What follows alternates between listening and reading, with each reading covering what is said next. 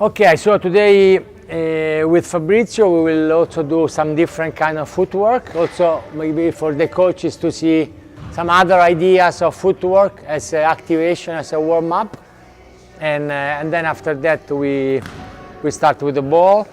We do what we didn't finish yesterday, another drill, and let's see how much time then we have, because I have lots of ideas. Let's see. Also we have tomorrow. So tomorrow for sure we do block defense. Do you come to my lecture after? Sure, for sure. Okay, so that's very good that you do tomorrow these things of block defense, because so now I can explain in the lecture some ideas about block defense, and then tomorrow we can do the practical part. And so if you're here, it will be easier for you to follow tomorrow.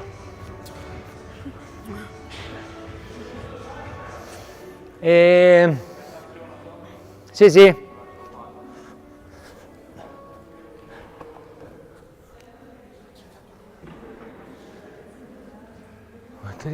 Quante stazioni fai? Faccio 4. Vabbè, una sta a stand by e...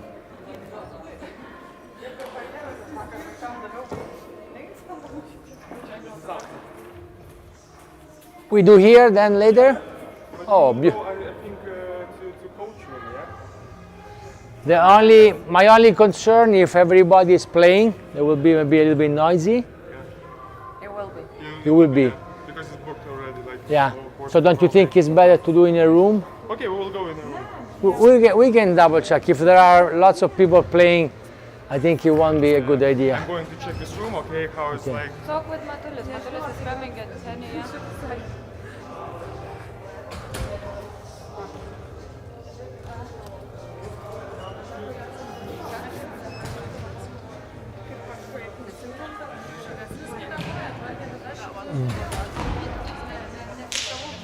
This is modern art.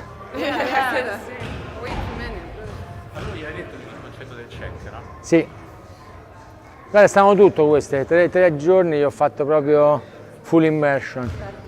Vai Fabrizio, I give you the floor. I will explain it now. You have like 4 stations, so each player in each station, and 1 player is in a rest.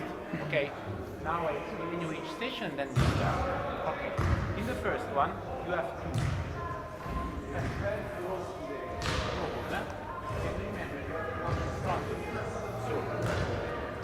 With a peripheral view, you take a look of the front. Watch in front of you. And you up. After that, you have to come back to the same system, but like a lateral cut. So, this one,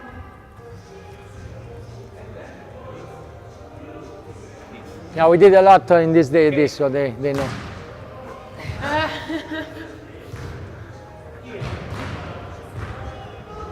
in front of you, use the arm, and you have to take a name. Then you okay, when you arrive here, you come back, and you start again. More or less each station is 10-15 seconds, not more. Okay. It's very important the intensity. So now. Yeah, we discussed about all these things. So, not big volume, 10 seconds maximum, but super intense. Here, you have to think about a short pass, check. Okay. Short pass, and then you start again. So try to do with the right leg, like we discussed in these days. The check. Check with the right. Okay. No left heel, right? No, Easy. only in the man. You start in the middle, look in front of you, cross, cross, stay, cross, stay, Okay. cross, and okay, easy. So, this is the station number 1, 1 in, 1 out. One girl's waiting. So station number 2, here, number 3, and number 4. How many rounds we make? So we make 1 round for each station, and then we make a rotation. Okay, so going to stand by. After this, you go there. Okay. Now start easy. First round is going to warm up. Second round. Okay. So by yourself. In front of you. Okay. Use your arm, rotate the arm. Okay.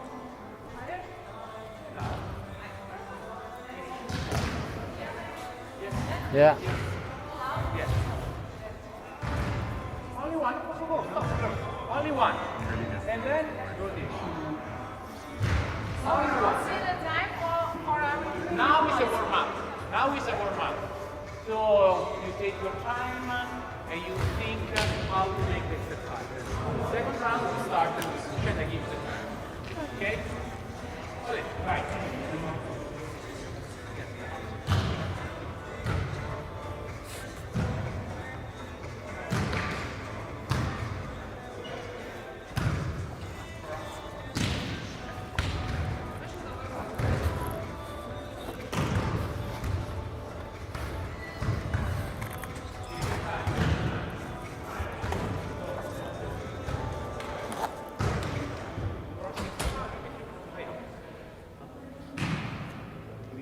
Warm up to understand. So, cross, and cross. So one time you cross with the left, one time with the left. Yes. And then back. I did.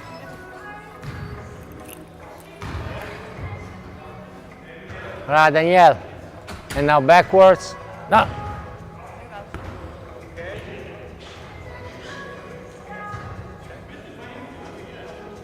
Okay. When you go backward, try to go inside to have your body in the big part of the court. Like when you pull. All this drill is like a little bit like playing beach volleyball. We recreate some technical situation.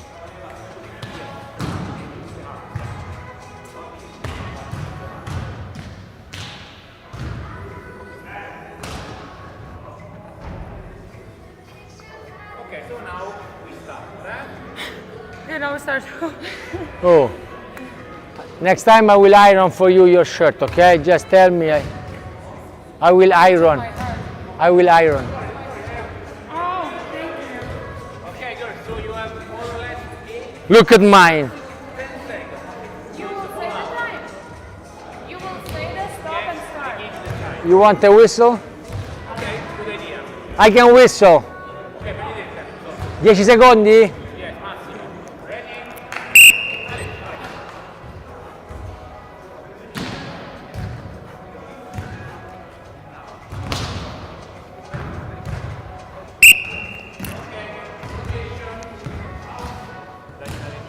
20 secondi, facciamo doppio recupero? So now you need time to recover and then start again with your time. We do 10 seconds work, 20 seconds rest. Ready? Ale, ale, ale, all out, all out, all out. Use your arms, use your arms.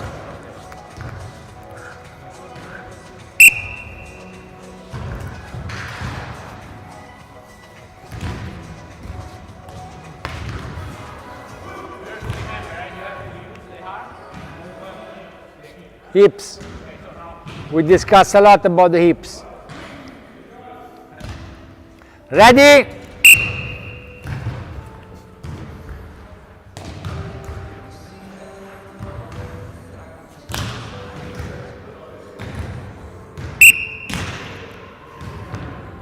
Imagine, visualize the game situation, short serve, I get ready. Try always to visualize something happening in the game.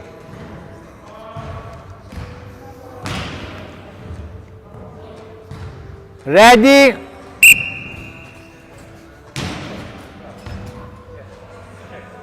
Stay lower, stay lower. Danielle, stay lower.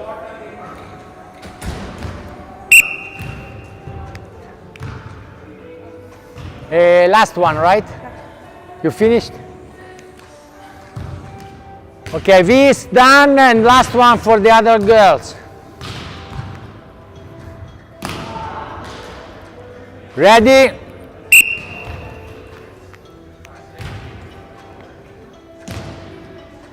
How many pats you have? 1, 6, 3. Okay. Good activation. Good morning. Are you awake now? You need a coffee? My heart is. Right, short break, girls. We can drink. Thank you, Lieva. Thank you, Urte.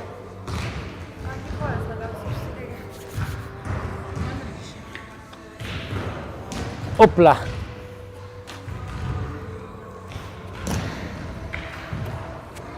Sto bloccando la schiena. Vedete? No, è qui, è la sede. No, ma sul coccio. Macello però, quando fai queste cose è freddo.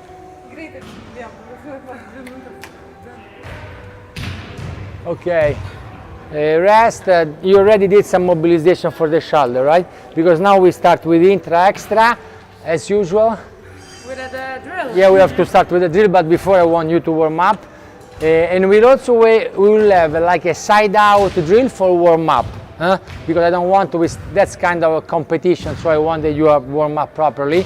And also now the intra-extra rotation start you don't have to start like this, start few degrees and then more and more, so we prepare the shoulder. Vuoi fare intra-extra rotazione con le ragazze? Io devo attaccare? Sì, perché così mettiamo le 3 coppie. Ok, one go with Fabrizio. We start with intra rotation e devono solo fare attacco in intra rotazione. Carol, sto with Fabrizio? Ok, let's go girls. Intra rotation, nice and easy. Start with a low toss, then make the toss higher, always gradually.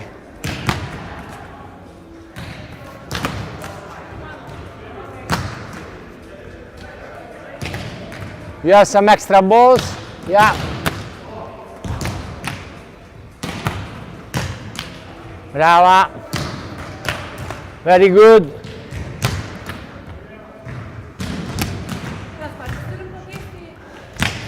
You will say when the. Yes. The more you are warm, the more you toss higher and you increase the angle of the inter-rotation. Very good.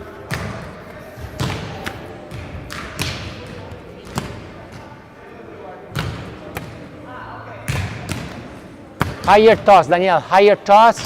Yeah. So we make it more difficult, the tempo. I got you.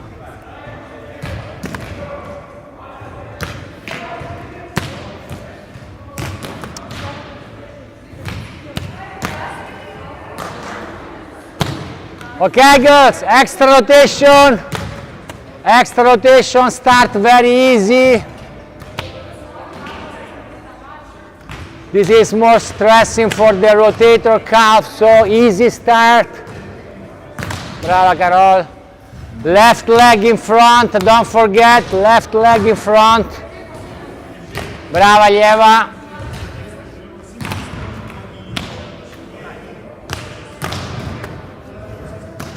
Ok.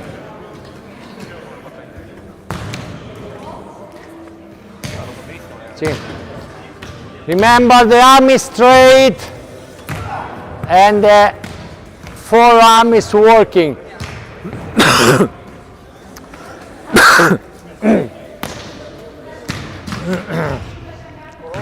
Little bit of dust.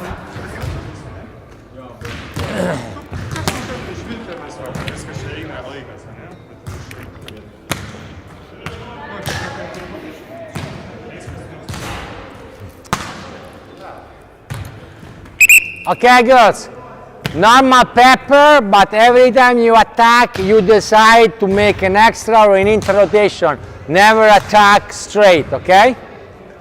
Normal pepper, attack with inter and extra rotation.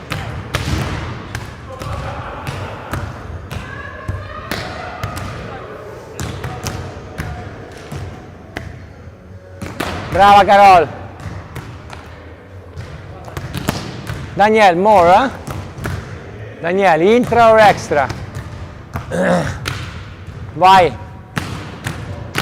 Brave. Vai. Okay, very good. Excellent.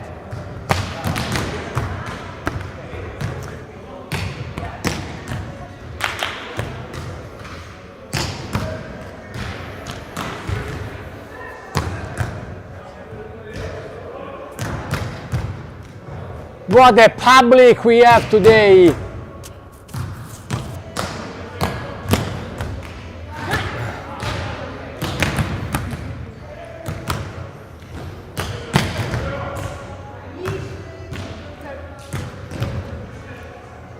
Okay, girls.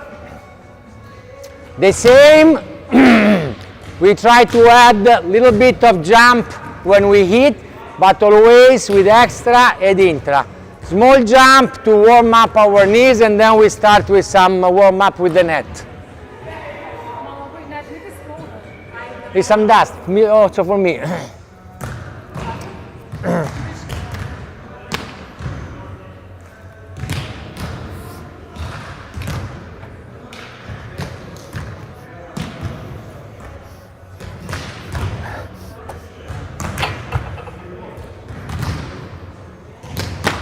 Nice. Brava, brave ragazze. Brava. Okay, very good. Danielle, more. Intra or extra? Turn your body more. We want to give angle to the ball. Brava Carol, very good. Vai. Oppa. Very good.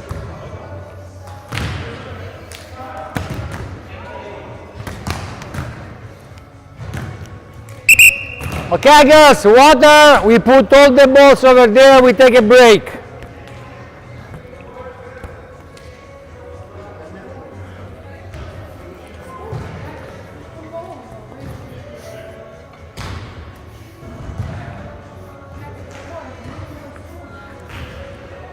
Però c'è un forte odore di sudore qua. Sì, prima pensavo fosse una ragazza, dico mamma che si è lavata. No, di là, appena andata. Invece questo è un macello quando entra questo odore. Infatti ero sorpreso perché le ragazze sono sempre tutte pulite la mattina.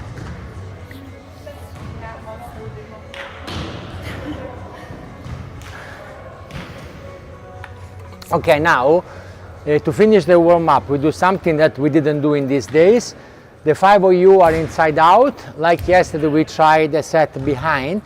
Today we try hit on 2. So I will put the ball now always on the right side player, and the left side player we will hit on 2. So what do I ask you? According how I toss the ball, the left side player will follow a little bit the partner, meaning if I put the ball really outside, the left side player will move to the middle.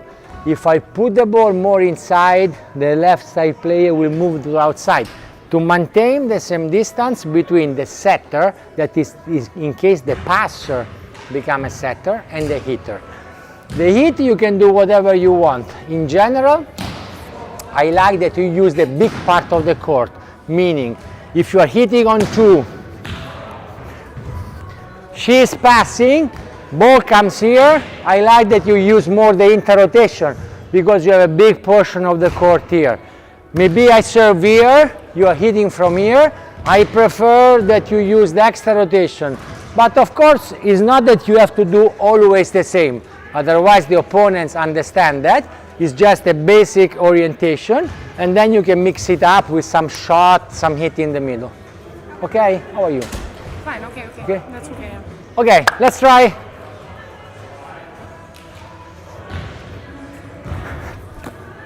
Me li passi i palloni? No.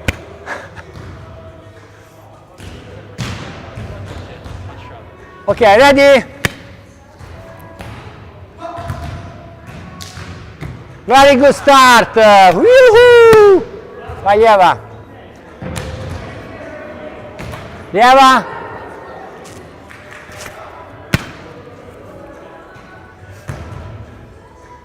Mamma mia Daniel! The hammer! Questa è una sgranata, l'ho detto. Good try, V. Ok. Lieva to the middle. Yes. Beautiful, Lieva. To the middle. Okay. Good. Girls, after the pass, okay, you don't know if she's sitting, but in case she's eating, go close to the cover. Of course, we don't know exactly if she's setting or not in a game. Go outside, Carol. Brava, Carol. Girls, serve inside. I go outside, but not like this. We try to keep the chest to the net, like a check. Because like this is because we want to set, but we want to keep the option. So we try to keep the chest to the net. Go outside, Danielle. Brava Daniele, altro che mazzoni, porco, se te faccio vedere io, Faggio. Ok. Lieva, brava. Ok, Lieva. The ball was a little bit low. Play a cut shot, a dink. We don't have to hit strong, we have to hit with angle. And if we also put power, good. Middle, brave, brave. Beautiful. Go outside. Brava, Carol, beautiful. Quick. Guarda là, l'ho detto. Avanti con Mazzoni, va, c'ha 18 anni questa. Cioè, tutta la vita scelgo queste per Mazzoni. Go outside, V. Brava, V. You have to play with the finesse, eh?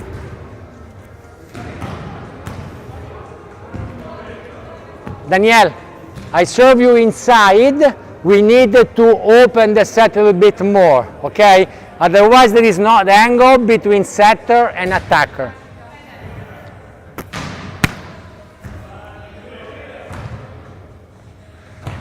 Okay, very good.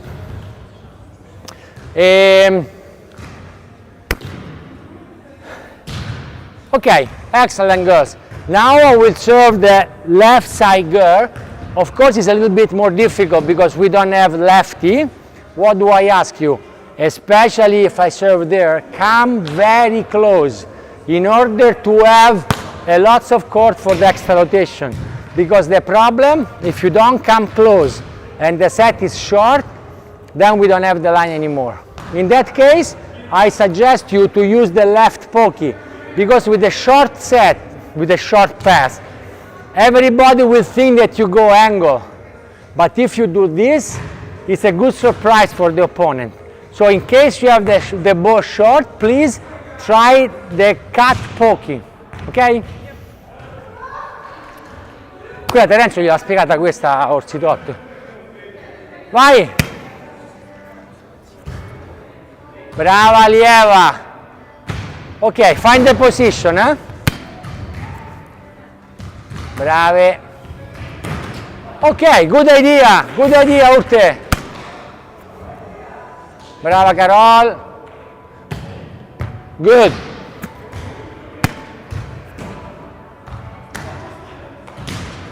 Brava. Nice. Brava. Excellent, V.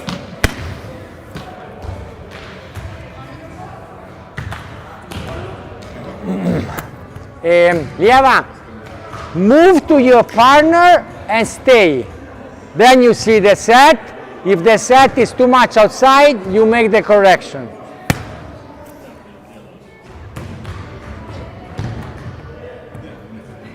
No problem. Next one.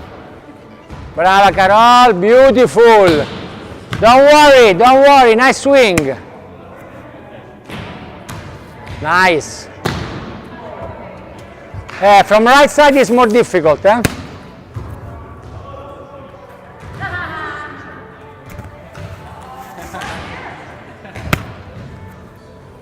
Brava, V. Good idea.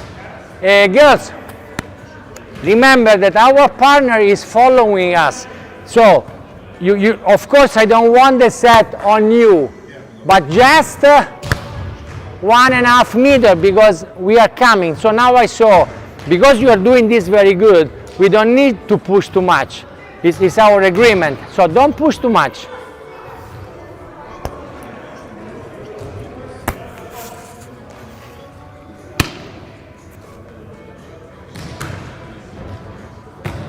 Okay, wait, huh? Brave, quick! Ah. Okay, Daniela was mean. Now I will be very mean with V. Brava V. This is good beach volleyball.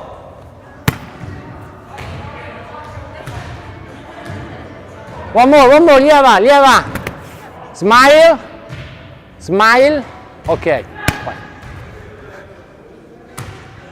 Daniel, come, Daniel. Look what is lieva. You have to come closer. Yes.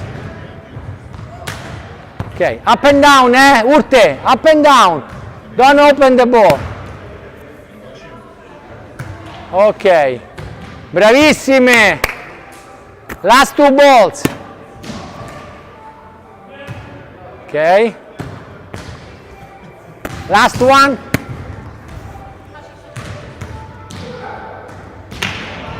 Good shot. Ok, water girls. E Faggio, mettiamo i palloni là sul palo. Sì. Mas positiva, Miguel. Vai ser surpresa, fez positiva.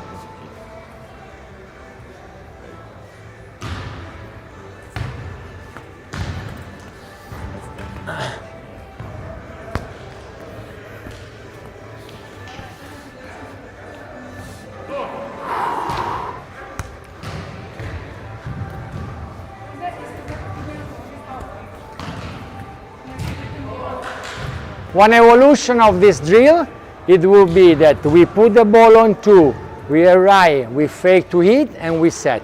Like If we have a little bit of time at the end of the drill that I want to do now, maybe we try. So we start with this and we finish with the evolution. We try? We saw the boys doing this. Yeah, I did more with the boys because maybe their handset is a little bit more stable. But it's a matter of improve your tools. Huh? Once we have a good handset, we can do it. Because with a bump set, it doesn't make too much sense to do it. Because we have to like do this and this. Okay, let me drink 1 second.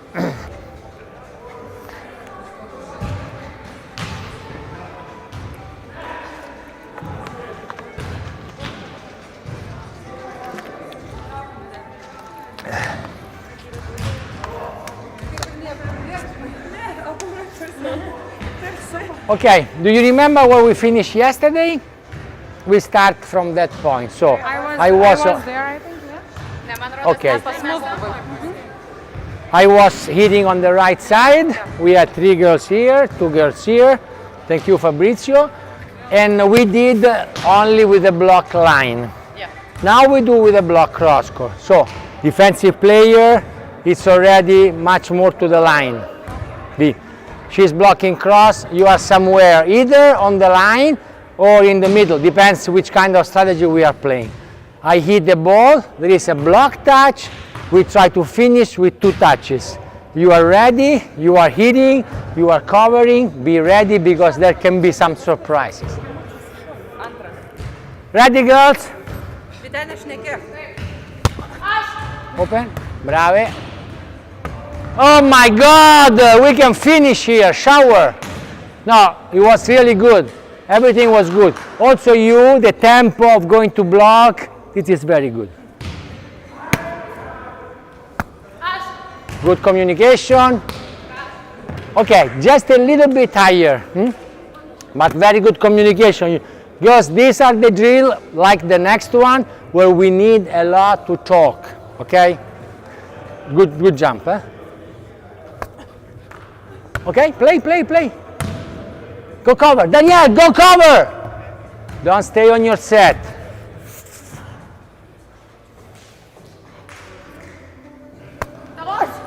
Bravi. Молодец! Стоп! Минус. Tempo, tempo, Daniel, brava.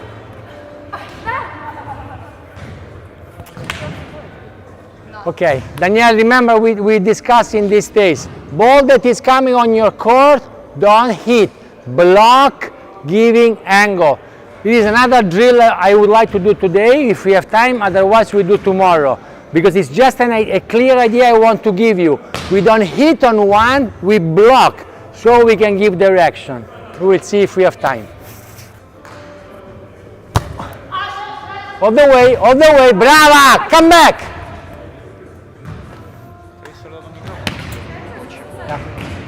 In this case, really just try to put the ball over, don't try to make a winner. Nice. A difficult situation, I always prefer deep shot. Because, okay, maybe they get it, but they have to make a long touch. Yeah. The set is more difficult. You girls have more time to prepare the block defense. Okay, last one, then we switch.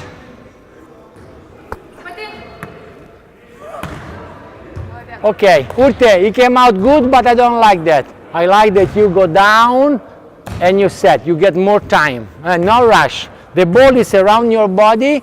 The more you wait, the more you control. Swap. And one of you two stay, and then, okay. Yeah, because now you stay, and then Carol stay, because we have 3 blocks to defend. Block cross court.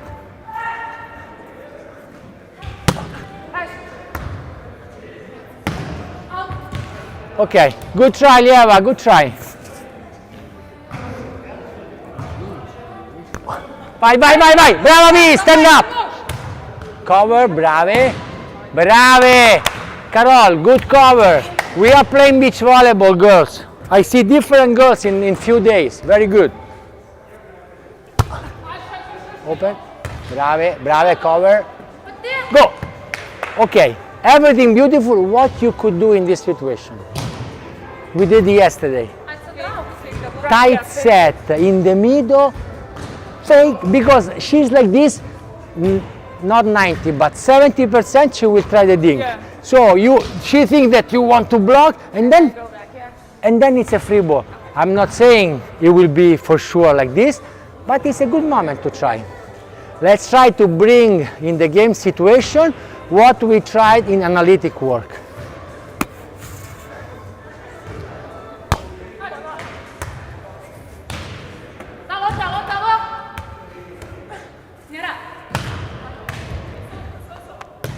Go cover, Daniel, go cover! Girls, when the ball is in between blocker and defender, I prefer the defender take the ball, because the defender has the vision of the court. The blocker, okay? So, clear, okay. Clear and loud communication, and you go.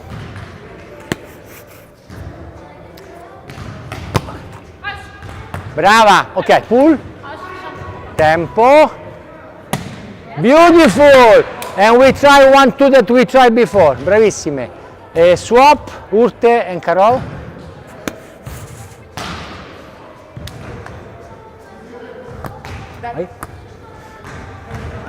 Daniel, move your body, don't let the ball attack you. Let the ball go, give the floor to the ball, okay? This is also next drill will be super important for you, the turning. Don't worry, you're so young.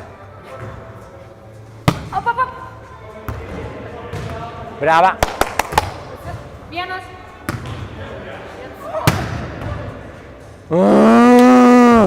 Yeah, what are you doing here? Difficult situation, offset, scam in front. Stay like this, you grab this ball, okay? This is a very American, we're 2 years in college. They use a lot this in America. Better, come on, Daniel! Block. Okay.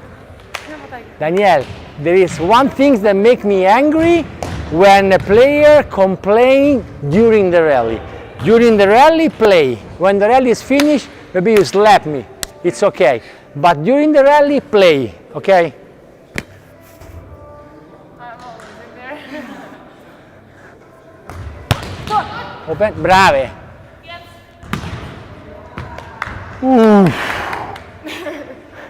Last 2 balls and we take a break. Communication, brave. Come on. Up in the sky. Cover.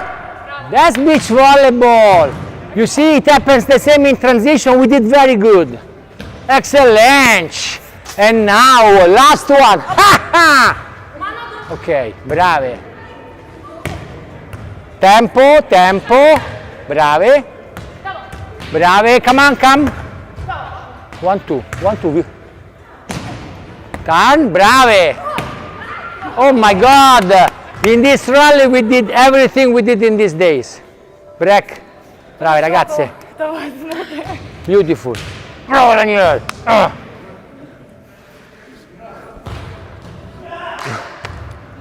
Andres, where is Andres?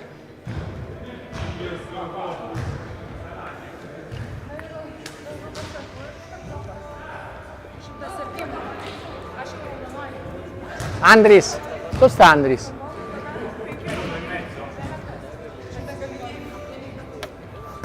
Perché ci avevo pensato pure io dovevo avere il microfono per gli allenatori, perché l'altro giorno stavano più vicini, perché l'altro giorno stavano vicini, no?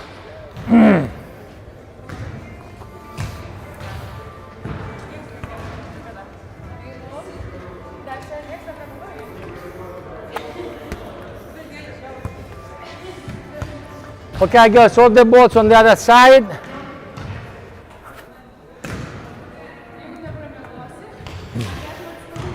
Hey, Carol, you... Ah no, it's the model. I thought they were broken, but it's the model. Very fancy. Hai visto come giocano? Non è che giocano male, eh? Ma poi quante volte si ripetono le cose l'1-2, anche se l'1-2 poi lo fai come l'hai fatto. Cioè, secondo me rispetto a Varrassi sono simili. Magari Scampo c'è un po' più di... meglio. Però rispetto alle muratrici, ma poi rispetto a Barboni, questa qua è più forte. Sì. Daniele, non c'è paragone.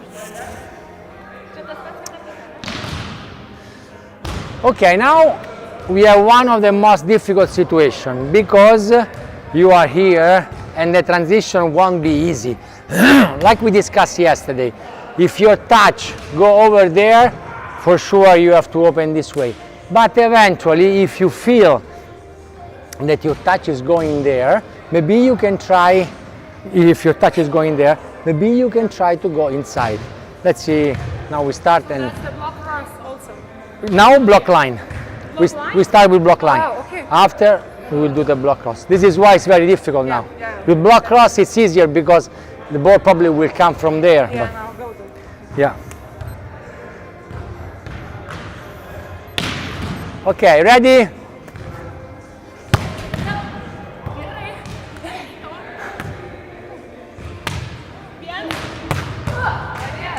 Angle. Okay, Danielle, angle, and you see, you hit on V.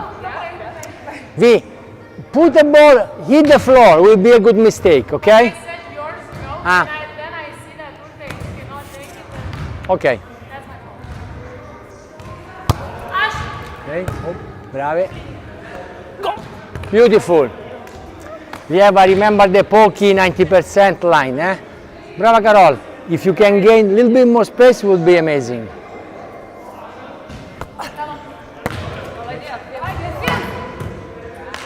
Lieva, this is an easy ball because you are waiting here. If you are like this, boom.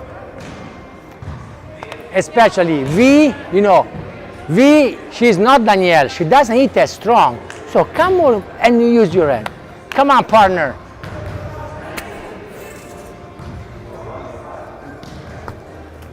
Brava, Carol. Okay, better. Brava, V. Lieva, better. Now you have to control, but the position was there. Very good, girls. I like this practice.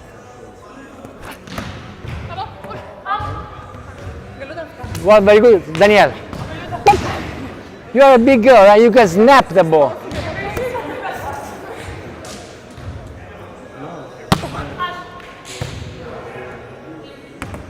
Again.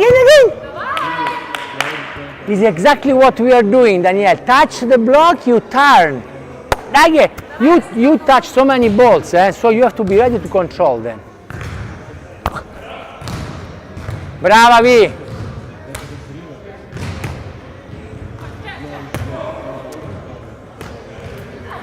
Lieva, first of all, I want a better first touch. Second, we discuss with the offset, we don't play the short ball. This is beginning beach volleyball. Offset, for sure they will take. Go deep, go in the middle.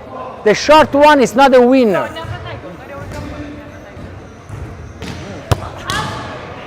Okay, nice.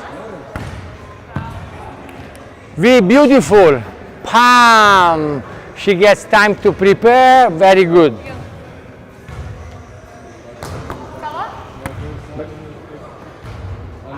Brava.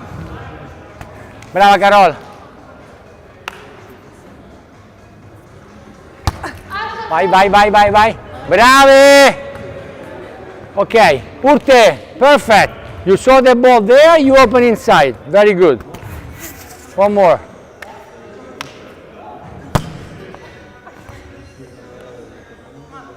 Nice touch. One more, Carol.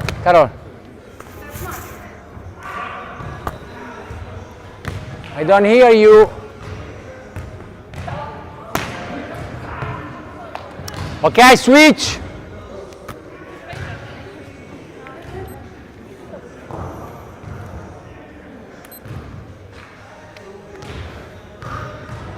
Okay. Ready? Brava, Danielle. Vai, left. Oh! I had nightmare last night for this. I was dreaming V going with the right. That was the last time. My God.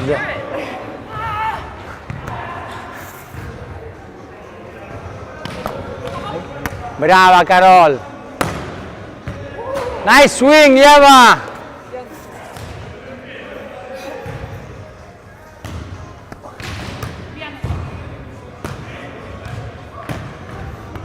Brava ragazze, good angle, come on, oh mamma mia. Open, nice. This is a great shot, Carol, deep, amazing.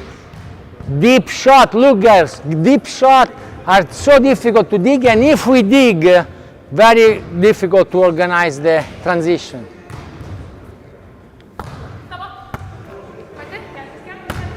Di lei ancora è un po' più... Vai Daniel, brava Daniel! Un po' più rozza sui tocchi, Good footwork Daniel, good footwork.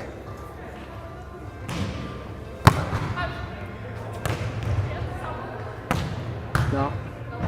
Leva, you go. Mamma mia! Dynamite! Communication, Brava Daniel! Come on, hit that! Yes, sir. Eva, it looks like you were having a tea. Oh, a ball, a beach volleyball. Beach volleyball. Pam. It was low. Okay, no overreaction. Ball is coming. You were there. Pam. Vai Carol. Brava. Over. Beautiful. Hit on two. Urte, the team is not ready. Take a swing. You didn't realize? They made a miracle. One was here, one was in the net. We give you a perfect first touch. Boom! It is also a way to put pressure to the other team. You know, they make something extraordinary. Then you play 1, 2, 3, and you score the point. But imagine if you don't score the point. They will be so on fire. Don't let the other team go on fire. Brava Danielle. Ok, swap Carol e Urte.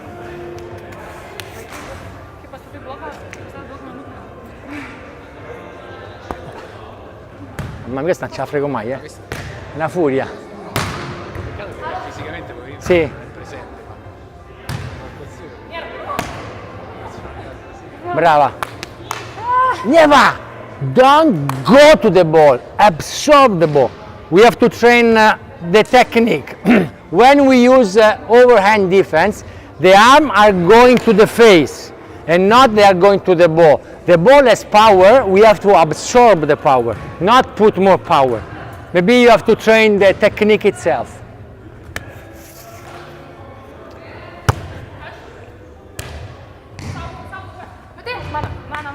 Very difficult situation. Just finish the line, okay? Because she's so much. In general, girls, the more the opponent is in difficult situation because no balance, bad set, the more the block is very precise. Just does his homework. Like my homework is line, I keep the line because I don't want to give the possibility to use my hands. The more the opponents are in ideal situation, the more I can risk a little bit, fly. But in this situation, pump, pump. If you touch, you score. Not touch, defense.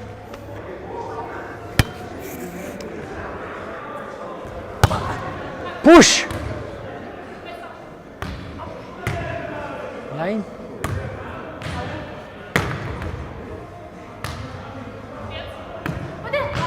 Carol. Carol. You went behind you and you didn't say. And she was looking at you. Behind you! Last two balls and we take a break. Brava Danielle. Go. Okay, Danielle, it's okay. Your body rotate to the ball. Last one.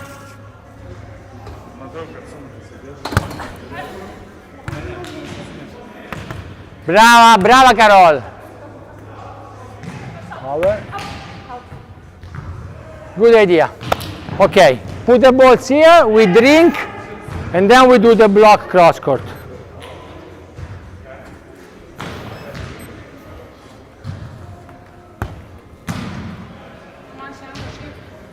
Brave ragazze.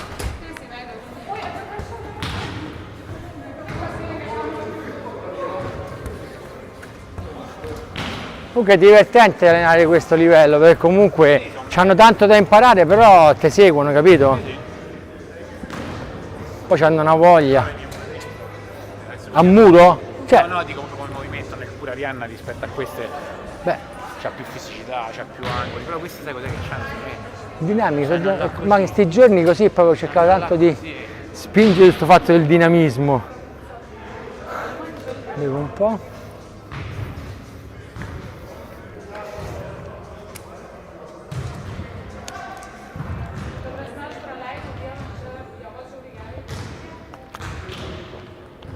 Loro sono le piccoline, vedi che stanno venuti a vedere.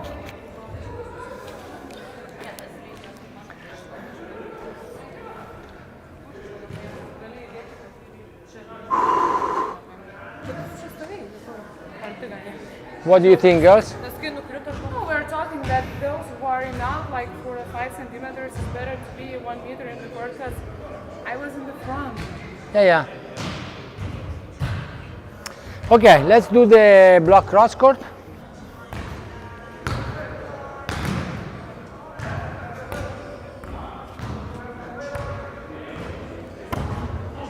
Eccoli qua, Carmine, Gigivella.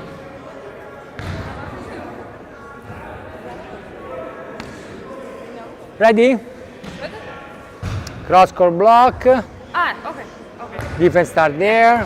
You are hitting, eh? So you are me. You are not blocking now, but then you will hit. Ready? Sorry, in this side. Excuse me? In general, probably she will open there, but let's see where the touch goes. Exactly. Vai Lieva. Brava, brava Carol. Bravi. Okay, Urte, in this case, really super high, because then there will be like confusion there, so. Brava Carol. Okay, Carol, beautiful.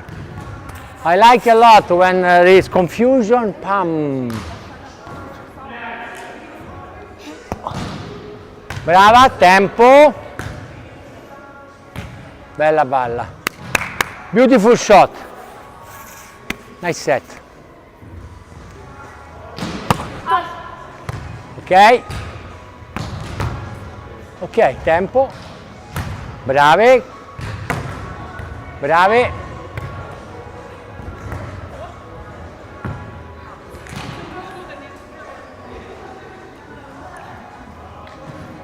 Out!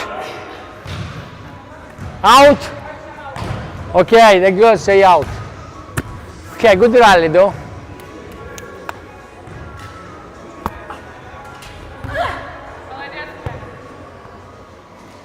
Okay, good try.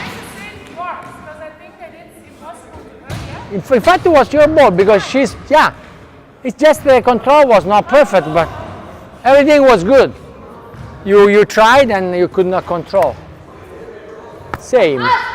And now you control. Brava. No. Urte, why this is a bad mistake? We have a very good defense from V. The ball is going outside by the antenna and you try this. Try everything there. Sharp, deep. But try this one, it's super difficult. And now we create a mistake out of something good that we did it.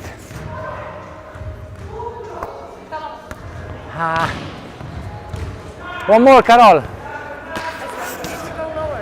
Say again? I still need to go lower. I think you were quite low. It was not a good touch. But I like yours that you are jumping because we have to jump. Otherwise, it's too easy, no? It's not realistic if we don't jump.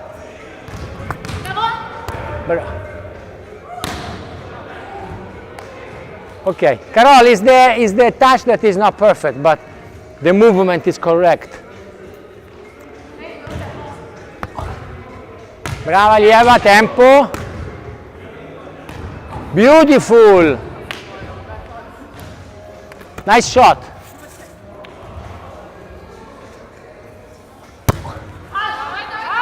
Brava. Come back, Daniel.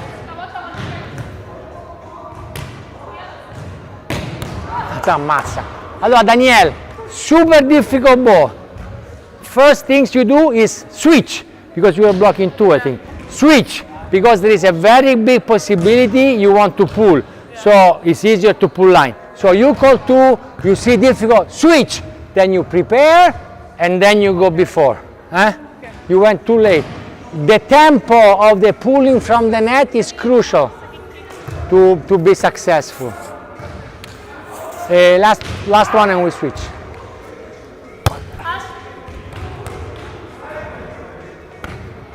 Oh, Yeva, the position is good, but you take the position late. Stay there, and then you are ready to change direction. Swap.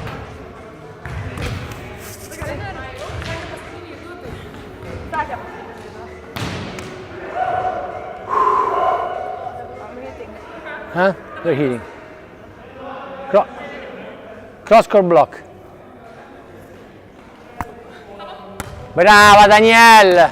Guarda, è questo, guarda, se non te lo farà mai. Quale? Questo qua di andare giù e poi fatela. No, ma no, La fa?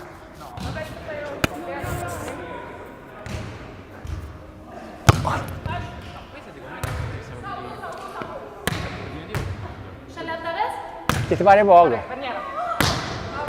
Nice. Urte, you can move on that situation either inside or outside, but more. Now you were almost on the same line that the setter. So you could choose, but just go more, okay?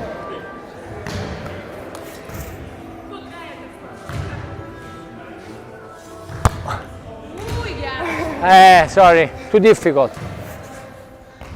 Come on, better block. Guarda come gode quando io la prendo. Brava Lieva, come on! Cover Daniel, go back! Go to block, cover!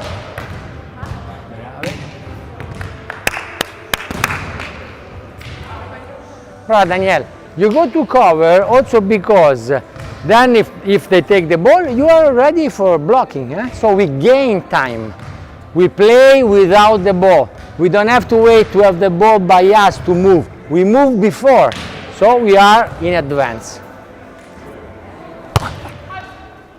Brave! Beautiful set here. Amazing, Leva.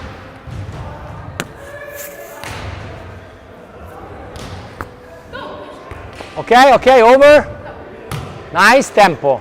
Vedi come aspettano. Guarda che non ha... Brava Carol. Pam. Bam. Exactly what we did the first day. This is really coming really good. I'm very impressed.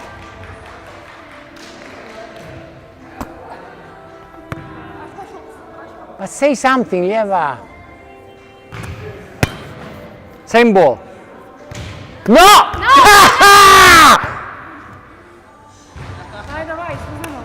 Be careful, baby. Fake. Vai. Last one and then we swap. Vai. Communication. Brave.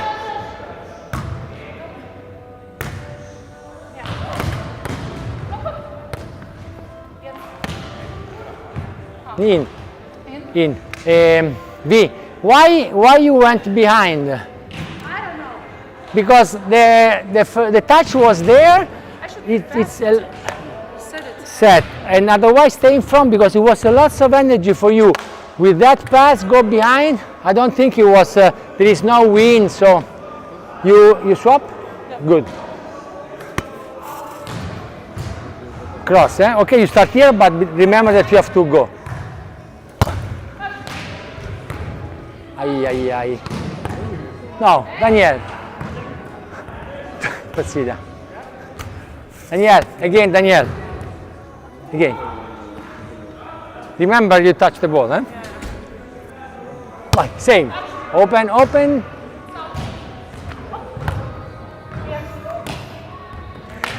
In general, I would like you wait and the set is tight. I like that the blocker block, because with the block you finish, because she's not watching. Okay, you dug the ball, but if you stay, I think the rally is finished. In this situation, I prefer the block stay and finish the rally.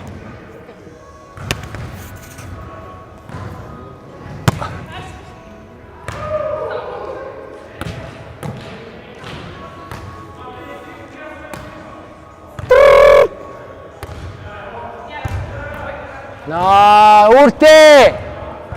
Don't attack. Do this. There's a double touch. Okay, I will find 5 minutes for this drill because too many times this happens in these days. Last 2 balls. Sorry. Okay, me bad. I want to do different thing. One more, Danielle. I want to do the short one for Danielle. Good that you are ready. Bye, Danielle. This is very good. 2 players in the sand, this is a very good sign. Okay? This is beach volleyball. Both players trying. What I hate is, this is good beach volleyball. Last one. Ha! Brava, Carol. Kill it. Oh. One more, Carol. I don't want to finish with this one.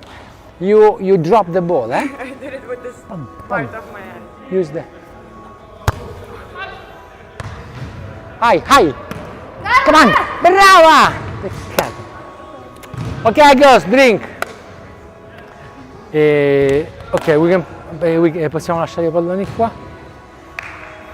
Sì, che poi questi qua veramente non c'è nulla, cioè di qualunque cosa, quello un seminario dovrebbe durare un anno.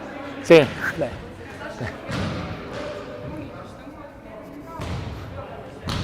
Boyfriend? Boyfriend, I know.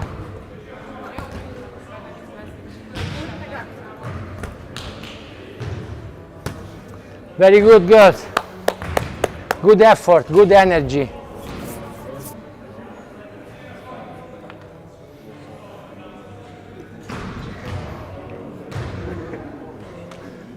Opla.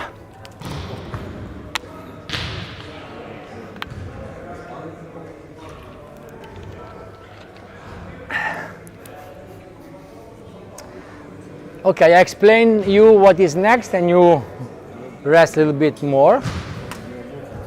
Remember, yesterday we did the dink and the cut with you faking and turning. Something that I ask you to do sometimes and I really would like that you do it.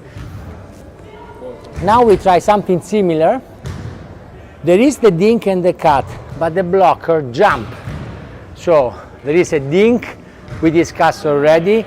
The dink, that is the short ball behind the block, is the ball that can create more confusion because maybe it's the blocker can try to turn and dig it, or maybe it's the defensive player. So first of all, this drill is for communication. A defensive player, loud and clear, has to say you or me. Then we try to dig the dink and we play transition. With the same system, we put 3 girls on one side, 2 girls on the other side, okay? And after we will do the same with the cuts. That we jump, we try to turn and dig, or the defensive player, like sometimes a strategy that we discuss later, can stay more in the middle and double the angle. So we try this situation when a defensive player with a block cross, instead of going to the line, stay in the middle, waiting to double the angle. Okay, so it's the block is crossing and the defender in this Go. the same zone. Exactly. I don't know if you play this strategy that both players are taking once. We will discuss later. Not on purpose. You should do it on purpose. No, this kind of thing. It's warmer here in this. It is. Can you put me in the other? On the other t-shirt, Yeah. Wait a second.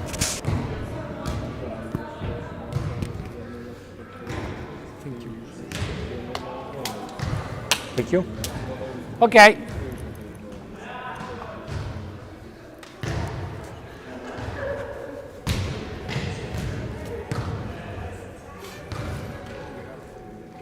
Allora, we put the block a little bit more in the middle because we discussed that often the dink is done when the set is more in the middle. So we have one blocker here. Now we have defensive player basically in the middle. Mi dai una palla, Faggio?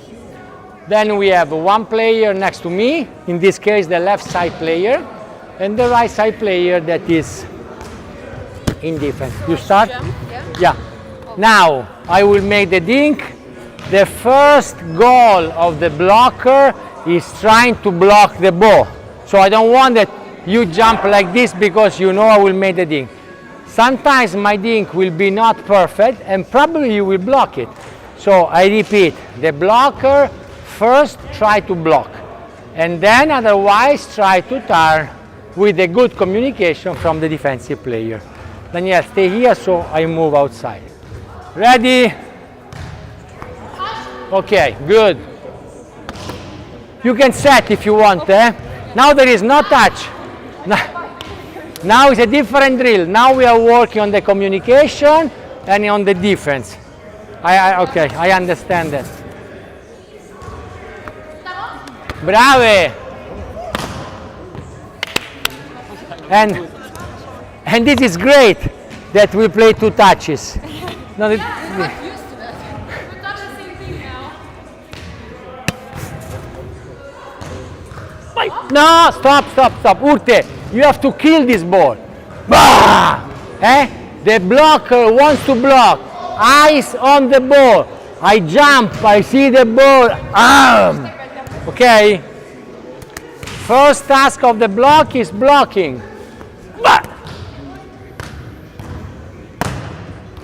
This is not good. If you cannot finish, then you have to play. This is not easy. Maybe we have to train a little bit more. Mamma mia! The octopus! Carol nicknamed the octopus. Beautiful. Did you see? Huh? I'm just taking revenge for her. Vai, vai, vai, vai! Brava! Play!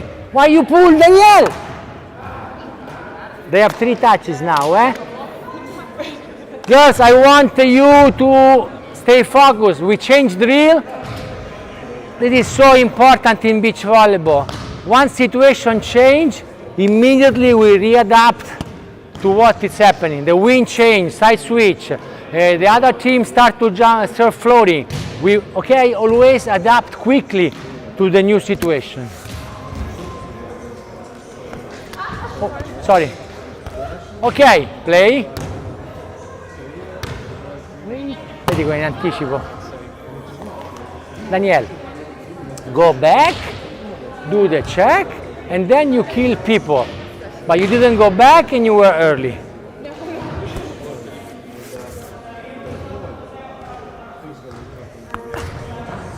Hey! Fish! This ball with a good communication she can take. If you say, you! I think she can try. But she needs shout.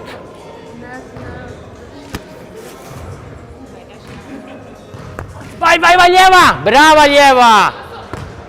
Cover, Daniel, cover! Don't go away, stay with your partner. The elastic, we have the elastic.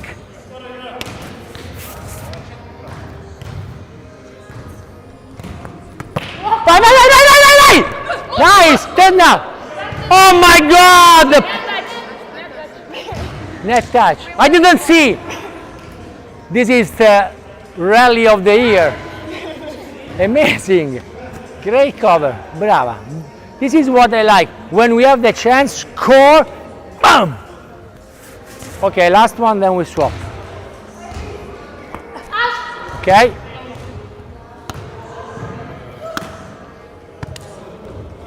Okay, switch.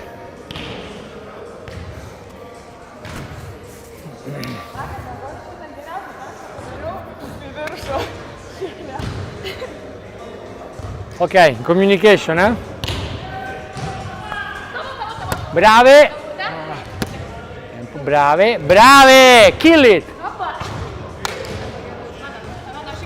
If you can do with the handset, it would be amazing. But the idea is this also.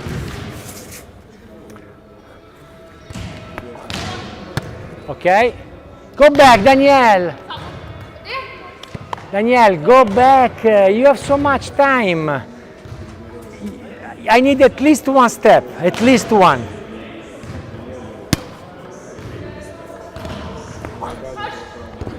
Oh, good touch, good touch.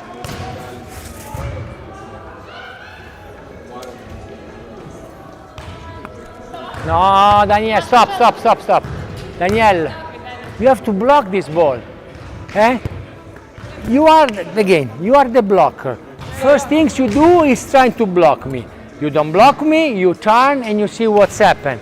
Maybe your partner dig, maybe you try to dig. The blocker is not only blocking, it's not like indoor volleyball. Lots of more things. Okay, play, play! Slow!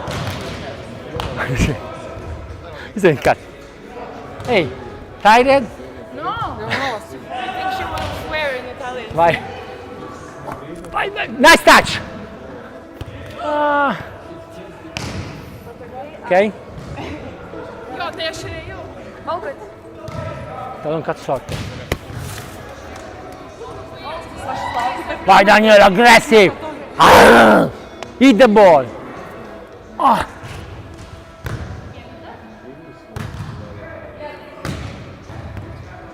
What are you doing there, Lieva? What are you doing?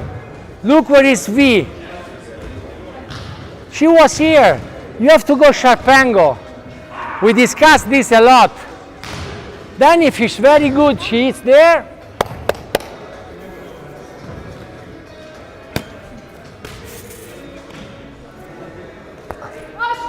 Brava Lieva, staman. Tanta. Deep in the middle. I like it. Swap Carol Urte. Right, huh? Yeah.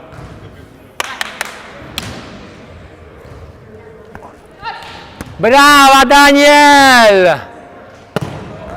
Coach, questo ammazza tutti. Daniel, first time in these days that you turn, you wait, and you go with two hands. Did you see what's happened? Now one more thing. One step backwards, and then you are carry wash.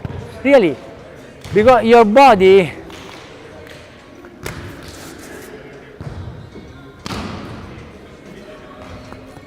Come on!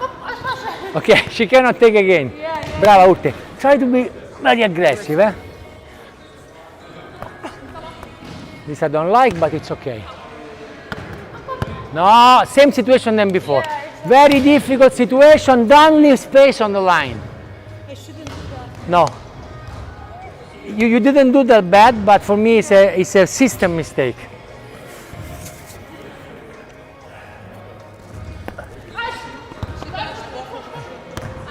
Brave. Hit that. Brave. In the moment you see she can set to you, just prepare yourself. And then eventually you go to set. You were a little bit in between. Huh?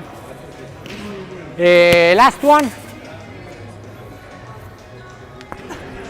Brava! This is the one, Urte. Peccato, peccato. You are fast learner, girls. Very good, fast learner. You want to drink? Yes. Ok. Let's have a break. Adesso facciamo il cut che si deve... e la difesa che raddoppia. Queste qua secondo me sono cose, no, che gli lasciano una cosa che non hanno mai fatto. Quando cazzo... Ma sono questo fai io, Terenzio. Ma Terenzio sicuro le fa.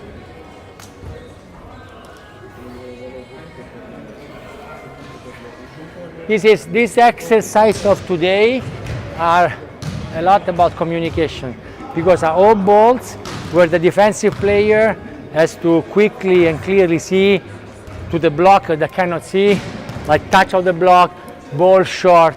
So it's about technique, it's about movement, but it's a lot about communication.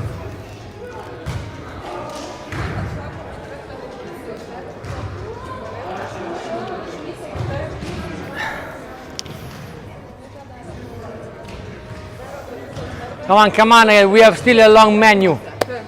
Still long menu to go. It's spaghetti alla carbonara. Okay, lasagna. Now the set is not in the middle. The set is outside. The block is cross court. Yesterday we try pull angle. Today we jump. This player did the cut, but maybe he didn't do perfect. Still a chance for the block to turn and to take, or defensive player that was in the middle can also double the angle. Very important, we talk. Okay, we try. So I'm again in the middle. you are in the middle for sure, because if you start in the line, you will never get the line shot, the cut shot. But I should see you from the blocker's right shoulder. This situation we can do. If we know in advance that this player, she likes a lot the cut shot, especially when the ball is outside. If she did before 2-3 times the cut shot. If we see she's turning a lot. If we see the wind is like this, so she's very invited.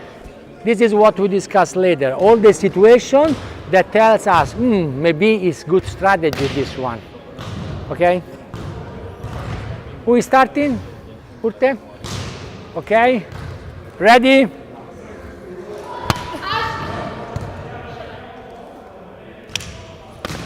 Go! Okay. V. In the middle, but don't move before the touch, because you have to be like in the middle and faking, you know, and then double the angle. But if you're already there, then really it's... because... Brava, exactly. Brava, V. Okay, but this is what I want to see, that you're still ready also for this one. The strong one, no. The strong one we leave with this strategy. Block cross court, difference in the middle. If the opponent hit line, coach mistake. Okay, exactly. Oh, it's not branda. Bravo, Daniel. Good block. Smile, nice. Vai, vai, vai, vai, vai, vai! Naccia la miseria! If you don't try to use the left arm, you will get injury. That's why you get injury in like Lithuania, not because of bad swing technique, because you dig this ball like this. Vai. Vai, Lieva, brava. Brava. Bad position, Lieva. More than early, the ball was far from your body. Block! Ah, Carol, you have to block this ball. I didn't. I missed the ball. You missed. One more. That was. You are allowed to jump a little bit later with the tempo, because you think, this player, she likes the cut shot. Now I jump late, okay? So you are allowed to do that.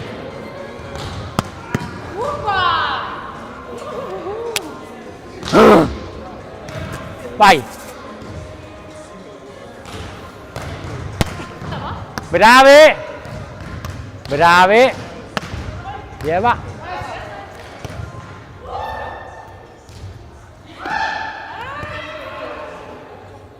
Okay, some mistakes, some good ideas.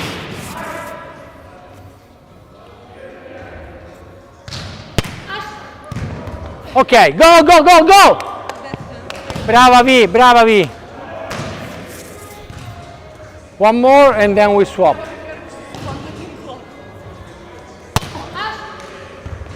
Okay, Daniel, tempo. Brave, cover. Excellent. Swap. Oh, yeah.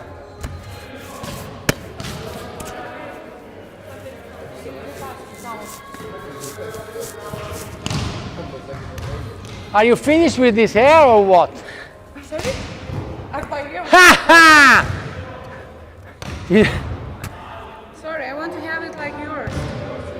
So cut them. I Bye. can help you.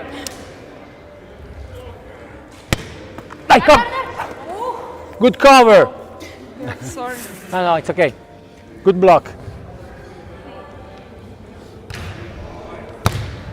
Okay. Nice shot. Lieva, don't start there. Guys, this is the strategy. We call the block cross. Actually, I like the block 4, but we will discuss later. Okay, so you are here. You do this because the player thinks that you are moving to the line. You do this and you stay. And then you're ready to double the angle. But if you start here and do like this, she has to be stupid. You have to do, okay, this is the right movement to try to, you know, like fish. Come on, come on. Oops.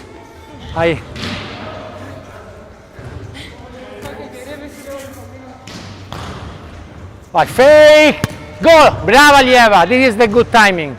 Nice set. Beautiful beach volleyball.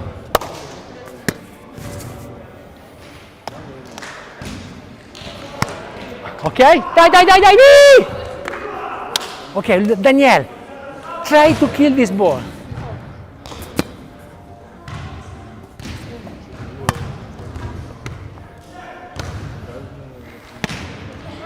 Nice. Loud! Mamma mia.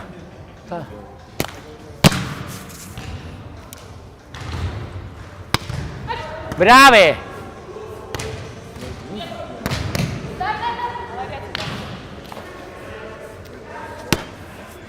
Swap Urte Carol.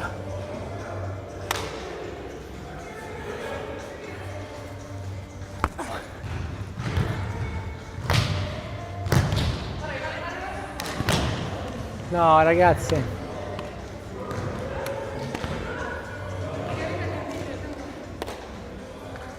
Brava Avi. Vai! Danielle, this ball touch the tape here. You are a big girl, mean that you see this ball and you block. It touch the tape means it's really close. I'm sure you are like this to the net, so bam! Okay, eyes on the ball.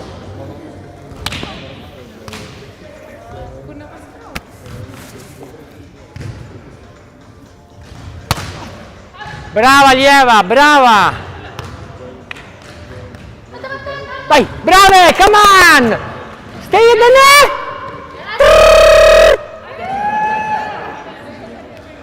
But Urte, why you don't stay in the net? That loss of time. It felt like I did all this. I think it's, but you did very good. You turn exactly what we are doing in a game situation. Okay, last one and we take a break. Vai Daniele. Brava! Come on, come on, come on! One more. Brava Daniele.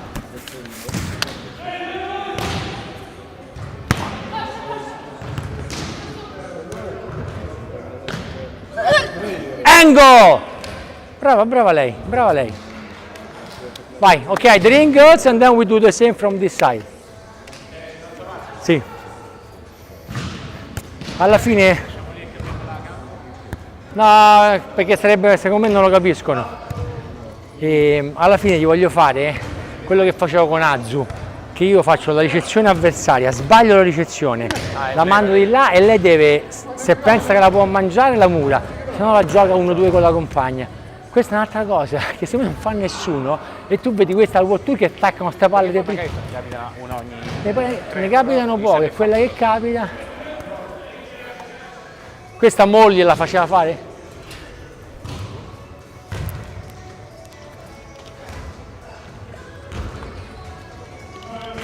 $10-20 already. Oh my god.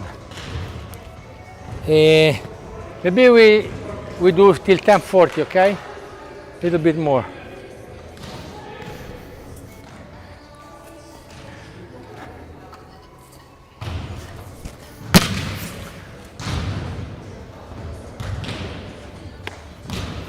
Ready? Okay, we have the dink now from the right side. Blocker blocking line, defensive player good communication, and we play. Stay on my left side so then I move. From here blocking. Block is the line now, the opponent is playing the dink. You see I'm here. For the card normally, because we try to recreate the situations that happen more often in a game, okay? Ready V? Brava Daniel!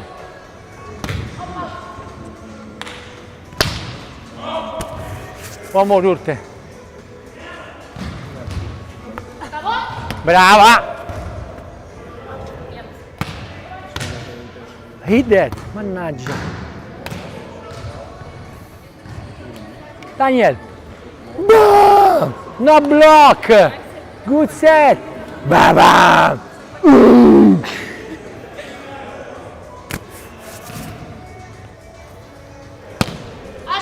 Brave! Che fa? Lieva!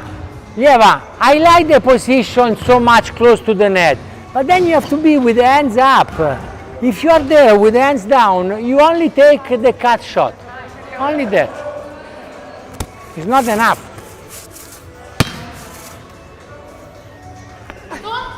Brava Urte, stand up! Comunque hanno un bel ball control, lo dico io. Guarda che le donne, con queste qui, cioè, devono... Brava Urte, beautiful touch, beautiful touch. The octopus. Ah, one more, Carol. Good try, good try. Vai! Wrong. Tell me your mistake. Wrong hand. With the left you were going to kill. when we do the spread block, we have always to use the closer hand, okay? This is a drill later. Brava, V. Go. Okay, let the ball bounce. Okay, first me, second call, off the net.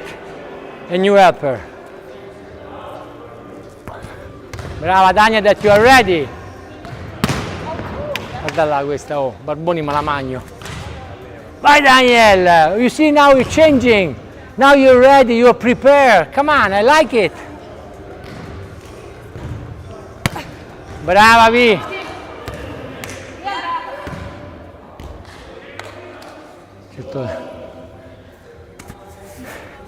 Coaches, left hand, left with the tennis ball, left and right.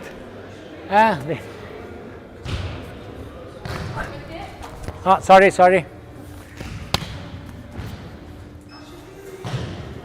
Vai Carol, brava! Ok, turn, brava.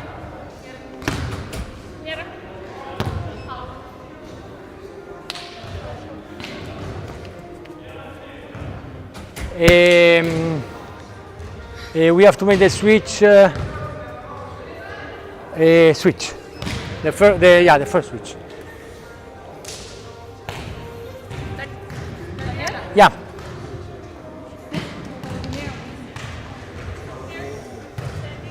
Yeah, waiting for the dink and communicate.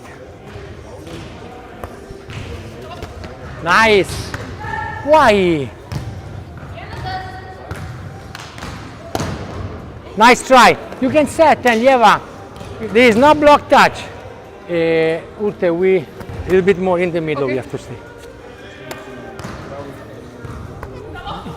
Brava Carol!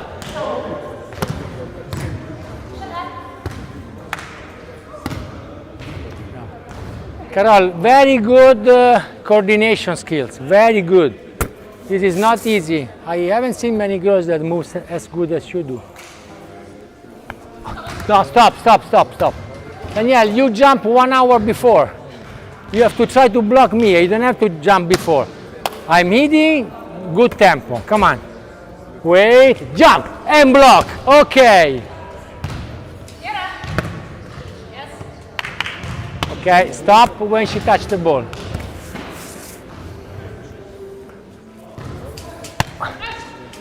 Brava Lieva.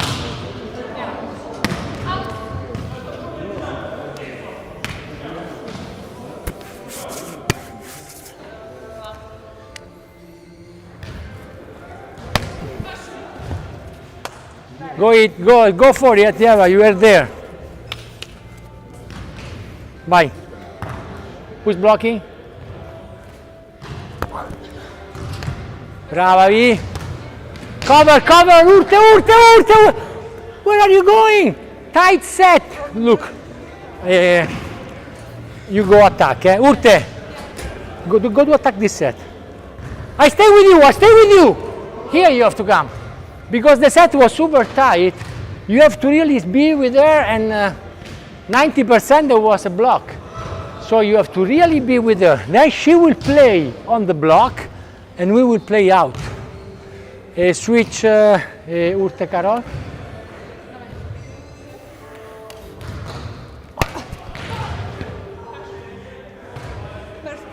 Vai Lieva, you can take this one, Brave. Go. Brava.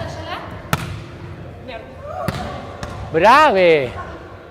Questo è un bello scambio. Open, Carol. Ok. Almost. Beautiful rally. Beautiful.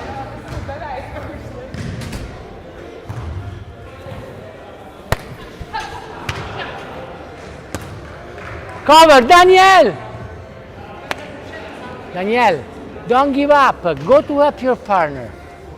Last one, and then we finish with a cut shot. Now you have to say you. She can take this. Look where is the ball. For me, the blocker, turn one step and take this one. I always say that the blocker, come here Urte, the blocker must take the block and this, I call like part of the moon, you know, 1/4 of the moon. The small moon is for the blocker. For the blocker. Beautiful. Okay, you want to drink? Okay, drink and then we do the last one.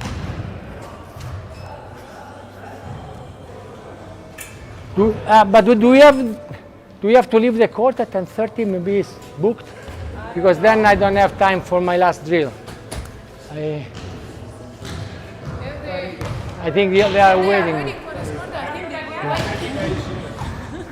don't know. Because there are guys. You have this court? Ar și da cortă? Okay, so let's go, girls. At least let's finish this drill. I hope we could have 10 more minutes for another drill we do tomorrow. Can't believe the federation doesn't book 2 hours. Cheap federation. There was no time. That's the Not, problem. yeah. Not the Okay. money. Okay, let's go. Okay, now a cross court, cut, we turn and we play. Remember what you have to do? Show me. Yeah, show me the movement. Yeah? But good girl, good student. Brave. Bad student.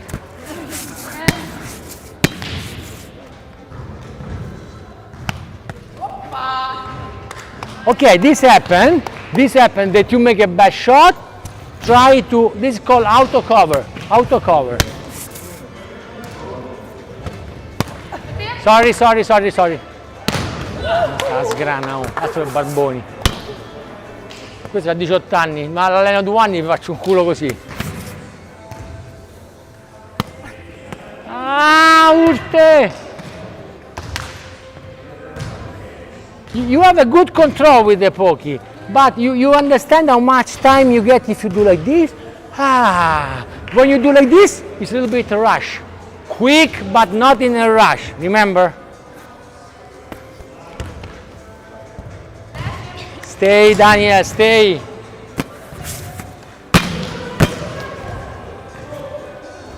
Vai. Okay.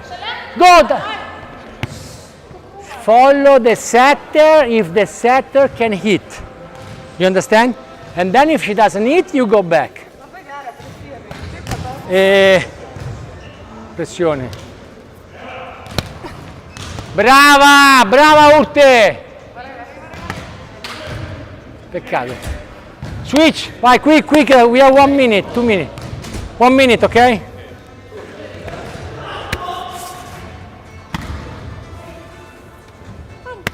Okay, the octopus. You see, girl, blockers. You see how Carol has strong core? Bang! Vai, you have strong core. Vai! Mannaggia. Questa è una cosa proprio attitudinale di essere più aggressivi.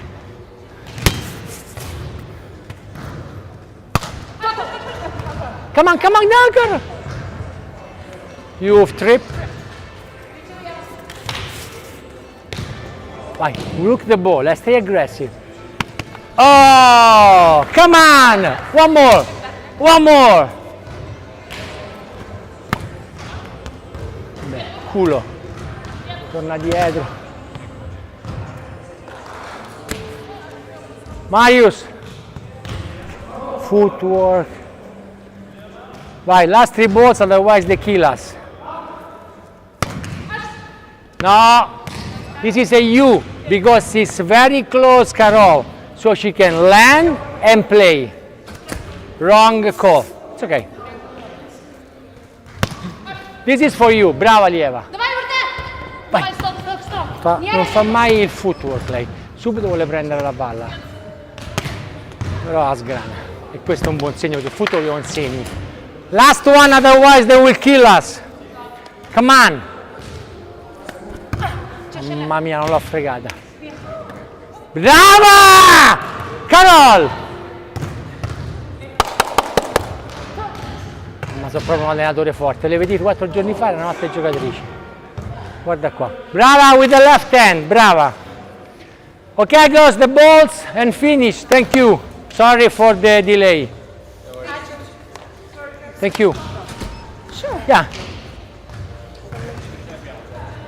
Mi sa...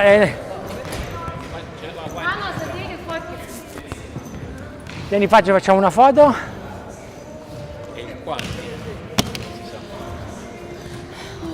Hey.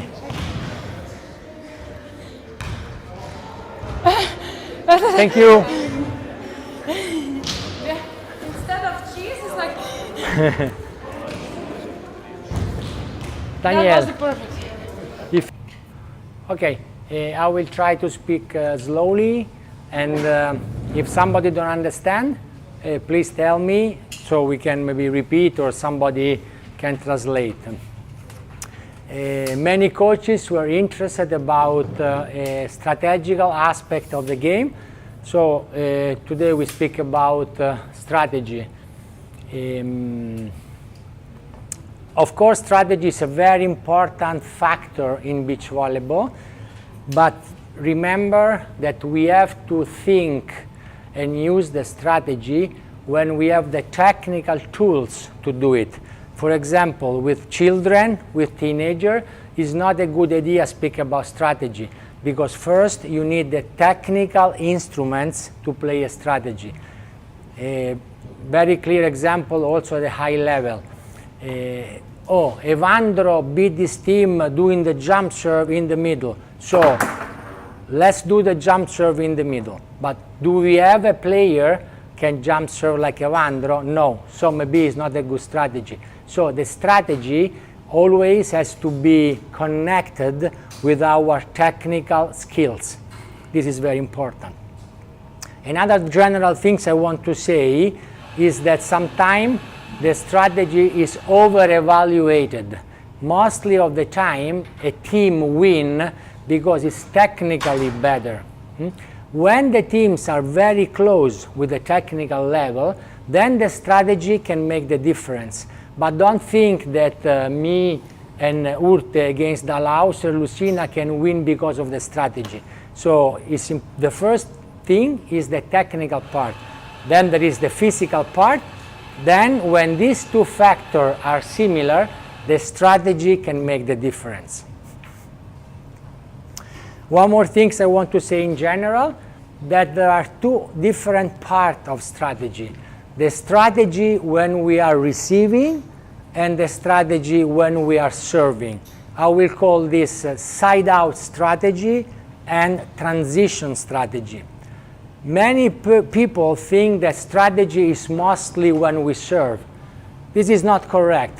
There is a big part of strategy also where when we are passing. Okay? Now I will start to speak about strategy of side out. To make a good strategy, we have always to consider different factors. We have to consider technical factors, so our technical skill. We have to consider physical factors, our physical skills. We have to know the opponents, so it's very good to organize a strategy. We know which kind of team we are playing against, so it's very important to have video. And we have also to consider mental factors, how the other player react in specific circumstances. So let's start from our passing. The other team is serving. What should we do? And of course, we have to consider a meteorological aspect, the sun, the wind.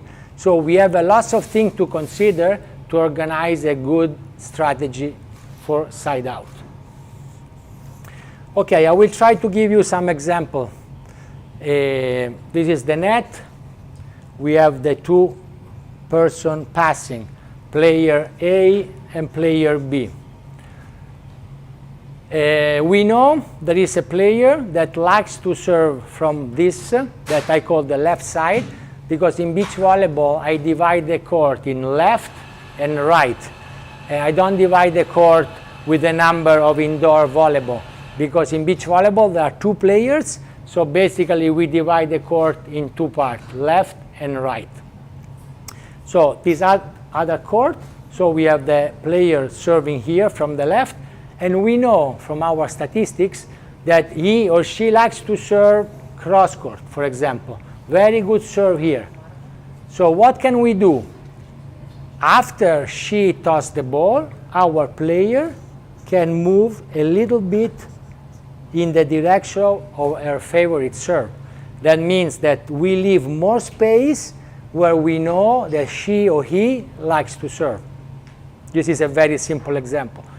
Similar example, there is a strong wind, so we consider characteristic of the opponents. We can consider meteorological situation. Very strong wind in this direction. Probably the same. This team, regardless their characteristic, they will try to serve in the wind, because serving in the wind is more effective. Same, after the toss, probably this player will move to protect the area where it's easier to serve, and this player will help with the middle. Because if this player we will try to serve here, maybe the wind will bring the ball out. So this is a very important factor. Same thing, if the wind instead is very strong and we are in the bad side, we have to move forward, because the wind will make the ball drop short. And we have always to be able to touch the ball. And if we stay too deep and the wind make the ball drop, we cannot touch the ball. If we cannot touch the ball, we cannot pass the ball. But if we move in front, we can touch this ball, and the deep one we can try to pass like this, but we still have a chance. So it's important to move according to the wind. The wind is strong in our face. Of course we move in the back, because the serve will be deep. And more than that, we don't want the wind to put the ball on our chest. We want to be the one that, starting from back, attack the ball in order to make a good pass to the net. Because the only risk when we are in the good side is that we pass the ball too high, and then the wind will make the pass be off the net. And we will be forced to receive a set coming from backwards. This is clear, guys? So now we just mentioned some aspect, how to move the player because of meteorological condition. Just another example. Strong sun here. Probably, and this we will speak about this when we are serving, because when we have the sun in their face, we want to serve exactly. This player is serving. The sun is here. He has a shade because the sun is behind me. I have a shade made by the sun. I want to serve in the prosecution of my shade, okay? Because if I serve in the prosecution of my shade, the ball will be exactly in the sun. So if I'm receiving, what can I do? I can try to go lower or higher and have the tape of the net to help me to cover the sun. You know, small things. This is more important when we will be serving, but also when we are receiving, we can find small strategy to help from difficult conditions like strong wind or sun in our face. Okay, so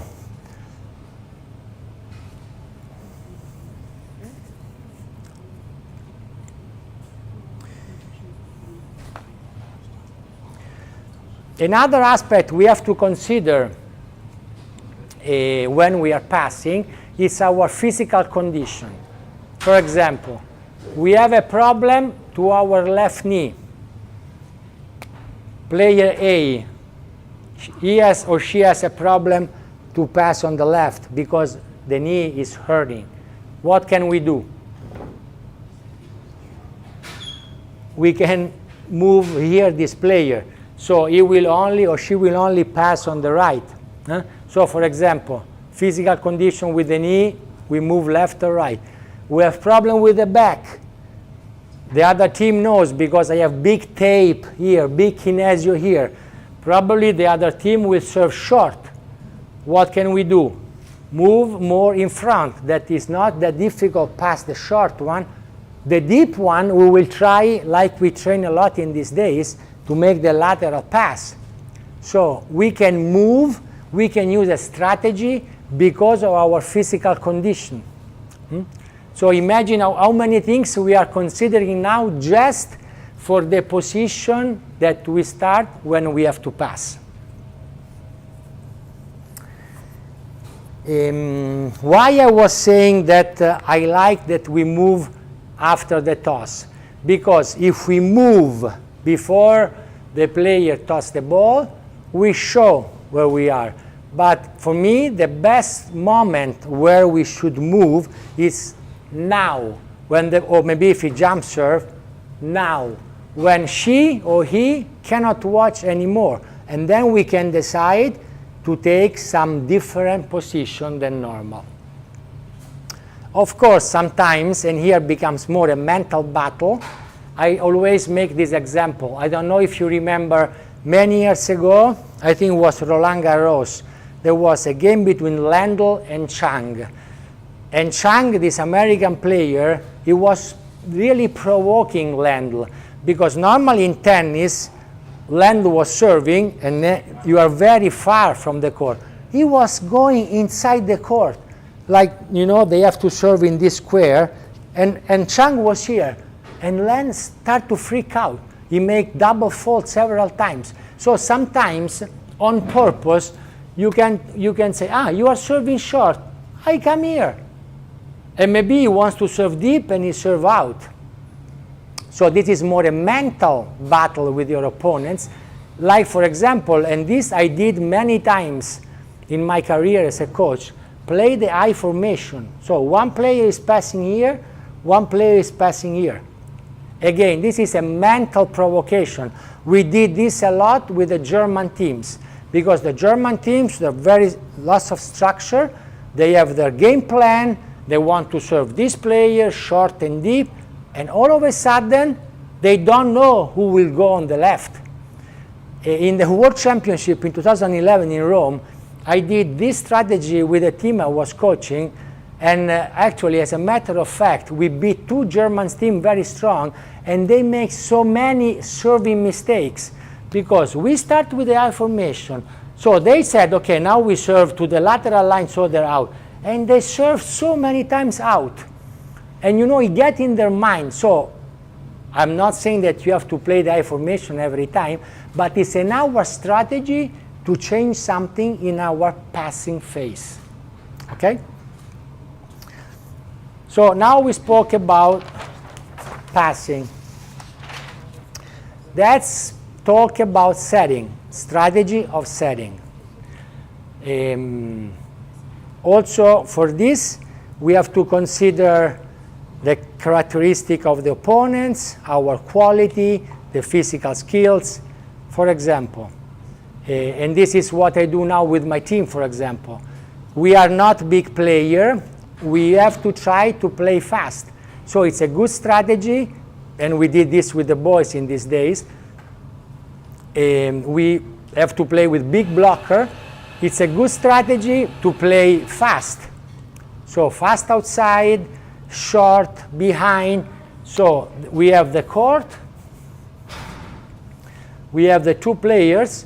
Maybe they are serving this player. We don't want always the same set. We want to play this set. We want to play this set. We want to play behind. So we want to try to change the point we attack the ball on the net, because then we will move the blocker, and eventually it's a good strategy to make the opponent blockers confused and tired. Maybe I already mentioned to some of you this example. In September, with my Italian team Rossi Carambula, we play against Dalhauser, that in my opinion is the best blocker ever in history of beach volleyball. and we play really a special game. At the end of the game, the Lauser told me, for the first time in my life, I didn't know what to do. This game is on YouTube if you want to watch, because we were playing so many different kind of sets with so many fake. So many times my team was going to block to attack here, and he was going to the opposite direction. And then he was going here, and we were going there. So you can imagine, if you develop a good system of different sets, how many problems you can create to such a good player like the Lauser. Then, another important idea of strategy when we play side out. Okay, we play the normal set because we are a team that play normal set.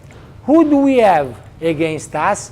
We have a player super fast in defense, but the blocker maybe has not a very good penetration. Okay, let's play side out more with strong hit. Or maybe we have a very good blocker, but defensive player is good for the strong ball, but is not very fast. Okay, let's play more shot. You know, so we can decide, and this is something I always do with my team. When I organize a game plan, I start with a side out phase and I say, okay guys, this team, okay, the blocker, for example, likes to make full squat for the block. Let's try to play a little bit faster, because then if he has to move, he cannot make the full block, the full squat. Okay, we play with this team, Guto. Guto is a Brazilian player. Maybe he's the fastest player in defense. Maybe it's better if we start hitting, because if we make shot, he's super good in running and digging the shot.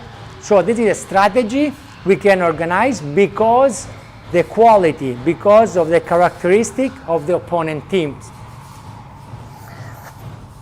But also we can also consider physical aspect, because we know that that team, that player maybe is good, but he gets tired.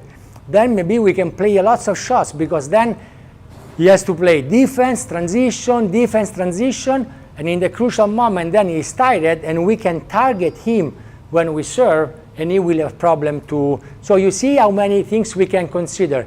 Our quality, the characteristic of the opponents, the physical aspect. So there is a lot to consider also when we are inside out.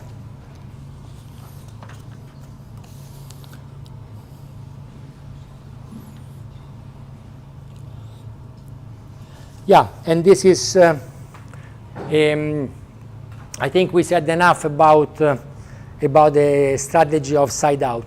Do you want to make some question about the side out strategy? Otherwise, then I go more on the transition strategy, that there is a little bit more to say.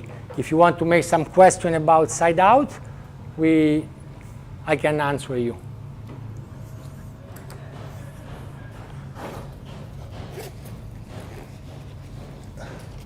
Everything is clear?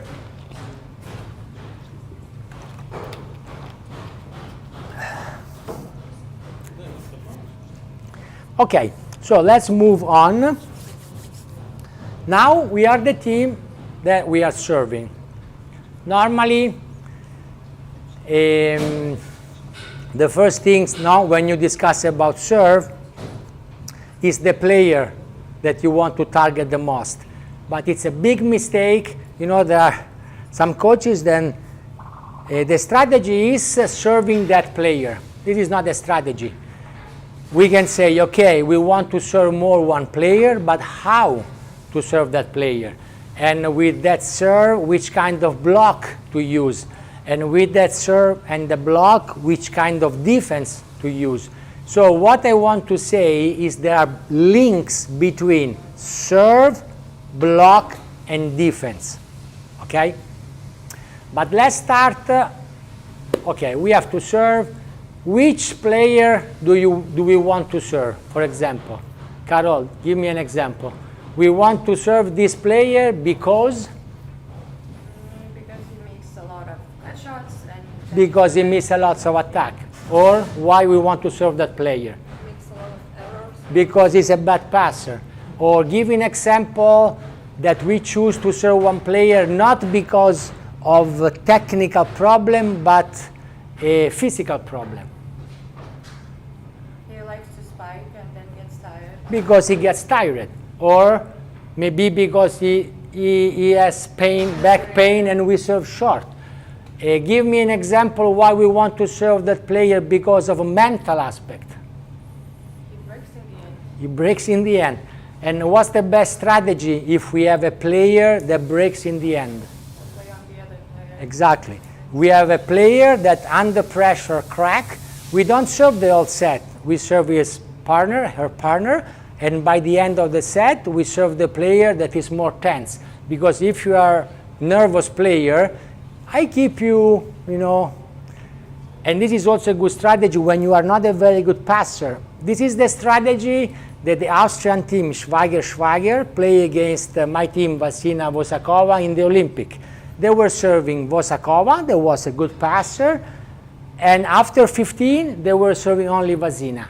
Vasina was not a great passer, and she got the most crucial serve, and she shrank 3-4 passes.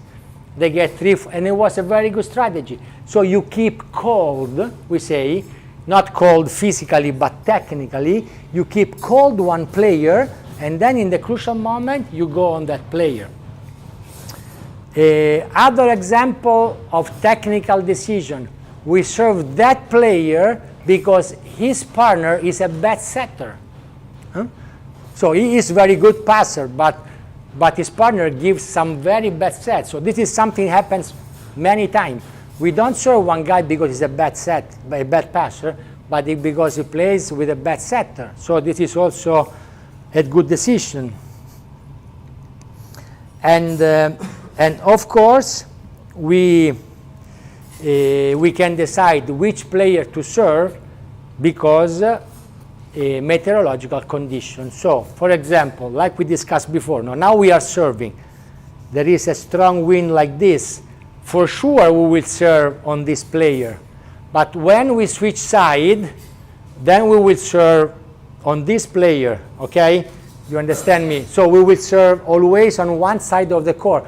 Normally, the Americans say, serve the guy near the ocean, because mostly of the time the wind comes from the sea.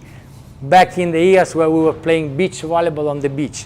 Now we play also in the city, but in general, I like these things. Serve the guy near the ocean, because there is the wind coming from the sea. So I am serving from this side, I serve this guy. Switch side, I go on this side, I serve this guy. And so we try to serve always in the wind. Going also in the good direction to use a lot the wind. Then what I recommend to my player, once we have done quite a few serve in the right direction meaning in the wind, to play what I call the surprise serve. Surprise serve means to serve in the wrong place. For example, in this case, you serve 1, 2, 3 times, maybe this player moved, and then, bam, you try to score the ace here. Of course, it's a risk, because we said before, the wind maybe will bring the ball out, but if we make a good surprise serve in the important moment, maybe we can win a point in a crucial moment. Other ideas where we want to serve. We want to serve in the middle. Why? We want to serve in the middle. It's a team that 1-2 mistakes and get angry. Saimolos Medins. I will serve in the middle because team that easy start to fight. Maybe they bump to each other, they get an ace. It's you, no, it's you, no, it's you. So, good idea to serve in the middle when you play against a team that easy fight. Serve in the middle when one player is not playing very good and they decide to switch side. For me, when they switch side, you don't have to keep serving the guy you were serving. You have to serve in the middle because there will be a lot of confusion because they never normally play in that position. So the conflict area will be even more difficult to pass. So for me, it's a good idea to serve in the middle in this case.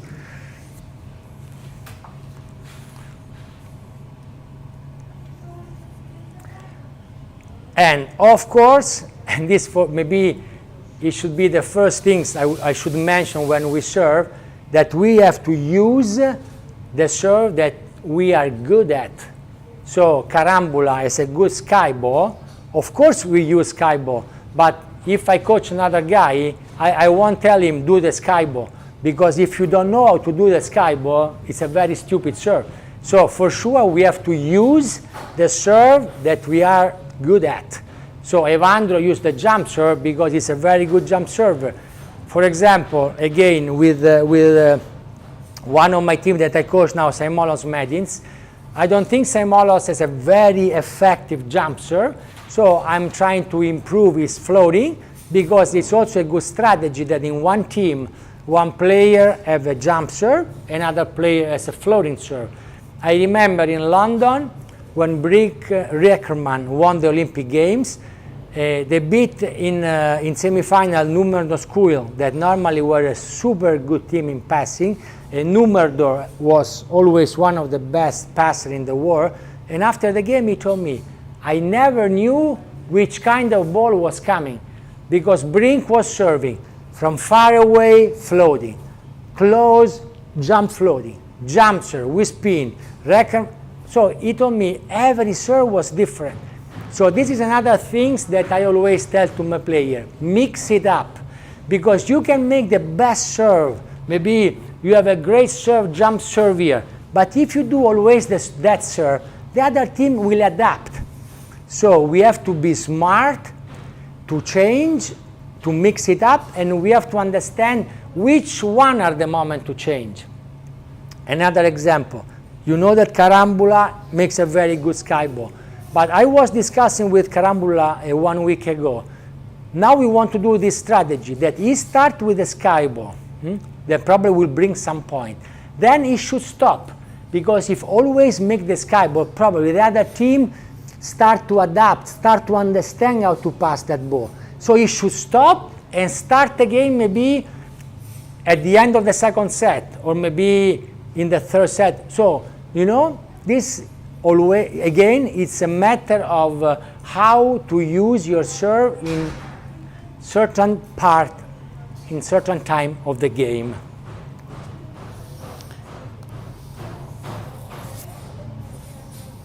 Okay, I mentioned already, okay, we serve because of the wind, and also, I mentioned also before, serve because of the sun. This is really for me important, because some stupids, but every time the other team I'm serving, the sun is there, so I can serve, and the other team, I see them, you know, going like this. I have to look at my shade, because the sun will make a shade in front of me, and I have to move until I see that my shade is exactly in front of my opponent, because that means that the balls will start, and at a certain moment it will be completely blind. And I had this feeling sometime. I remember one time in Florida, first game 8 o'clock in the morning, and there was the sun like this, boom. So it was not possible to see the ball. Somehow it was like, okay, maybe it's going there, okay, good or bad. So, but it is very important, if you have the sun behind, to consider the direction of the shade.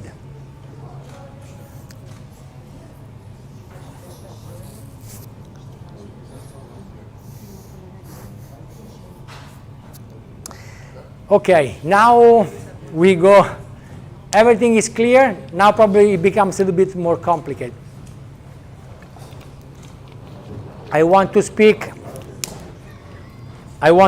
a little bit of what we will do tomorrow with the girls. Relationship, serve, block, defense. Okay, here is, okay, I hope to be clear. Okay, we are serving from here, and we want to serve maybe this player, okay?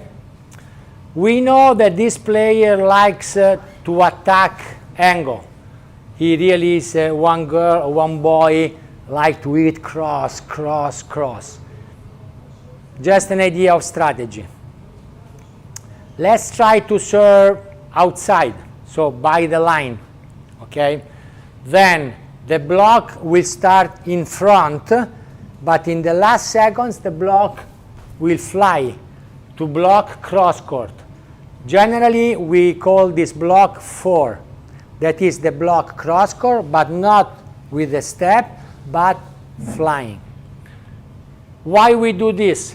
Why we serve outside? Because probably he will have the ball near the antenna, he will have lots of court on the cross, so we invite him with the serve outside and the set outside to play his favorite hit, and then we show with the block that it's open, the cross court, but in the last second we jump on the cross, okay?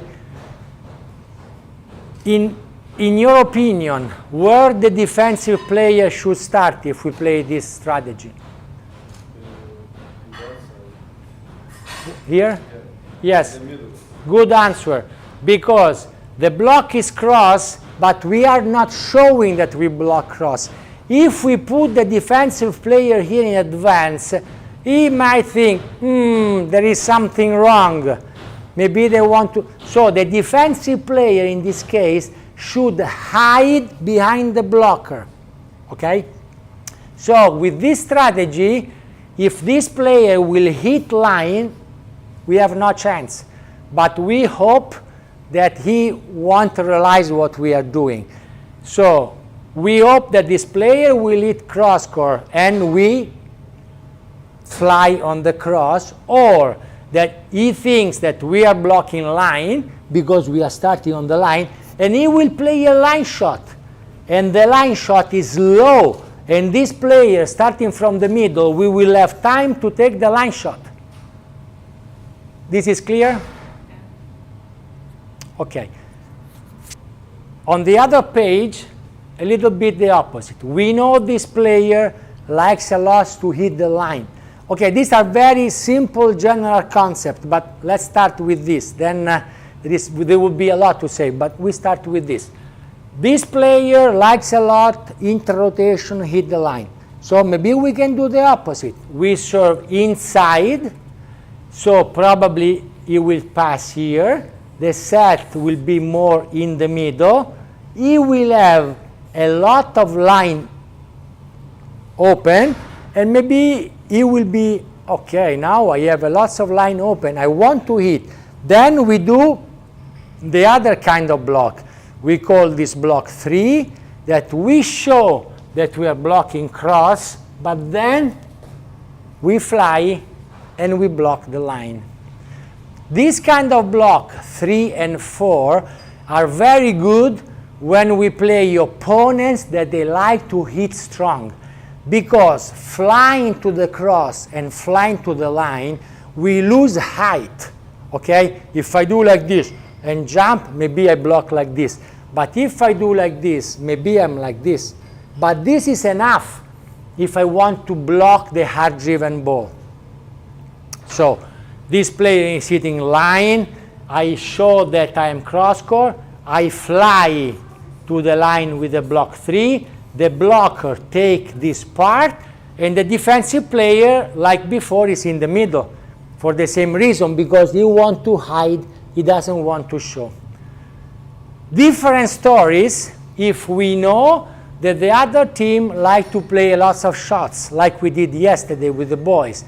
We know the other team, they are playing a lot of shots, so maybe make this kind of block flying is not a good idea, because when a team plays the shot, the blocker is working for the defensive player. Of course, if we have more, maybe he jumps, or if we have also Carol, because Carol today was blocking all the shots. I mean, the block can also try to get the shots, but then in this case, the block has to try to go as high as possible to help the defensive player to run on the shot. Okay? This is more about technique, but let's say also this. Defensive player, in general, the other team is hitting strong, position, little bit more high and arms very open, waiting for the strong ball. Other team, they play lots of shot, position a little bit more low, arms here ready to sprint, like a sprinter. So this is more a little bit technical thing, but it matches together with the strategy that we are playing. Then, like we did in this case with the girls, we know the opponents make a lot of shots. We can also fake the block and move for the short shot, for the dink, for the cut. These are all kind of strategy we can use if we know well the peculiarity of our opponents.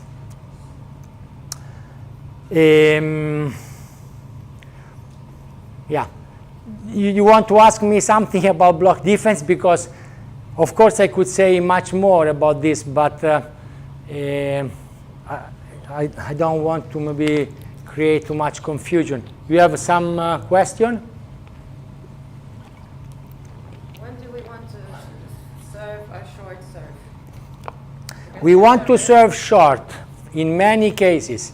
First of all, because it can be an ace. If we know how to do a short serve good, then when we play against a player that likes a long approach, so then if we serve short, we take away the approach, because maximum he can make a couple of steps backwards. But there are some players that really like to start very far. We can serve short when a player has back problem.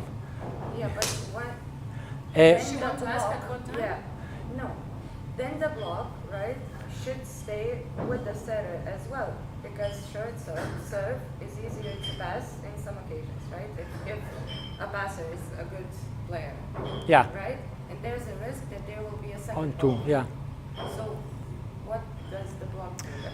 Okay, if we want to serve short, I wouldn't recommend to serve short if we're playing against a team that play a lot of ball on two. Or if we do it, we have to execute it very well.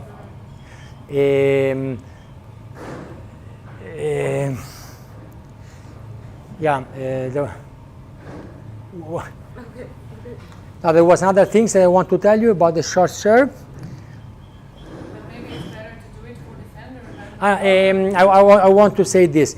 When I ask my team to serve short, normally I ask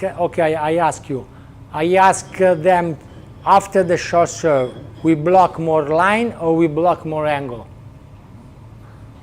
maybe angle. Why? Yes, why? Because it's easier to make an angle. Because normally the hit, there are statistics, there are many more hit angle than line, and normally with the short serve then it's difficult to see. So I like the strategy if we make a short serve and the best block will be 4, because maybe you don't see very well, maybe you see a little bit, but then the block jump on the angle. So out of the short serve, I think it's a very good strategy to try to block angle 4. But again, like you said, it's a risky serve because if a team play on 2 and is not perfectly executed, they can hit on 2. I ask to serve short, especially when we are in the bad side, meaning the wind is blowing behind us, and so then you can really touch the ball a little bit, and maybe the wind will really bring the ball a little bit after the net. And another good strategy, this we didn't discuss, when we serve from the bad side, it's a very good strategy.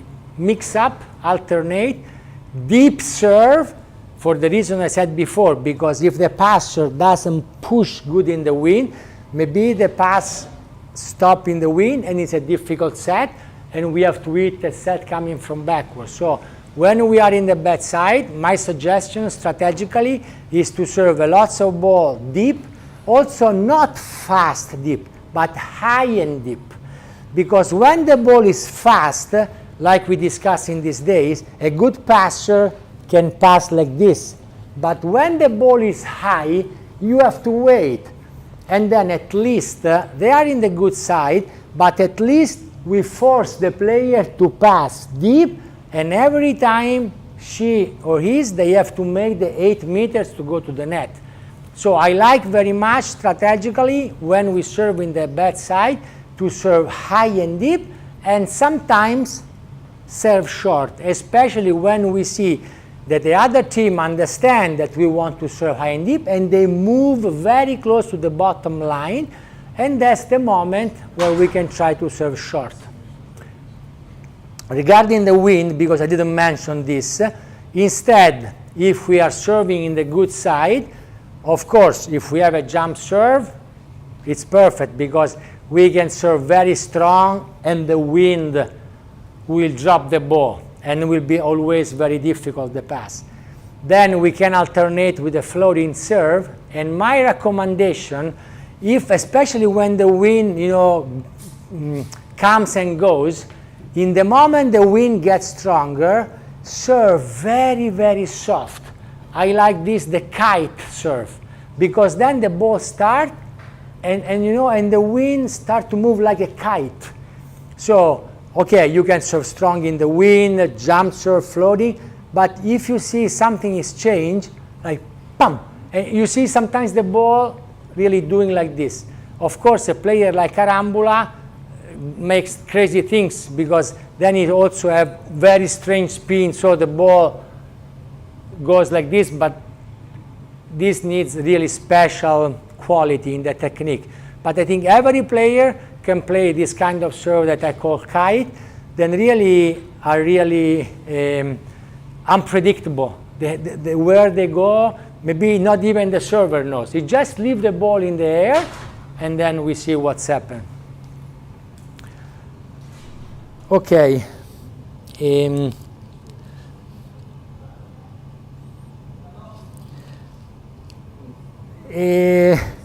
Strategy, of course, then we already speak a little bit the connection between block and defense. Just to say a few more things about defense. Also for the defense, am I very good to use my hand in defense? Okay, I can move a little bit more in front because I'm good to dig the ball like this. Am I playing in the good side? Or maybe I see the opponent set it's off. It's a good idea, move in front and use my hand. Because the more I move in front, the more I can control the court. The more I stay in the back, and the more I have court in front of me. So I have to consider my ability to take the position in defense. I have to consider the wind conditions. This is very important. For example, we have strong wind like this, no, coming like this. They are attacking this player. Probably we will play cut shot, hit cross court because they want to hit against the wind. So also if I have the block line, it's not a great idea stay here. It's a better idea come more angle, because if he try a line shot, maybe the wind will bring the ball out. So also the position of the defensive player is it's very important to consider the kind of wind. And this is for the lateral wind. Of course, the wind is against you. You can really move in front because you can control the balls also, because the ball get off from the other team and you can move in front and use your hands.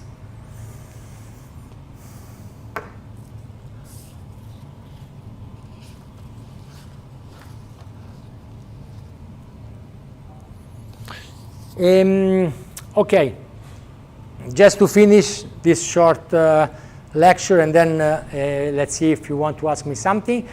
At the end of the story, when we are playing transition, we try to get the point with the block, or we hope to dig. With the dig, we don't score points, okay? We score points with the transition, with the attack. I always mention these things, that is not only about strategies, also about mental aspect. I like when a player, after a dig, Of course, with no rush, you know, you have to dig, wait, but then a lots of determination.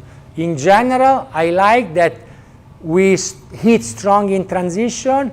Okay, we clearly see the court, it's okay to make a shot, but it's just something also about your heart when you have the chance to score a point after a defense that you show determination. Again, I can bring the example of Brink. There was a very short guy, but you could see him in defense, and it was very interesting to see him in defense because many times he was digging the ball, and after the dig he was putting in hat like glasses, preparing. So no rush. After the dig he was like, okay, I look good. So really, but then in the moment he was starting the approach, you could see his determination to finish the point. Because in beach volleyball, you don't get half point for each dig that you get. You get 1 point for each ball that you put in the sand. So for me, this I would call a mental heart aspect to be really aggressive when we have the chance to score a point. Okay, of course, there could be much more to say about strategy in general, specific cases, but if you have some question, maybe we can make the lecture more interactive. What do you think? Block defense system against the team which likes play on two. They play on two.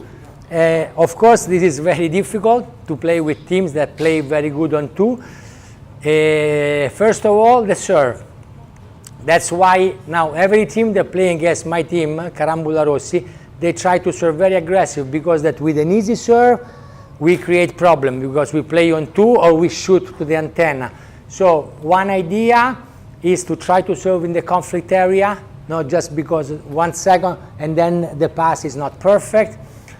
And then for sure your blocker has to be very smart because it's like a middle blocker in indoor.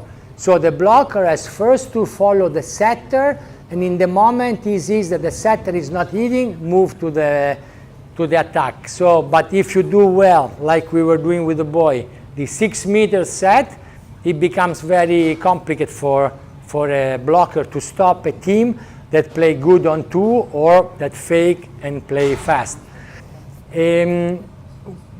What I recommend to the blocker when he serves, if he plays against team that play on two, to serve slow, that at least he has time to go to the block. Because with my team, when the blocker is serving, we always try to play on two. Because of course it's coming, you know, the problem is many times he serves, we fake to play on two. So he start and then he moves there and then we play there. So if the serve is easy, when the blocker serve and come to block, for sure it's a problem. From this point of view, it's like the team Saimolos Medins, it's better because we don't have one blocker. Both players go to block. So from that point of view, at least the blocker is always at the net. It doesn't have to run to the net. So this could be an idea. But of course, if you have Dallaus or Lucina, you cannot leave Lucina at the net. But if you have team like where both players can block, with Molt Sorum, now that we play in European, Mol Bernstein, we were playing with Carambula against them, and at a certain point they change. Mol was not taking one block, they change and they leave when we were serving with, when Mol was serving, Bernstein was staying at the block, and they were very successful. So this is another strategy. Your system block defense is really not working, you can think about sometimes change. Of course, if we have two players that are both able to block and defense, and not all the team can do that. For sure with Carambula Rossi we cannot do this system because Carambula block is like this. But some teams can do it, and they can be successful. Also because it's something goes in the mind of the opponents. This is very good. Like we said, the I formation, this kind of thing. I remember very short player go to block and take some blocks. Okay, but in case we shouldn't make a trouble for them with our service, okay, they're still playing on 2, then your starting position In the middle. and responsibilities and angles also. Okay, if the blocker should start in the middle between passer and setter, and then the defensive player in the game plan that you have done at the beginning of the game, because you, the coach, watch lots of video and you have statistic, and we have, okay, this player when he hits on 2, he hit 70% of the time cross and 30% of the time line. So normally I ask my blocker to take the 70%, because eventually with the block we finish the point. If we take with the defense, we have to dig, we have to set, we have to score the point. So in general, not always, but if I have a statistic like this, I say, okay, be ready on this player, blocker will take angle, defense will take the line, because this guy 70% hit cross score. So these are all absolutely our strategical ideas.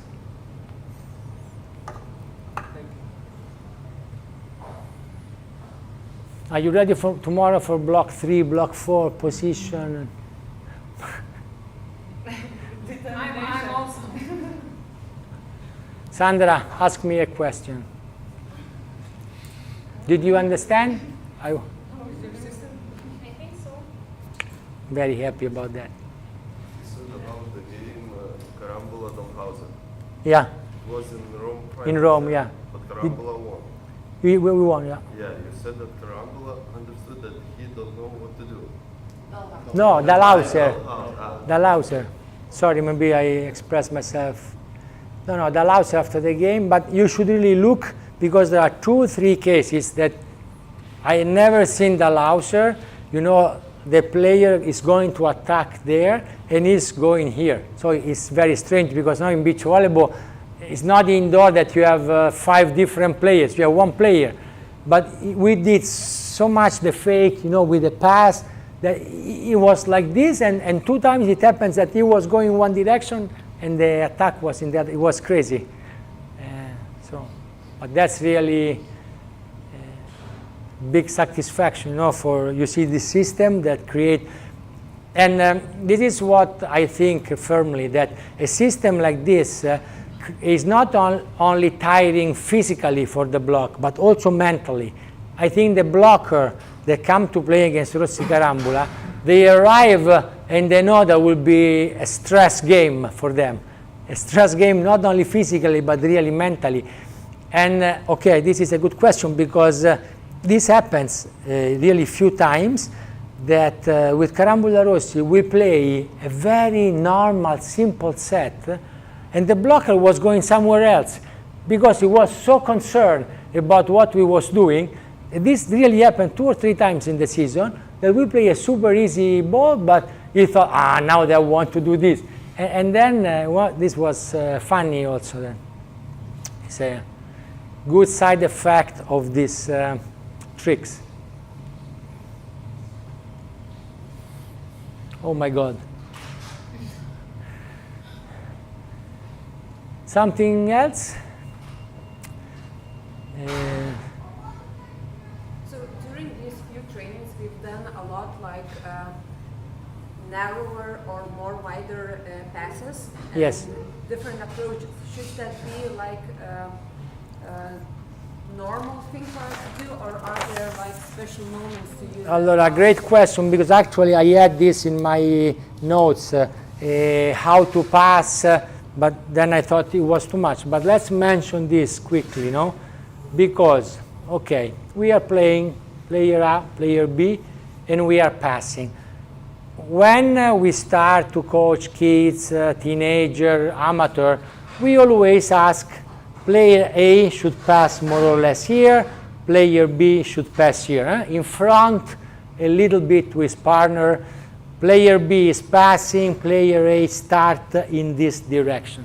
Then there is an evolution of the game. You have lots of good tools.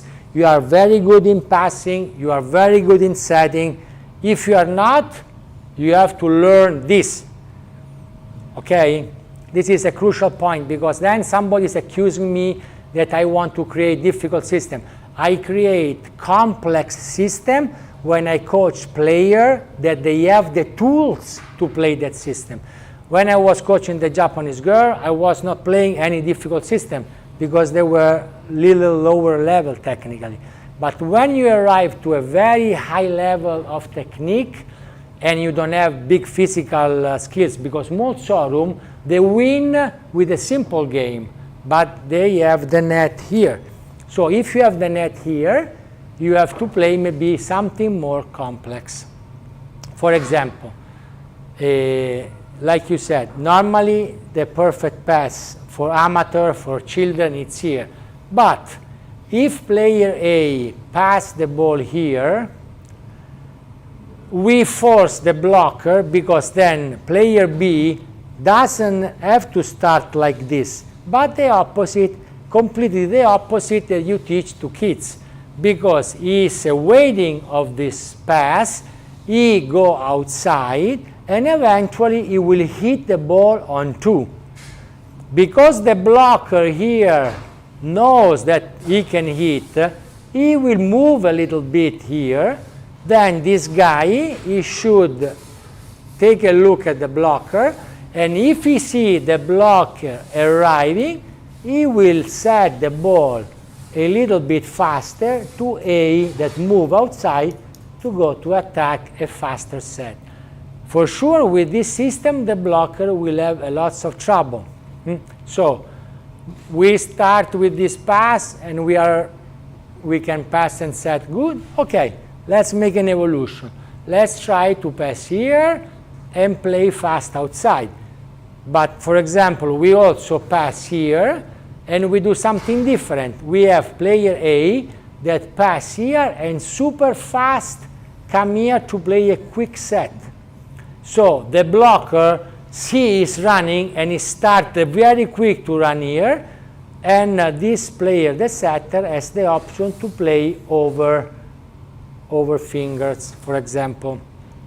Some teams last year saw that we were playing this system.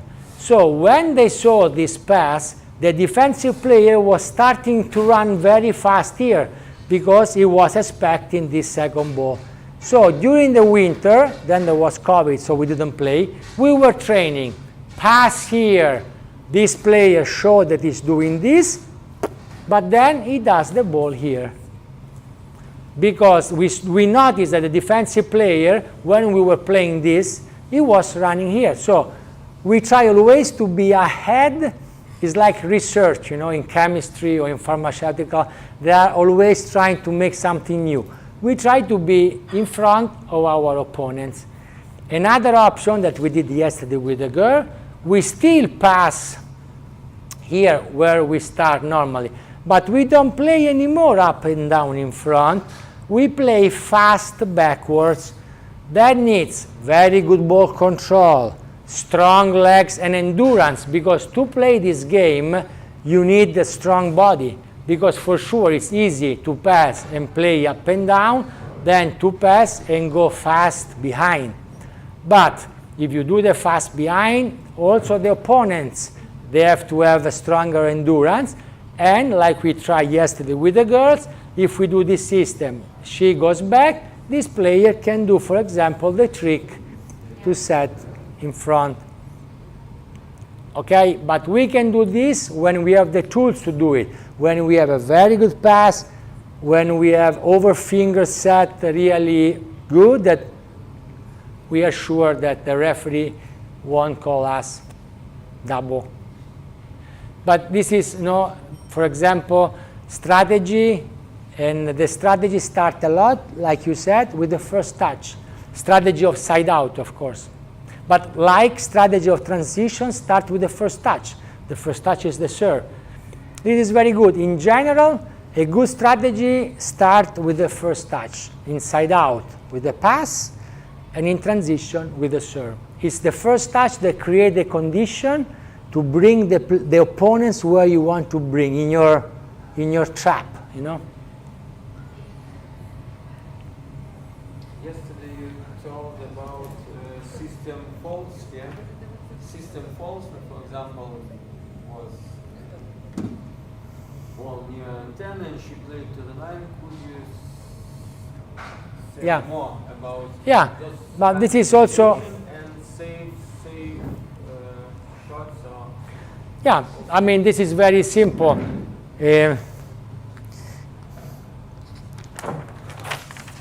It's very basic strategy of side out, but okay, we have a player here attacking. The more the set, okay, this is the antenna here. The more the ball is near the antenna, the more it's risky to play the line, because a very small wrong touch with your hand will bring the ball either out or to touch the antenna. So, of course, then if you have the hand of carambola, it's a different story, but we have to see our tools. In general, with this ball, I like very much that we play this part of the court, not only the cut shot or the strong hit diagonal, because this is a good solution, maybe 1-2 times, then probably the defensive player, but this player with this ball hit here, so maybe the defense will move here. Then, no problem, we go deep. We can go deep with a rainbow, but we can just go deep with not a strong hit, but deep. Vice versa, the more the set is inside, the more it's risky to play to this line, because maybe we play a cut shot and maybe the ball goes out because we have not too much court here. So when the ball is here, I like a lot if we play the dink, the ball that we try a lot in these days. I like a lot that we play the line shot. I like a lot that we hit between block and defense, because normally when the ball is here, the block want to finish the line, because with this ball many players want to hit to the line. So many times with this set, block want to finish the line. Defensive players stay here, but still if we hit between defense and block, it's a good chance. Windish, this Italian player that played with Carambola now in Jurmala for the European Championship, 5 times he had the ball here, 3 times he hit here, and the defense take very easily. Then 2 times he tried to hit stronger, and he hit the ball out. At the end of the game, I was very angry. I told him, why with this set you didn't try to use this part of the court? Because that would be the best solution. Of course, this is very basic strategy. The more we are at a good level, the more we can change. And also, very important, like we discussed about when we serve, we have to mix up. Also in our solution of attack, we have to be able to use, I say always, we have 64 square meters, 8 by 8. I don't have with me, but when I make the video of the other team, I normally make a graphic like this. Okay, maybe I'm scouting this player, and my graphic at the end, many times I like this.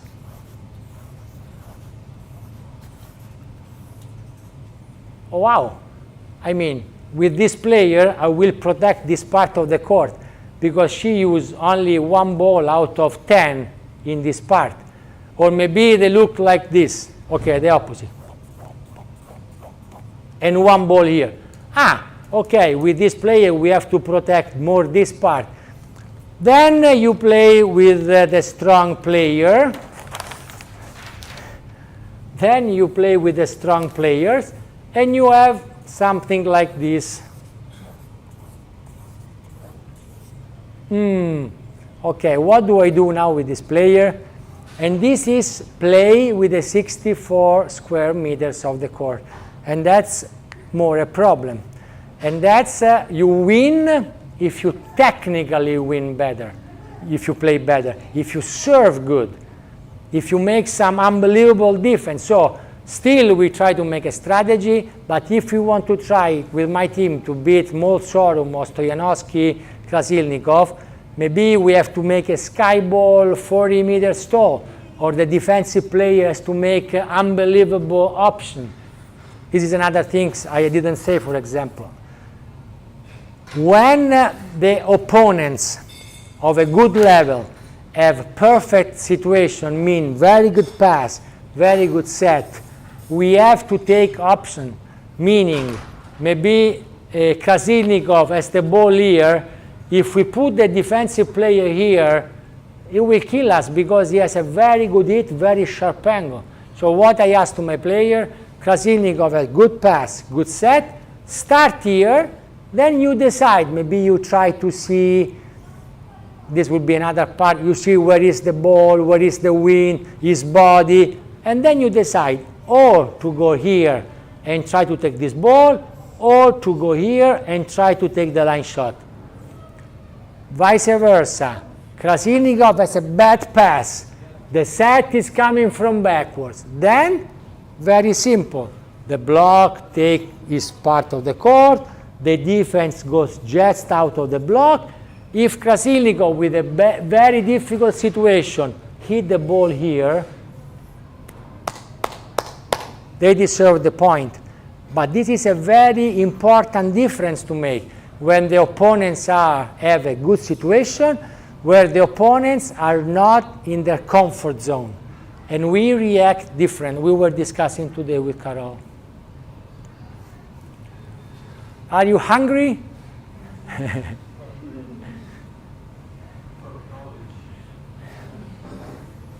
Okay.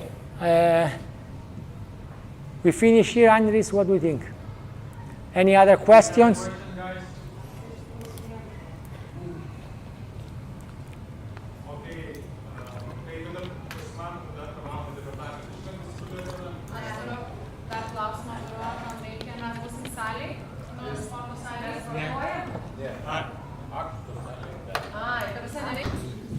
Andres, if you let me, I would like to use this occasion to really thank you for the really warm welcome that you reserved to me and to us here in Lithuania.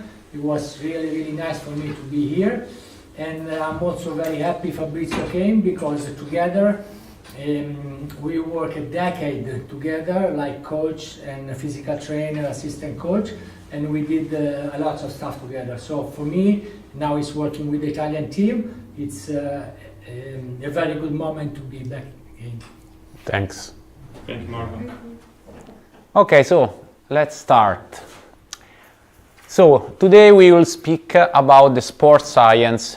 This is a very huge area. So in these 2 hours, my idea is to give you a new point of view, new information, because for sure, especially on internet, now you can find many informations, how to increase the strength, how to increase the power, how to stretch.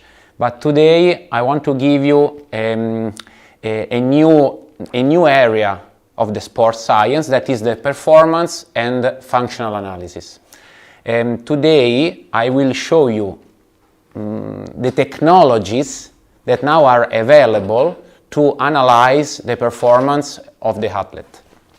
So you can read here that the goal is we need to know our athlete, because each player, each person is different.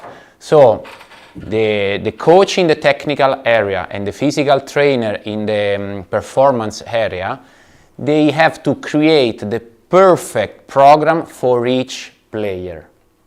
Okay? Okay, so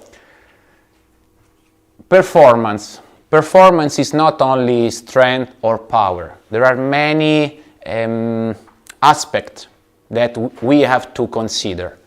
First of all is hydration. So how to drink, how to use the integration after the practice. The nutritional status, okay? Then mobility of our joint, power, of course, and then rest and optimal loading. So now, step by step, I will speak about each of these areas. Okay? It's very important. If you don't understand or if you have any question, stop me. Okay? So, why I start from the ideas of performance? Because mostly of the time, performance is when our athlete is healthy, so is in a good shape. Good shape means not only big jump or super fast. Means my player, if my player has the right diet, has enough water in the body, the joints are ready to move in the right direction. So it's a mix of all these aspects. It's not only power, okay, or strength or speed. And then we have to connect all this part with the technical part. That means that if I have a player that has a problem with the shoulder, maybe I have to adapt the physical program, but the technical program. Is okay? Are you agree? Okay, great. So, water is the key. It looks strange, but water is the key of the performance status, the basic performance status of the athlete. Water needs for the blood to control the volume of the fluid. It's very important for the muscle contraction. Of course, you know, it's very important to regulate the temperature, and it's very important for the heart rate. So, if we lose a minimal part of fluids in our body, and when I say our body, is more for the muscle, okay? So, if we lose an equal of 2 or 5% of water in our muscle, we have the risk to lose the 30% of our performance. So what it means? That means that maybe I prepare the perfect physical program, the perfect tactical and technical program. We work good in the gym, we create a perfect metabolic, but then if we didn't take care of hydration, then we lose the 30% of performance. And then after that there is a big mistake, because maybe my player is tired, my player is not jumping, we have to push more, but then we destroy our athlete.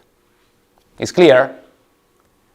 So to solve, maybe the solution is just to drink in the right way. Okay? Drinking the right way is not so easy.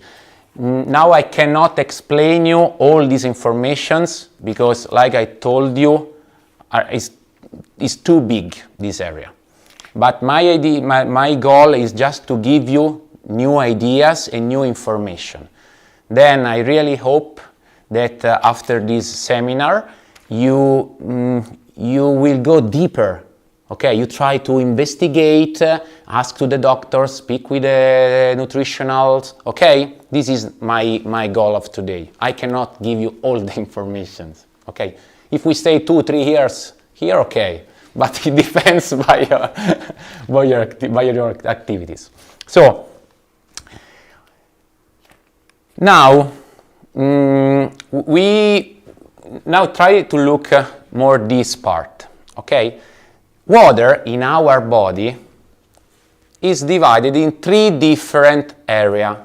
So, intracellular fluid. Intracellular fluids means, you know the cells, no? Oops, sorry. Okay. These are the cells. Okay, so the intracellular fluids is the water that is here. Okay? Okay, and the most part of our fluid in the body, you see here, 67%, these fluids are in the cells. This is the most important part. This is the famous 2%. If we miss the 2% in the muscle, of the fluid in the muscle, we miss the 30% of performance. Then, the second part is extracellular fluid. This is the fluid that are here, okay? I write H2O, but it's not only water, it's a mix. Okay, and this part is the one that we have to control. Then I will explain you why. And then the last part is in the blood, the 7%. Okay? This is important because you have to understand that water in our body, I repeat, is in a different area. No, it's not only in one area. Okay. In which way we can control the hydration? The big suggestion that I give you is to check the body weight before and after the practice. So you take a scale, super easy. So before the practice, I check my weight, 70 kilograms. Okay, so we write 70 kilograms, and then we start our practice. At the end of the practice or at the end of the game, we check again the weight. Probably, the weight will be 69, 68, maybe the same. If it's the same, it means that you drink in the right way. So, if you miss 1 kilogram, 2 kilogram, 3 kilograms, means just that you lose fluids, not fat. Okay? No, because I have to specify this aspect. Only fluids. Okay. But the part that we miss, so here is 1 kilogram. 1 kilogram is 1 liter. Okay? Okay. To recover this water in your body, you have maximum 1 hour. Because in our cells here, so I make another one a little bit bigger. So remember, this is a muscular cell, okay? So on the membranes, we have some specific protein. You have to think this protein like a door. Okay, I show you like an example. We are in this is the cell, the cellular area. Is okay? The wall is the membrane. This is the porine, the water, the protein. So after the practice, this door is open. Okay? Bene. So if we miss 1 kilogram, we have to reintroduce in our body 1 liter of fluids. But we have just an hour, because after 1 hour, the door is closed. So it means that the water has not the chance to get in. It's okay? Stop me if you don't understand, because this is the key. Okay. So, if we in 1 hour we reintroduce in our body the fluids that we miss, no problem. But if we wait 2 hours, 3 hours, and the door is closed, the water or the fluids, no chance to get in. So go back. And go back here in the extracellular fluid. I try to repeat again, because this is very, very, very important. So, muscle, okay? We drink. If the door is open, the water and the fluids get in. If the door is closed, no chance, the water goes on this area. But in this area, it's too late. We need the water inside, here. It's okay? Not out of the door. Because otherwise we cannot drink. It's okay? Yeah. I prefer to use this simple example because it's really clear. So, like I told you, you have just an hour to use reintroduce the water. Otherwise, these porins, this protein, this one, the door, are closed. And then you don't have time to recover the water. Then, what does it mean? That means that we practice today, we didn't reintroduce the water. We practice tomorrow, we didn't and then day by day, we have a big deficit. And if you remember that if we miss the 2-5% in the cellular, so here, and then we miss the 30% of performance, is a big problem. Okay? Another suggestion that I give you, and it looks strange, is to control the color of your pee. So, if the color of your pee before the practice or after the practice is yellow but is too intense, means that you don't have enough water in your body. Vice versa, if it's too white or too, come si dice trasparente? Transparent, okay, so, transparent, means that maybe too much water you have inside. So the ideal is like in yellow, but with not too intense the color.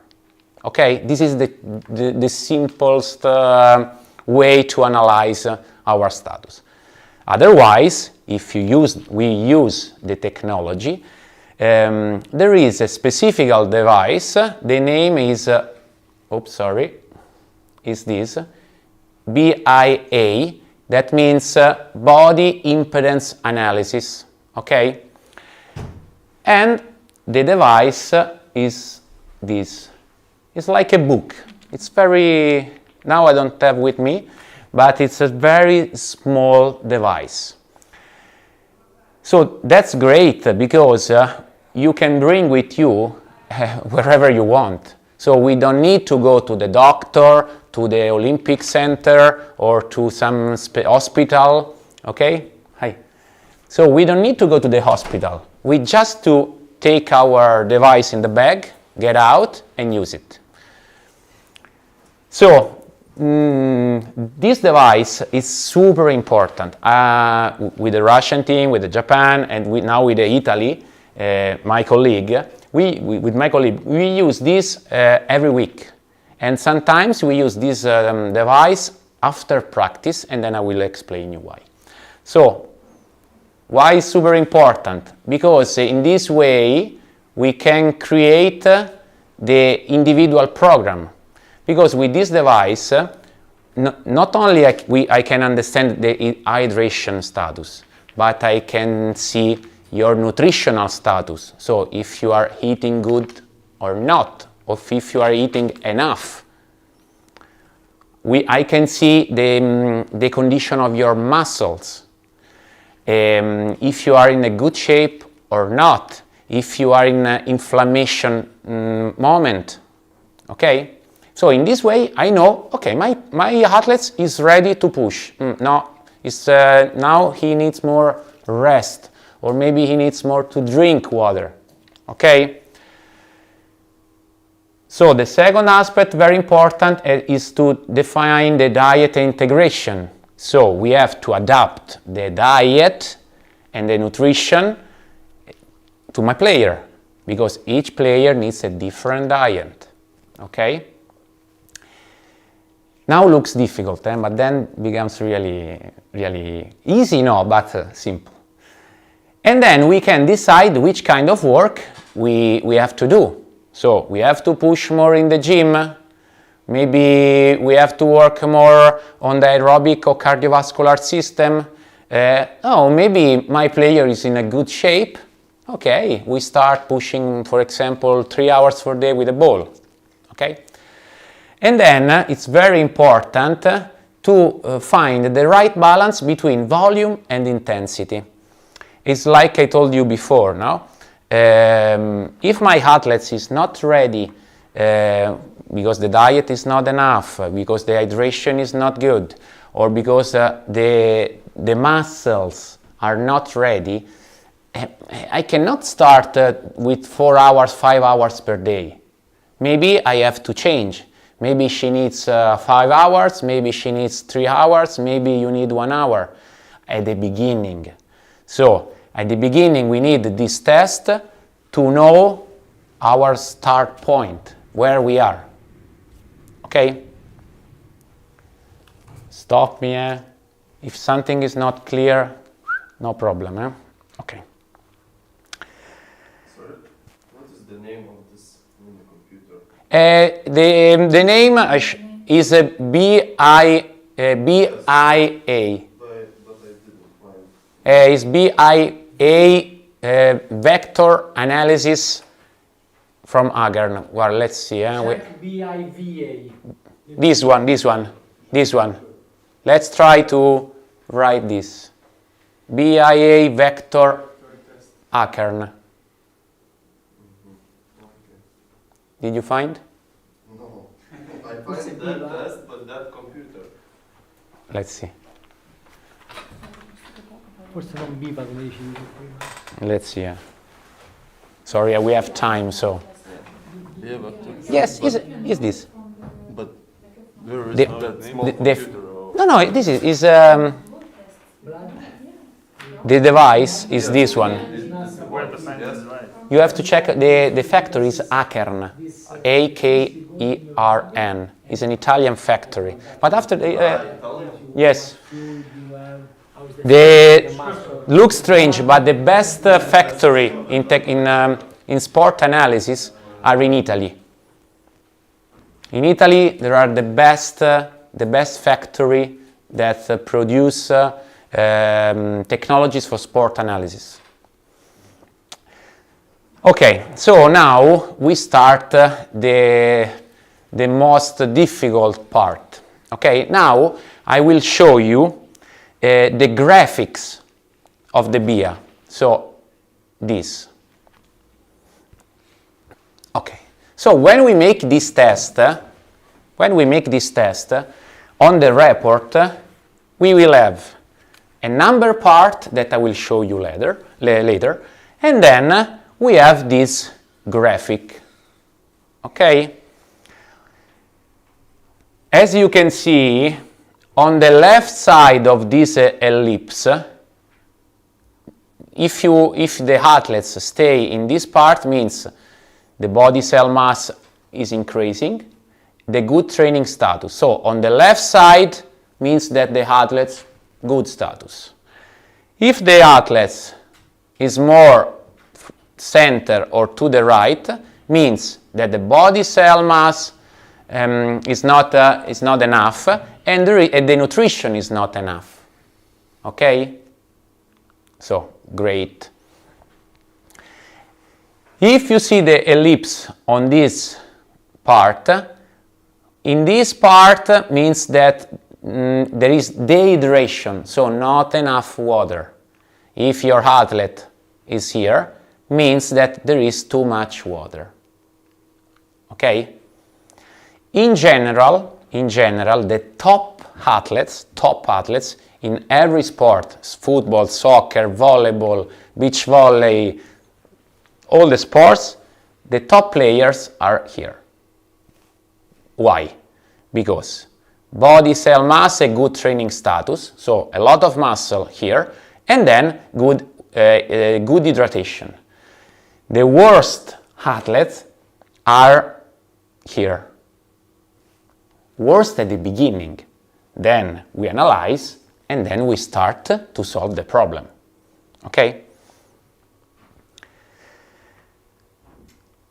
Okay, this is a research of the 2014. They analyze more or less 900 football players of different level. So top level, medium and low level. And after this 1000 test, the results was, like I told you, that the top athletes in the graphic are here. Okay, so the medium here and the low level are here. This is clear. Why? Because the top athletes, for sure, they have more muscle, probably they eat good, maybe they know already something about hydration, integration, protein, and blah blah blah. Okay, because for sure their knowledge is superior. Okay, now I will show you some results, some report of some beach volleyball player, some of my player. Okay, and in the next slide you will see even the numbers. But now I will explain you each number.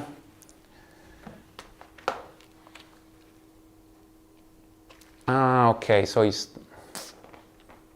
not clear to see. Okay, doesn't matter. This is the ellipse. Okay, you see? Okay, and this is the player, the start point of the player. Like I told you before, this point is not good. So, if the player is here, remember, we are here, so I go back. So the player was here, right?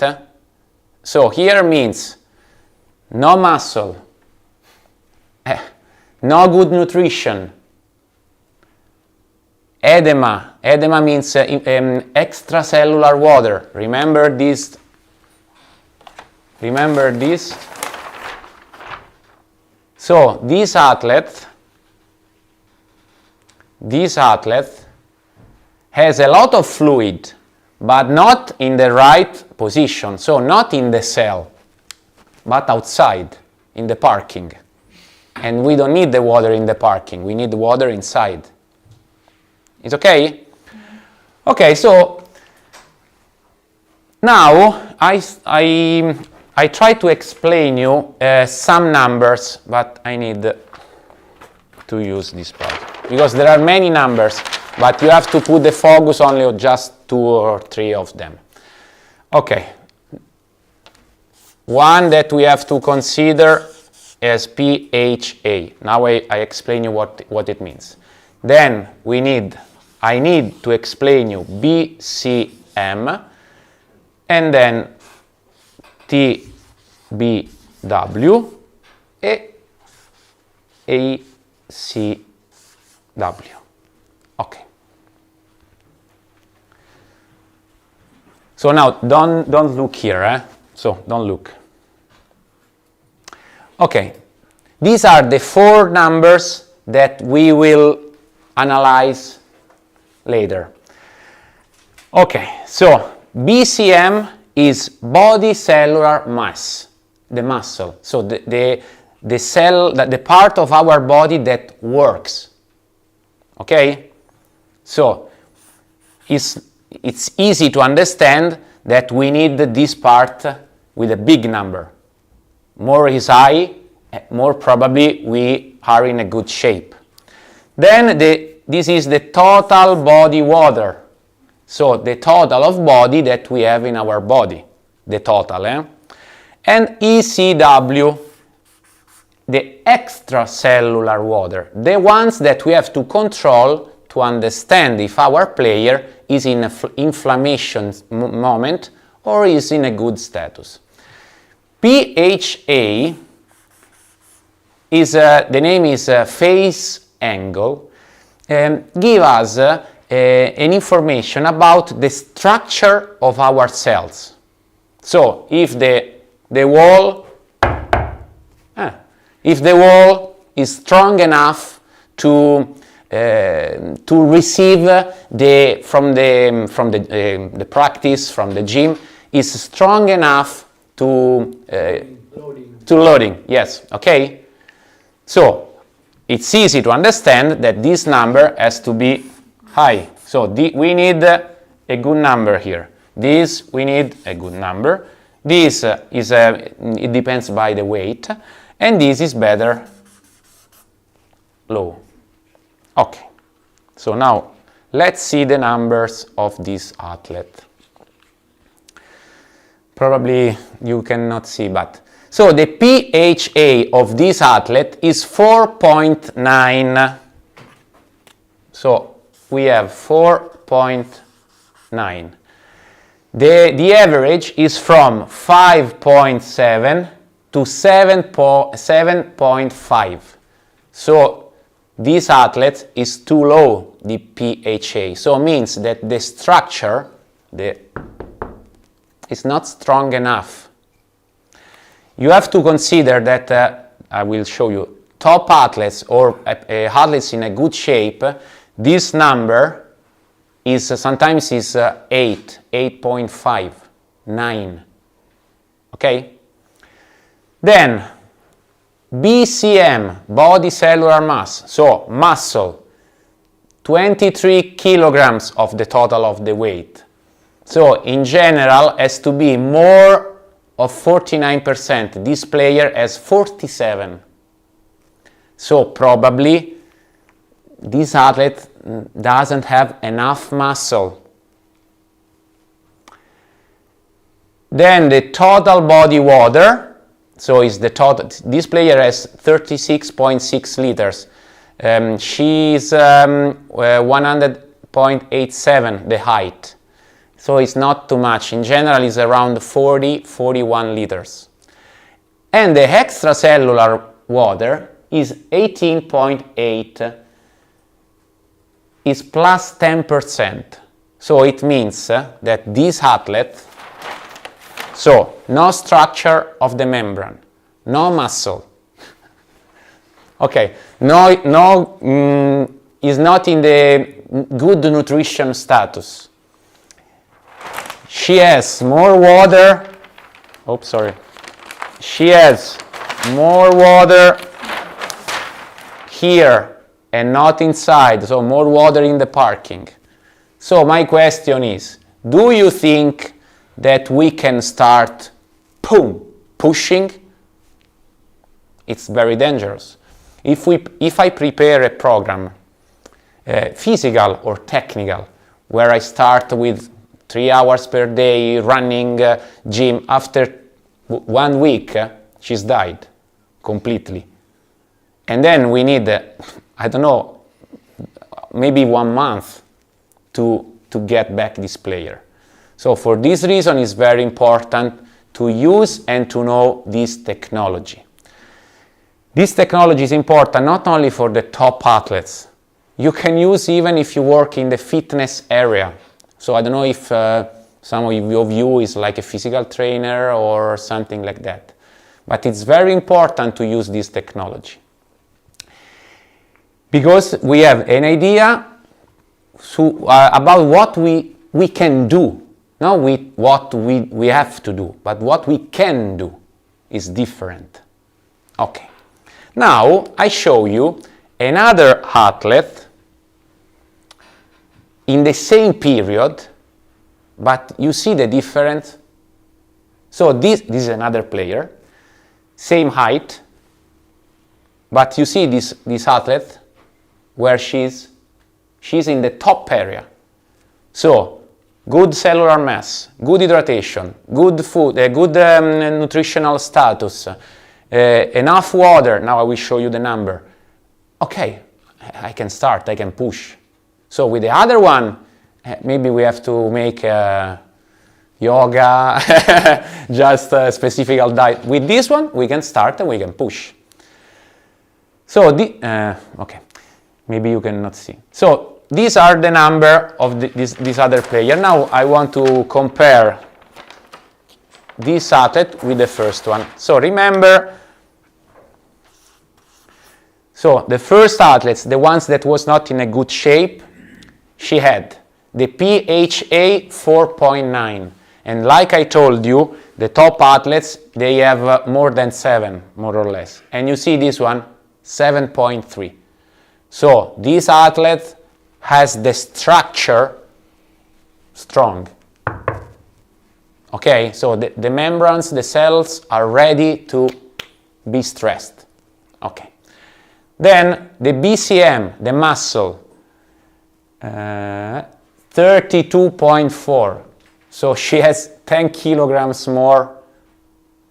This one, she had 23. Same height. And more or less the body is the same. But the first one, this, she has only 23 kilograms. This one, she has 32.4, so more or less 10 kilograms. Then the total body water is 39.7 liters. This was like 36.6. And the extracellular water, now you cannot see here, but for sure was lower. Okay, so that means that we have to prepare two different programs. In the gym, for sure. So with this one, I can start strong. With the other one, no. With the ball, we discuss. Oh, coach, okay, today 2 hours. Okay, 2 hours is okay for both players. But the ones that is in a good shape, maybe give her more time. Or maybe if you have a second practice in the afternoon, give me the players and we make something different. Or give her more rest. Okay? This is the super important part. And I know that a coach can think, okay, but I have to think about the bagger, about the set, about the pokey. Yes, but if you start to consider this aspect, for sure you make one step ahead. Okay, this the performance analysis, the functional analysis are now the new part of the sports science, but in the future will be the key. I mean, is already the key for in basketball, in volleyball, or in the top league, in every sport. But this is the new area of the sports science. Is clear? Question? Are you understand or it's too difficult? I'm trying to simplify as much as I can, but the idea, for me, it's important that you understand. Then you have to go deeper by yourself. Okay. Excuse me, but if we don't have this BIA vector test On internet? Yeah, or maybe we can Why strange? know it without. Ah, okay. It's very difficult. Now these technologies are not so expensive, because many years ago the price was really high. Now around 5,000 euro you can buy it. I know it's not cheap. No, I know it's not cheap. But for example, for a sports center, for a federation, it should be a good investment. Then of course you have to buy, you have to study, you have to use it, you have to share the opinion, you have to read the comments, you have to speak with the other trainer. In this way you increase your know-how, okay? Like I told you, to analyze better the hydration, the key is to control the weight before and after. Then the other idea is to, during the practice, for example, drink every 15 minutes, 15-20 minutes, but not a bottle of water. You have to drink like 100 ml, like a glass, okay? Because if you drink one bottle, then our body is not ready to make the right distribution of the water. So all the water goes in the wrong area, okay? Another important aspect that I forgot to tell you is that when we check the weight, so remember 1 kilogram, 1 liter, and that we have 1 hour. If we miss 1 kilogram, 1 liter only water is enough. But then if this number becomes higher, you have to change. So if you miss 1.5 kilograms, you need water, minerals, and maltodextrin. If you miss 2 kilograms, so maybe this, sometimes you need water and salt, especially during the game. I make an example. With your team, you are playing in Thailand. or Brazil. 90% of humidity, 35 degrees. You play the first game at 2 o'clock p.m. After the game, if you don't respect this rule, so to reintroduce the right quantity of fluid in your body, for the next game you are not ready. You are not ready. Okay? And the key is to use the right substances. Okay? So 1 kilogram water is enough. Then you have to use different. So if I have a game at 2 o'clock and then I have another one at 6, and my player lose, I don't know, 2 kilogram, 0.5, sometimes happens, we have to use water and salt, because the salt helps the cells to get in, to keep the water into the cell. Okay? Then, of course, to win the game, you need the bagger, you need the set. But this is a 5%. So 5% nutrition, 5% the right program, 5% of right hydration, 5% of mobility, and then 5 plus 5 plus 5 plus 5, then you have the 30 or 35% more. Okay? So this is a seasonal report. So this is there are like 50 or 60 BIA during all the season. Okay? Because we have to do this test, like I told you, every week, because we have to understand where our player goes. So you can see this player 50 BIA. Sorry, I say BIA because it's in Italian. BIA, sorry. And during the season, how you can see that sometimes he's here, sometimes she goes down, sometimes she goes back, but more or less she works in this area. This area is not bad. Remember the ellipse at the beginning? So here, muscle, good water, good nutritional status. Here, worst. For sure, in this moment of the season, something happens. Maybe she was too tired, maybe the food was not enough, maybe she was in an inflammation period. Okay? So we need to use this ellipse because we can adapt the work during the season. Now I show you some, no, but it's difficult to see the number. Okay, but anyway, I will help you. BCM, the body cellular mass, so the part that we need. 32, 32, 32, 31, so good. Okay? The angle 7.2, 7.5, 7.2, 7.3, so it was okay. The week by week, because maybe every week we did this test, we were maintaining the status. Oops, sorry. Then during the season, something's changed. For example, 2 August 2017, we reach the top because here we have 34.7.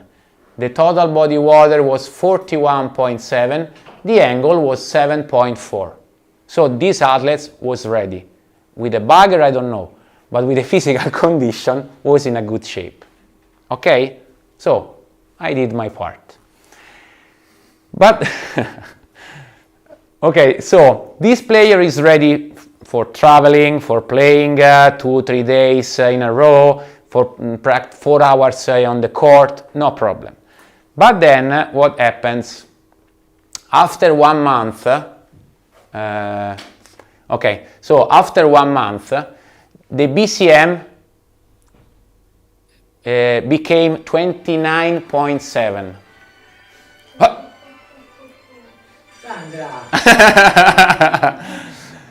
So the BCM became 29.7. So it means that more or less 4 kilograms of muscle, they were not still working. I mean, they were not working anymore. It's okay. This is a signal. Then the angle phase, so the structure from 7.4 of the beginning became 6.4. This is a signal. So it means okay. Maybe we have to change the hydration. We have to change the diet. We have to analyze the situation. For sure, maybe we have to reduce the general loading. Okay. And this seasonal report is important because, for example, if we have the Olympic game. Okay, so I know that next August I have the Olympic game. Remember that in August, the 2 of August, she reached the top. Perfect. So I analyze the program that I did, and I will do the same, because I know that with the same diet, with the same program, she reached the top. Is okay? Perfect. So with this technology, we know every time what is happening in the body of our player, and then we can adjust. Okay? Let me know. So this part is clear.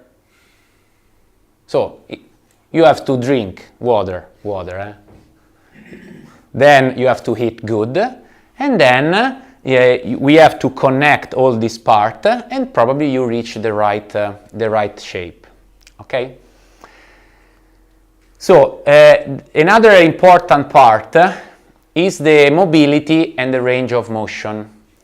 This is a prerequisite to increase the strength.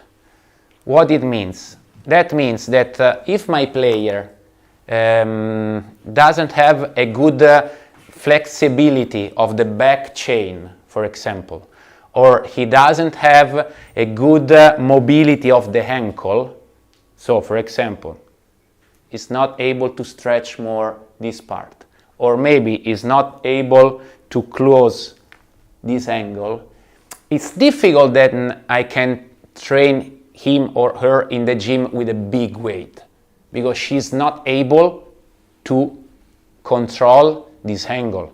So first of all, we have to be sure that our athletes has all the joints that we need, so shoulder, hip, knee, ankle, with the right range of motion. Okay? So the good ROM is the key to increase the efficiency of the joint. Then it would be able, so the joint is able to move in all the direction. Okay? Because many times happens, for example, for the shoulder, that the athletes, they miss something. Maybe they are not able to make the right flexion, maybe they stop here, or maybe they are not able to make the right extension, or maybe they are not able to make the right intra-rotation. So if the athlete is not able to have the right flexion, if we want to work with a overhead squat or with a shoulder press, something is wrong. Okay? And then it's very important the range of motion, the mobility, for injury prevention and sport performance. More mobility I have, more power I can put on the ball. But we have to make this aspect. Mobility and flexibility are two different things. I don't know if you know this difference. So, flexibility is how far a joint can move. So, sorry, I forgot that I have the microphone. Sorry. I want to use a girl, like example. But I don't know if they have the right flexibility. Okay, so for example, no, flexibility is when I stretch a part. So if I stretch the chest, I push against the wall and I stretch. Mobility is different. Mobility is a dynamic part. I'm able to do this. So sometimes you can see players that are able to stretch, the passive stretch, good, but they are not able to use the muscle in the right way. So, the flexibility is static. It's like when you stretch, sorry, but I have to show this. So, this is flexibility. Are you agree? So, or when you have the band or the towel, this is flexibility because it's static and I'm stretching my leg with some support. This is mobility, is different. So mobility is with the muscle action. This is not with the muscle. Sometimes happens that the players are able to do this, but they are not able to do this with the muscle. Is okay? Yes. I will show you a video later. But to increase the mobility, we have to increase the flexibility. So, it's not a good idea if I don't have a good flexibility to make some exercise of mobility. So remember, mobility is more dynamic. Flexibility is more static. So, if you want to change the range of motion of a joint, first of all, you have to work on flexibility. And then you work on the mobility. Flexibility is the prerequisite for ROM, but flexibility does not protect against injury. Right mobility protects against injury. Are two different things. Many times, especially the women, they have different tissue. They are not men. And many times the girls, they have a lot of laxity. Come si dice lassità? Yeah, lots of flexibility. Okay, a lot of flexibility. Okay. So they are able to move the shoulder in all the direction.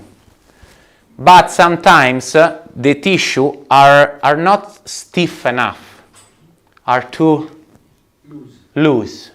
And then, especially for the shoulder, this means that they have the chance to have more injury.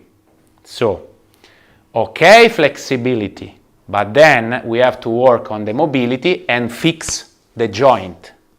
If we fix the joint in the right way, for sure we have mobility. If we don't fix the joint in the right way, then the joint doesn't work good.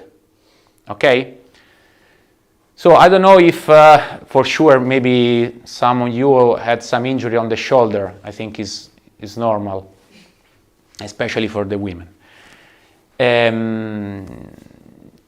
That's why, because at the beginning, so before starting with the program, we think, okay, so we hit, okay, we have to increase the front part. So maybe we work more on the chest, on the lat, we work with a bench press or push up and blah, blah, blah.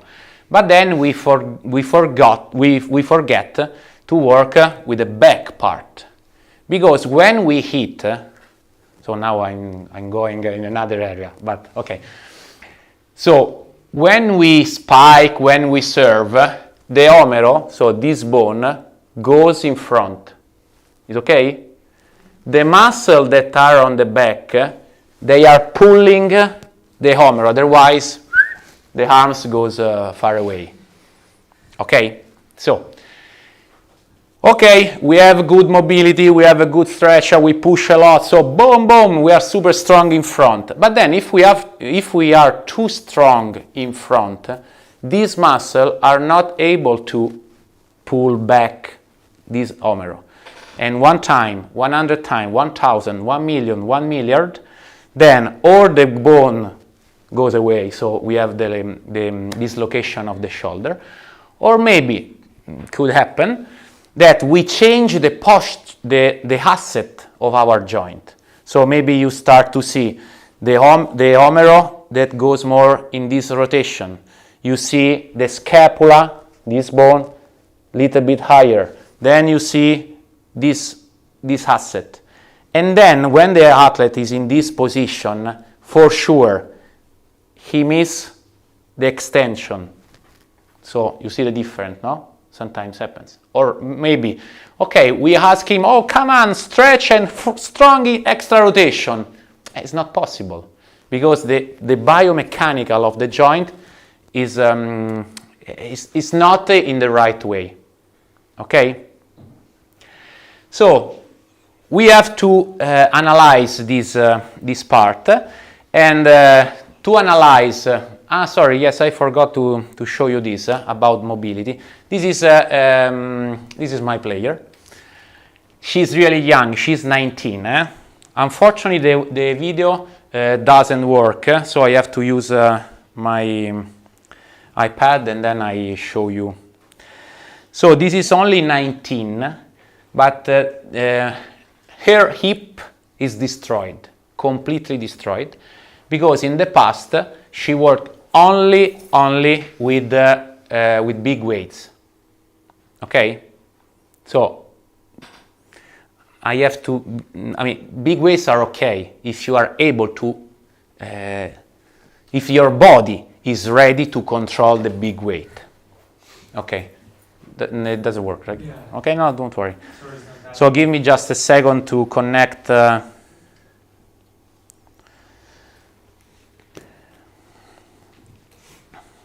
Just a second, because I need the connection to show you the video. Okay.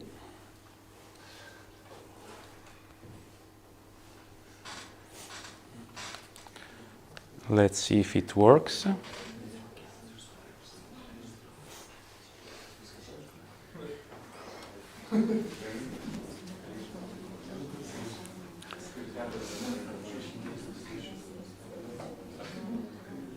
Okay. I'm really sorry, but I try to. Okay, so this is an easy test. The name is leg rise. So I'm asking to the player to make a flexion of the hip. Remember the exercise that I did before? For me it was easy, and I'm 42 and I'm a man. So let's see the angle of this player. And probably you cannot see, but she has like a muscle spasm.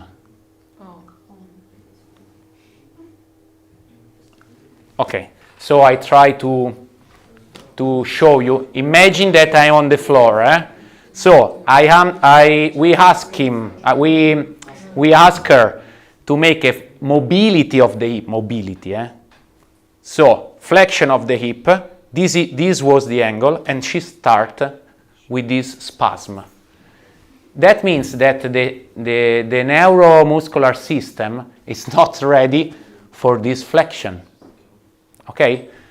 So I show you another one because she's really interesting. She's really interesting. I never seen in my life something like that. So let's see. Okay. You see this? This is stretch for the iliopsoas. So you see, no? So I walk around so you can understand. Oops, sorry. Fuck.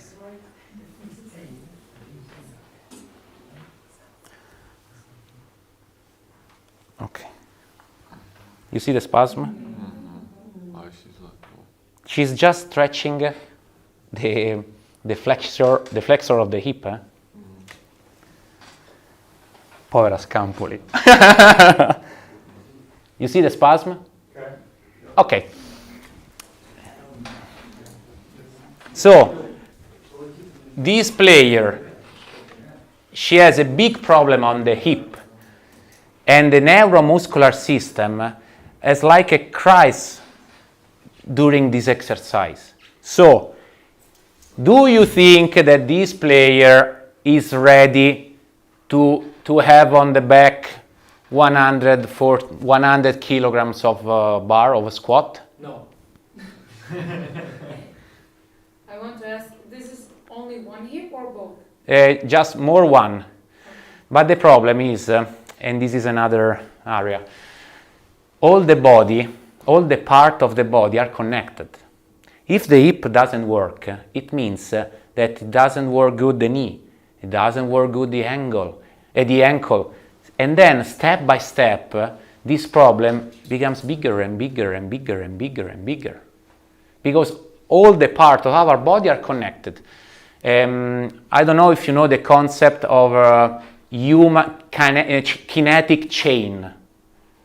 I don't know. So, for example, from the first finger of our foot till this part, we are connected.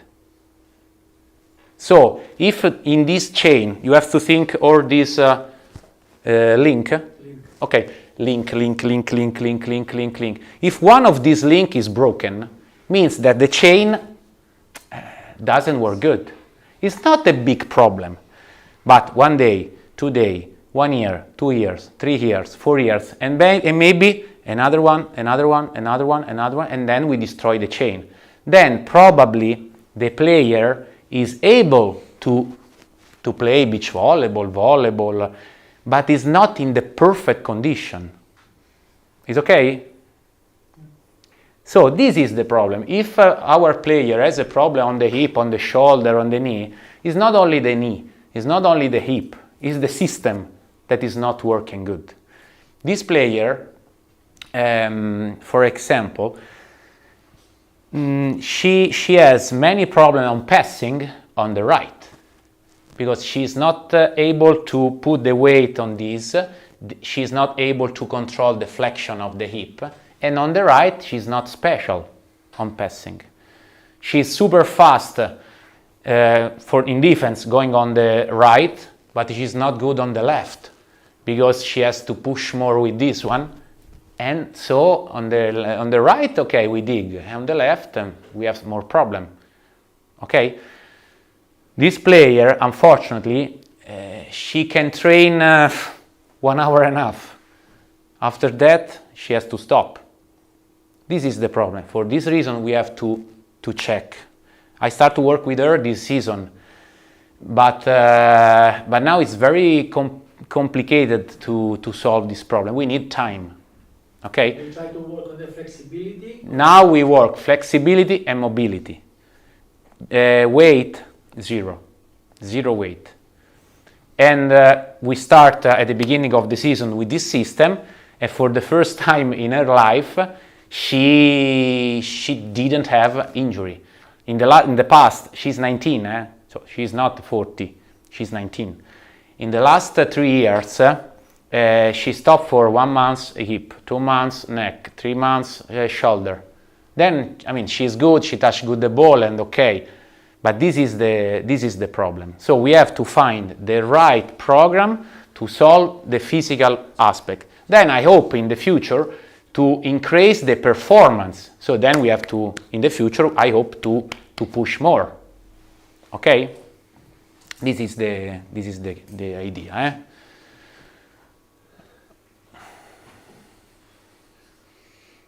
Okay, sorry, but I didn't show you. It was another flexibility test for the adductor. In general, the women with adductor, they have the adductor very strong, but they have for the nature, is a physiological, they have more adduction. But in this video, Claudia, the angle was this, and she had the spasm.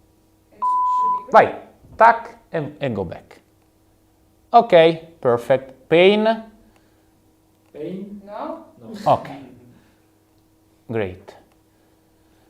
Okay, after that, and we consider that she plays with the right, no? So we can think that the right is the shoulder with more problems. So now we compare the right arm with the left, because we hope that the left is better than the right. Okay? Because she used more this one. So for sure, maybe this shoulder has some problems. So we do the same test with the left, same position, blah, blah, blah. When you hear the beep,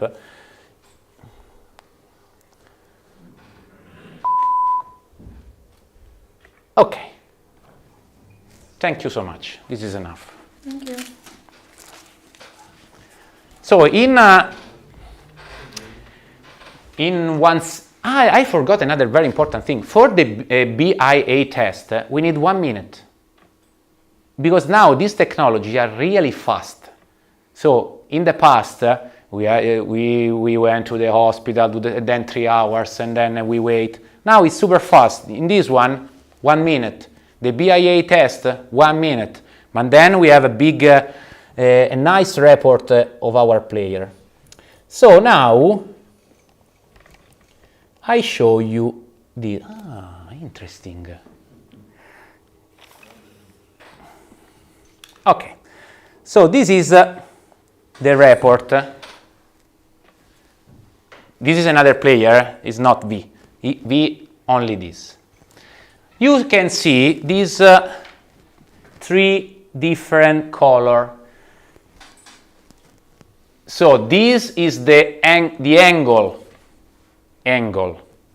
For example, V has a deficit with the left of 22%. So means that the right arm has a deficit comparing with the left of 22%. So right here, left here. Okay? It's not a problem, but for sure the intra-rotation has something different from with the left. The green one, this one, is this parameter fluidity. Fluidity is good fluidity. If you have some problem with fluidity, it means that it's not linear, it's not smooth, it's not linear. There is something in the muscle timing that is wrong. Okay? And for example, I mean, V 100%, so more or less is the same. And then the blue one is the angular speed, but it's another parameter, and now we don't care. Okay, so this is a report of a Japanese player when we start in December 2016. When we arrived in Japan, this player, she felt pain on the shoulder, okay? And the biggest pain that she had was in the, we call this extra rotation, but it's an intra-rotation of the omero. So she had pain on the intra-rotation. Okay. And then the results of this test were she had a deficit of 20%. This is the left. So she had a deficit of 20% of the angle. The fluidity was not special. The speed, the velocity was not special. So with players, this was the priority. So we have to solve this problem, because otherwise she's not able to hit strong or to make the perfect piazzata. Okay? So after we have this number and we know the difference, we start working with stretching, with flexibility, with release, with mobility. And then after 20 days, no more, 24, 20, well, okay, like more or less 1 month, You see the result? So the angle was better than the lefty, than of the left. You see the fluidity, so the muscle timing. So this player, the shoulder of this player is ready to be everything, because we solved the problem. If we don't do this test, if we don't have the numbers, okay, let's start a serve, X rotation, inter rotation, X rotation, inter rotation, X rotation, inter rotation. Coach, I have pain. Now, maybe it's too late. If we start at the beginning of the season, and then you see now till the end, see, more or less is August, after 8, 6, 7 months, the situation was, the average was okay. So here, pain and not possible hit strong or extra rotation. Then, during the season, no problem. Okay? Okay, now it's too big the slide. Another very important aspect is that the power is nothing without control. So many times we have the players that are really powerful, but they don't have the control of this power, and sometimes it's a problem. So this is the message that I want to give you. It's about how you do, not only how much you do it. So, okay, you jump 1 meter, but how you do it? You jump 1 meter, you have the control of your body, or you jump 1 meter going with the arm on the right, the leg on the left. So we have to control this power, because if you control the power, if you jump 1 meter going like this, but then you are able to control your body, maybe you jump 1 meter in one direction, and maybe you are more efficient. Okay, the efficiency is better. Is okay? Okay. To do this analysis of the power of the leg, we use again this in a different software. So now I need take your time, but now I need you again your help.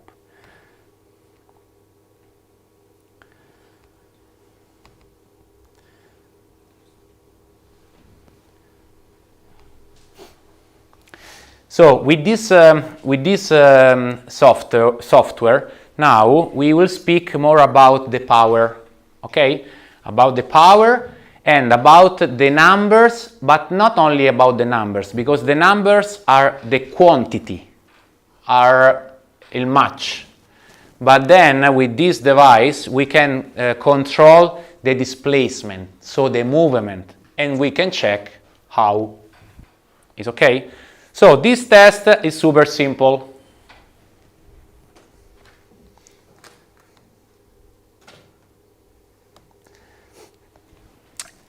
We have 5 different tests with the jump test. We have the CMJ, this. In this way, we can analyze the ability that has the player to use the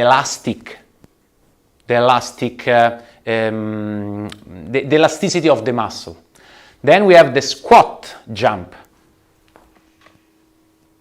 Tac. So only the power of the muscle, because we don't have the elastic part. Then there is another test where we can analyze the resistance. So jump, jump, jump. And this software, with this test, we can analyze if she's able to control maybe 15 jumps every time with the same height, with the same control. Or after 15 jumps, if she's completely destroyed. In this way, we can work. There are many players that they start jumping not with a big height, and then they go higher. Or they start high and then they go down. This is important for a coach and for a physical trainer, because it means how the neuromuscular system reacts. Okay, so let's start with this jump test. In general, we have to put the belt on the skin, but now we use we wear this on the shirt. Oh, it's okay, it's okay.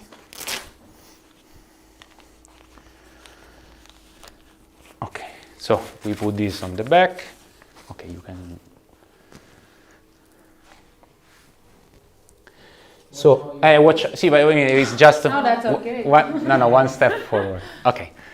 So put the hands here on the belt. So now we make this jump with no arms. So we put the focus just on the lower body. When you hear the beep, go down, but not jump full. It's just to show. Okay.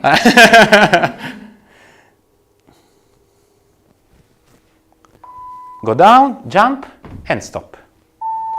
Okay, so now, after this jump, we can see the displacement, then I will show you on the slide. And then we have many parameters, the height, the power, the strength, the acceleration. Okay, then we do the same test using the arms, because then I will show you what happens. So now, you can do the same with the arms. So it's like when you jump, you go down, but don't jump too much. It's just to.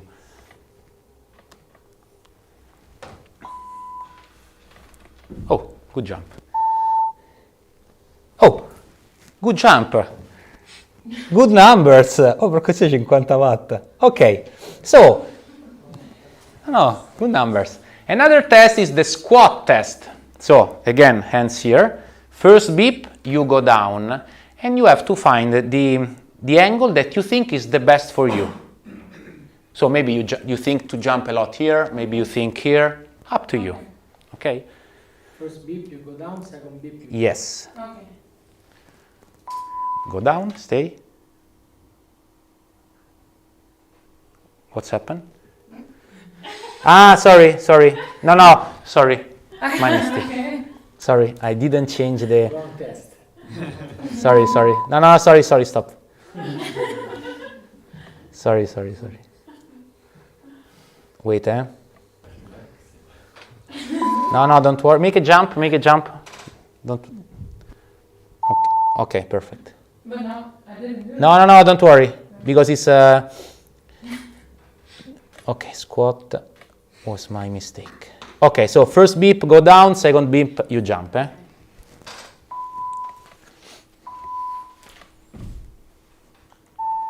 Okay, so now we will do the same with the arms, then we will do the same with one leg, with the right, then with the left, and then we have a lot of numbers that we can consider. And now I show you how. Thanks.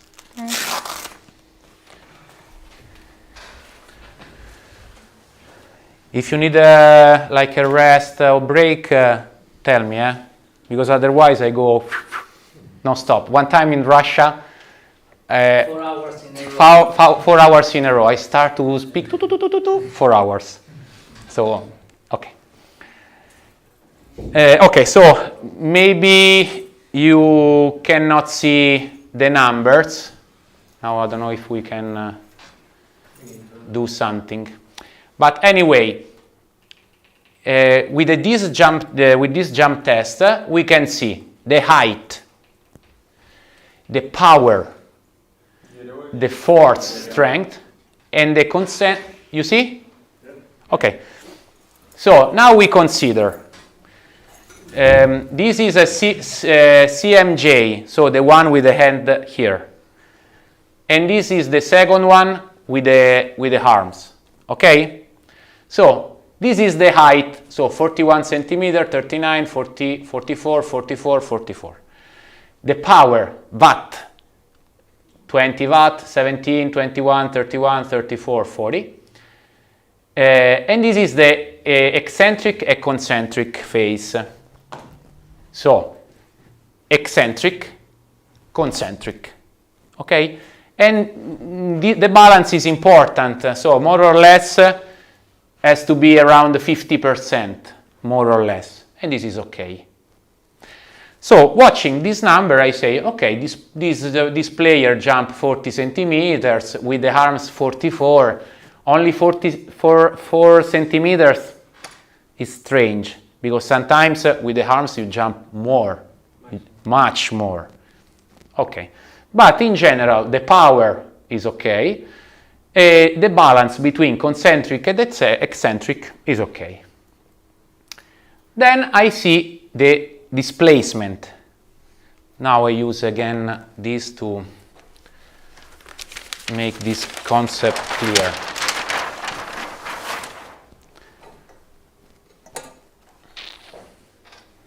Okay. Okay, so imagine that I have the belt here. First beep, so this is the starting, this point. Beep, and then jump. So, starting position, standing, go down, beep, and then jump. And this is the landing. Is okay? These three, you see that this line are really clear. It's linear. Okay? And these were the jump with the hands here. But then you see that this line is strange. It's not linear. It's like, okay, so this is a signal. So it means that this player, when she used the arm, happened something. So she missed something in the air. Okay? So if we see this line, probably there is not a good connection between lower leg, lower body and upper body. So probably this player has some problem when she swings the arm. And I don't know, maybe a rotation, maybe she doesn't control in the air, or maybe one arm push more and the other one create a rotation. It's not a big problem, but you think.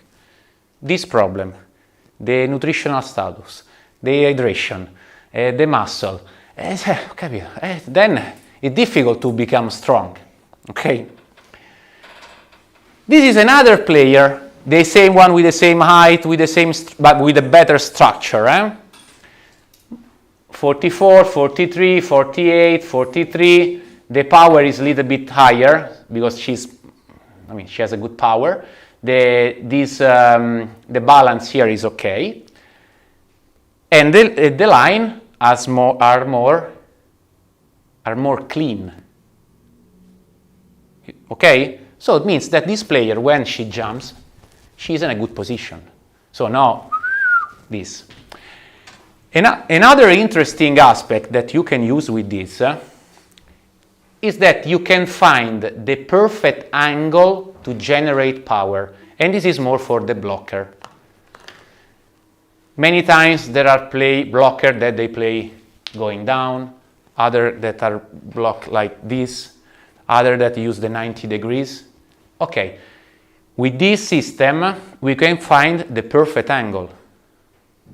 Okay, we make many tests for the blocker. Maybe for you it's better that you stop here, because when you stop here, the power and the height is super high. You see this line? This one. So is the jump where this player, Arianna, is the jump where she jumps more and she arrogates more power, but was the ones with the biggest angle. So she is a blocker, and when she blocks, she has to use this angle, because it's the ones where she is able to generate more power and to go high, to go faster. It's okay? Then of course there is another problem. She used this angle because the mobility is not special, so she prefers to work with this angle. So in the game or in the practice we use this angle because it's the better for her. But in the gym we work on the mobility, because then she is able in the future to increase the angle in case she needs to go down. Okay? Oops. No, it's okay, it's okay. This is the squat test. Remember V, when I say, when she did beep, beep, and jump. So not with the counter movement. This player, as you can see in general, the line is like this. Oops. Sorry. In general, the line 0, okay? Because we start from this position.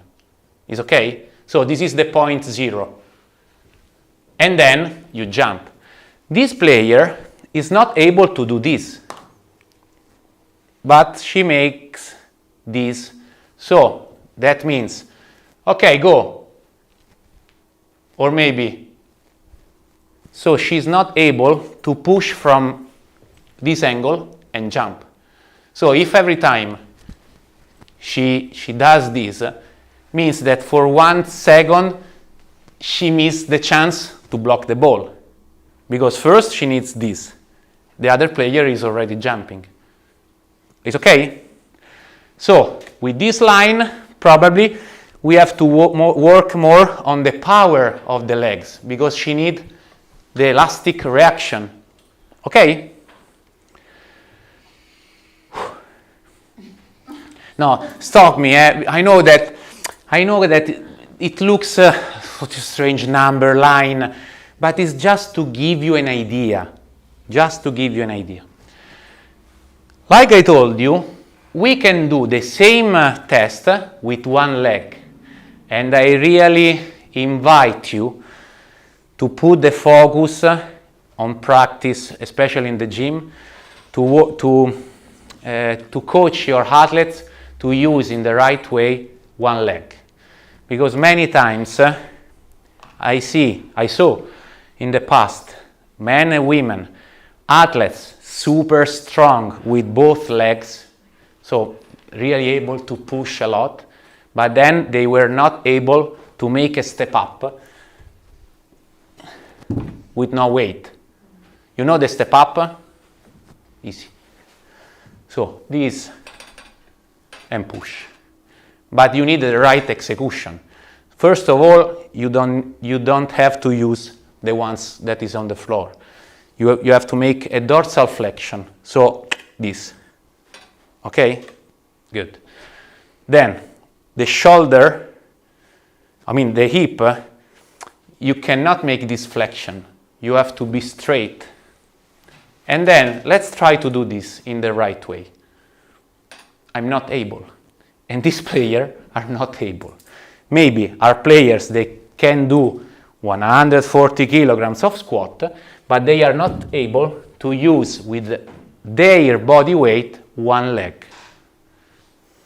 And this is a problem, because many times when we push with one leg, we land with one leg, we jump pushing with one leg,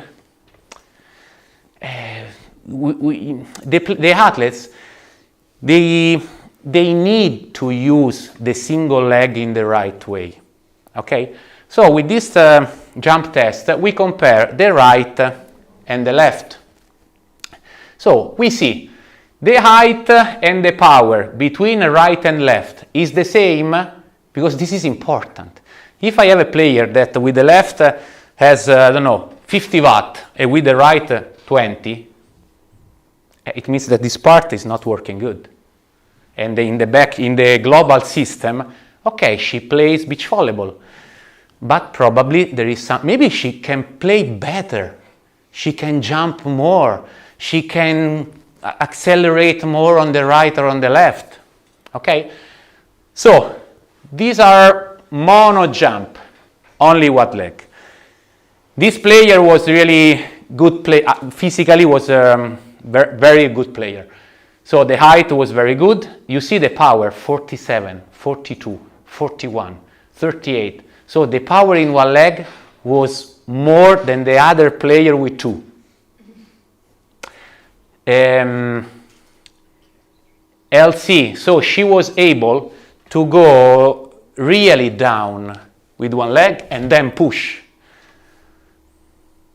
This player, same test. The height was not the same. The power, no. Remember the other one, 38, 40, and blah, blah, blah.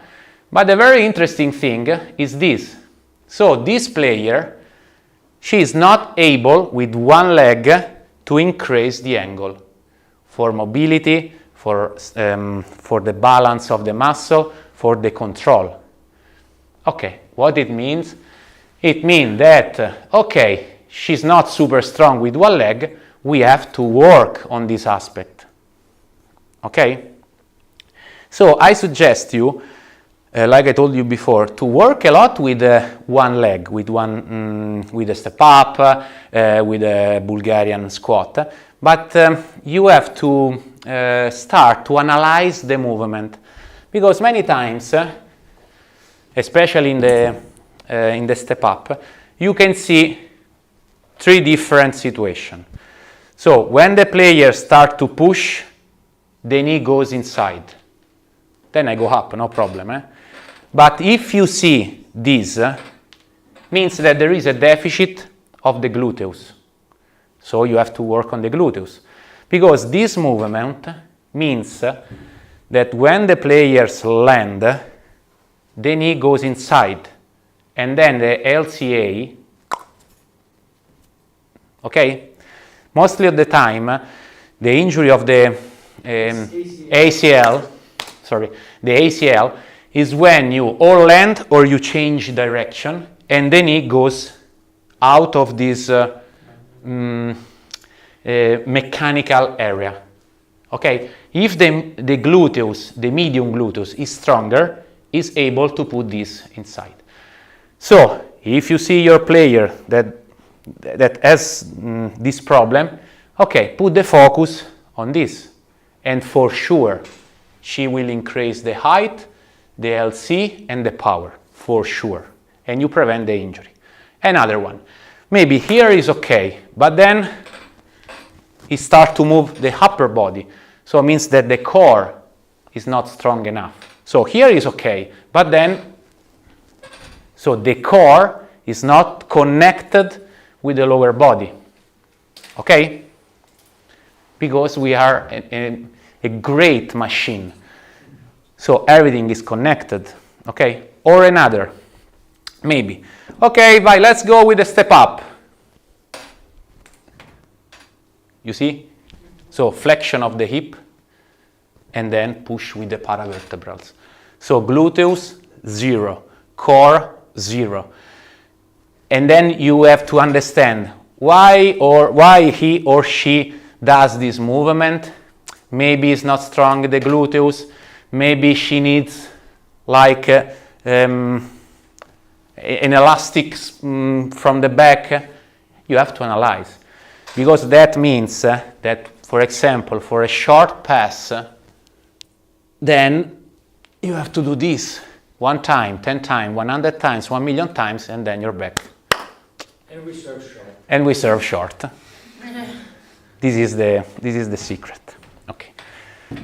So, and then the last part. Rest and optimal loading are, especially rest, is part of the training. And sometimes we don't consider this. Rest is the moment where our players create the adaptation of the body with the gym, at the aerobic work, with the practice. So it's the moment where the body create the new condition for the next time. Okay? This is I don't know if you know, is the supercompensation reaction. Is a physiological condition that here the word is training. Okay, so when we start a practice, we are here. And then we start the training. Gym, ball, running, yoga, I mean, up to you. Then what happens?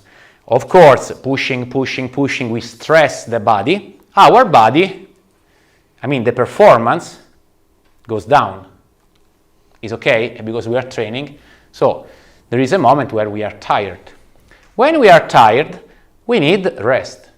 Because if we don't take a rest, the adaptation, we don't have adaptation. See, so it means training, performance, training, and then bye-bye. When we are in this phase, there is another moment that is very important that is called open window. In this moment, the players, they are not only tired, but they have the risk to get sick. Because when we stress the body with the practice, the immunological system goes down. So if you start training and you push, and your players becomes sick, fever, cough, it's a signal. So maybe this window is open and the body is too stressed. Okay? But if we give the right rest, then we have the adaptation and then we have the improvement. The next time we start here and then start again the practice, perform and decline. But then the next time we start here. So every time we go higher. It's okay? But if we don't respect this phase, the next time we start here. It's clear? What does it mean, right rest? Right rest. Right rest. Good question. I come back. Wait.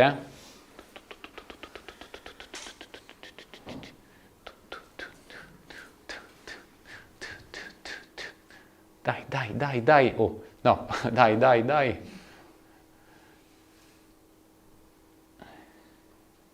Last one. Okay. We have to connect all these tests together. Okay? So, good question. We start the practice and my athletes is here. It's okay? We start the practice. After that, we make the BIA test and our player goes here. Maybe it looks like a bad signal because it's going in the wrong area.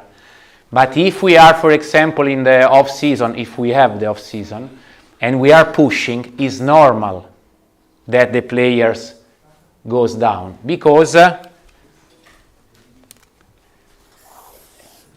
is the line that we see before, no?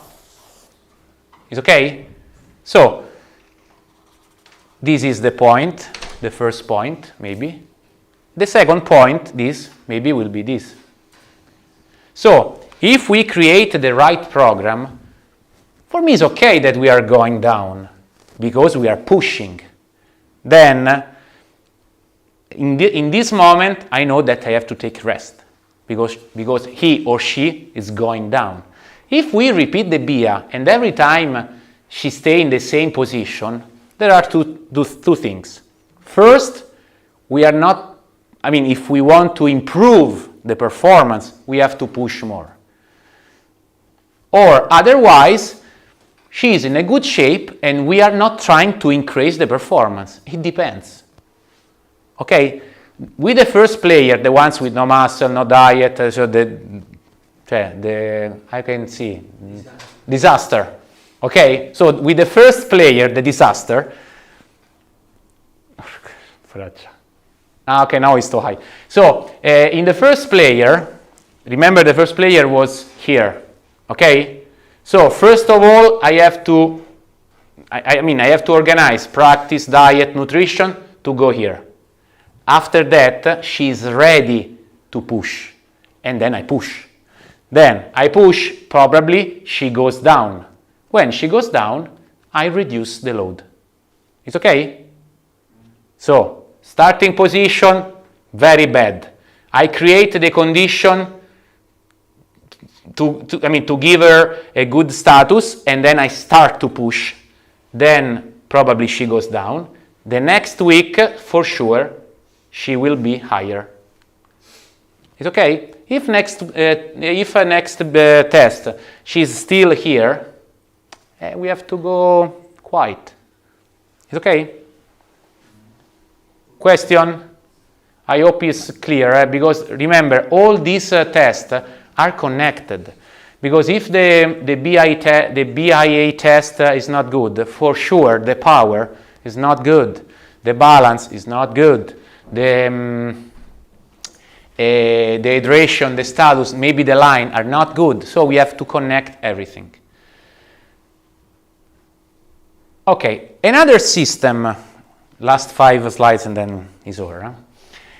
Another system to control, and this is very cheap. This is cheap. We sell for 80 euros. No, this is very cheap. The ones for the arm is like 60 euro. Okay, 50, 60 euro. The name is Polar OH1. And this app is free. So, with this system, you can check live during the practice all the frequency of your players. What it means. Okay.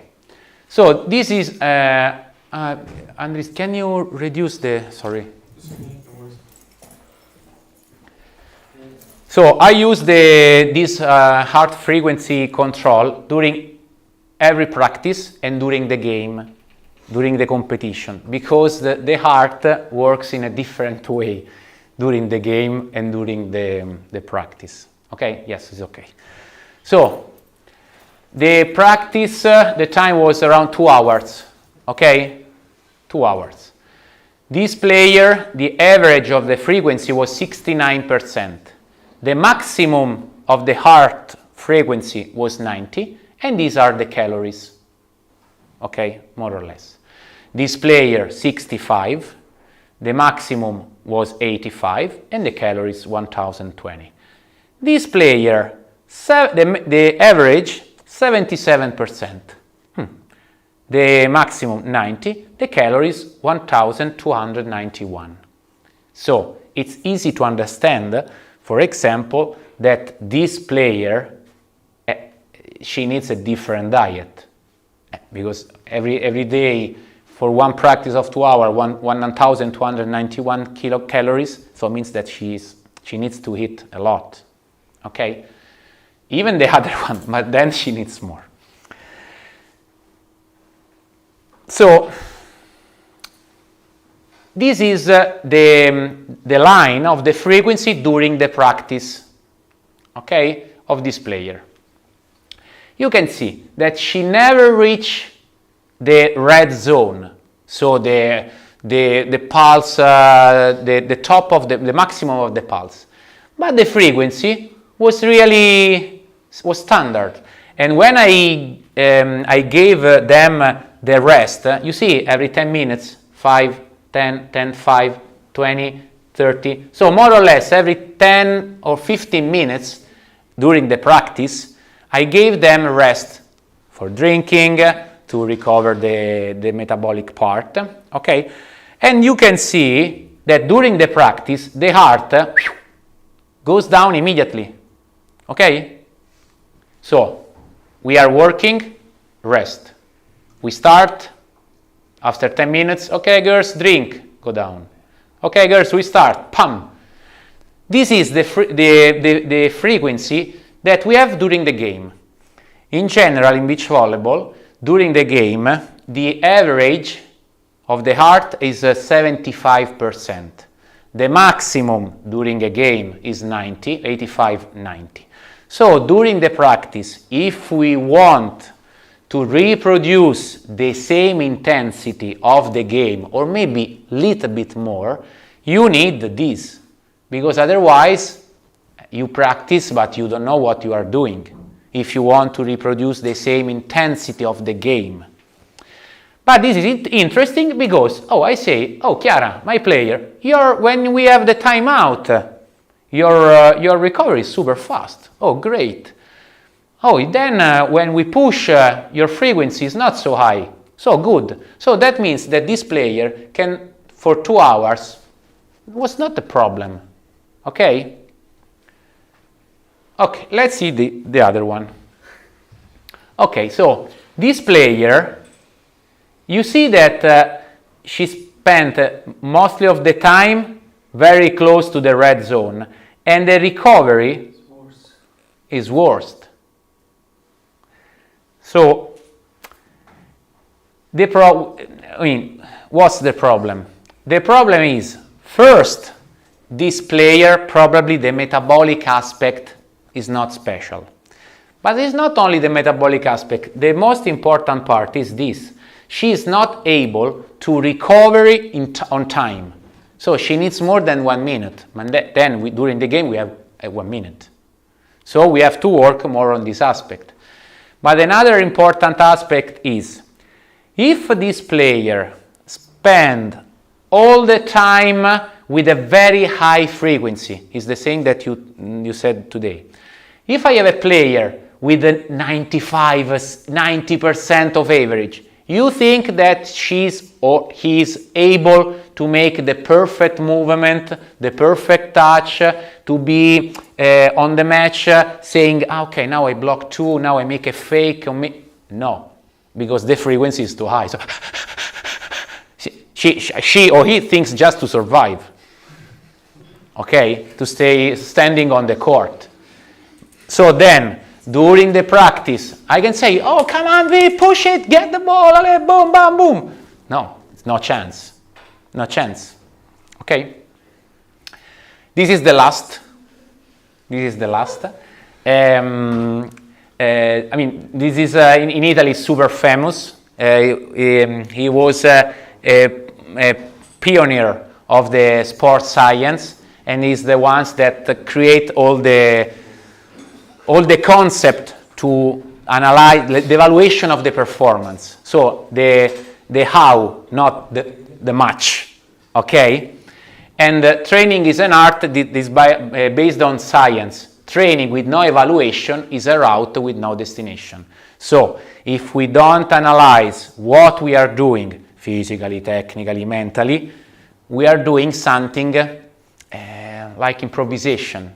So for sure, with this technology, I make, and I will make mistake.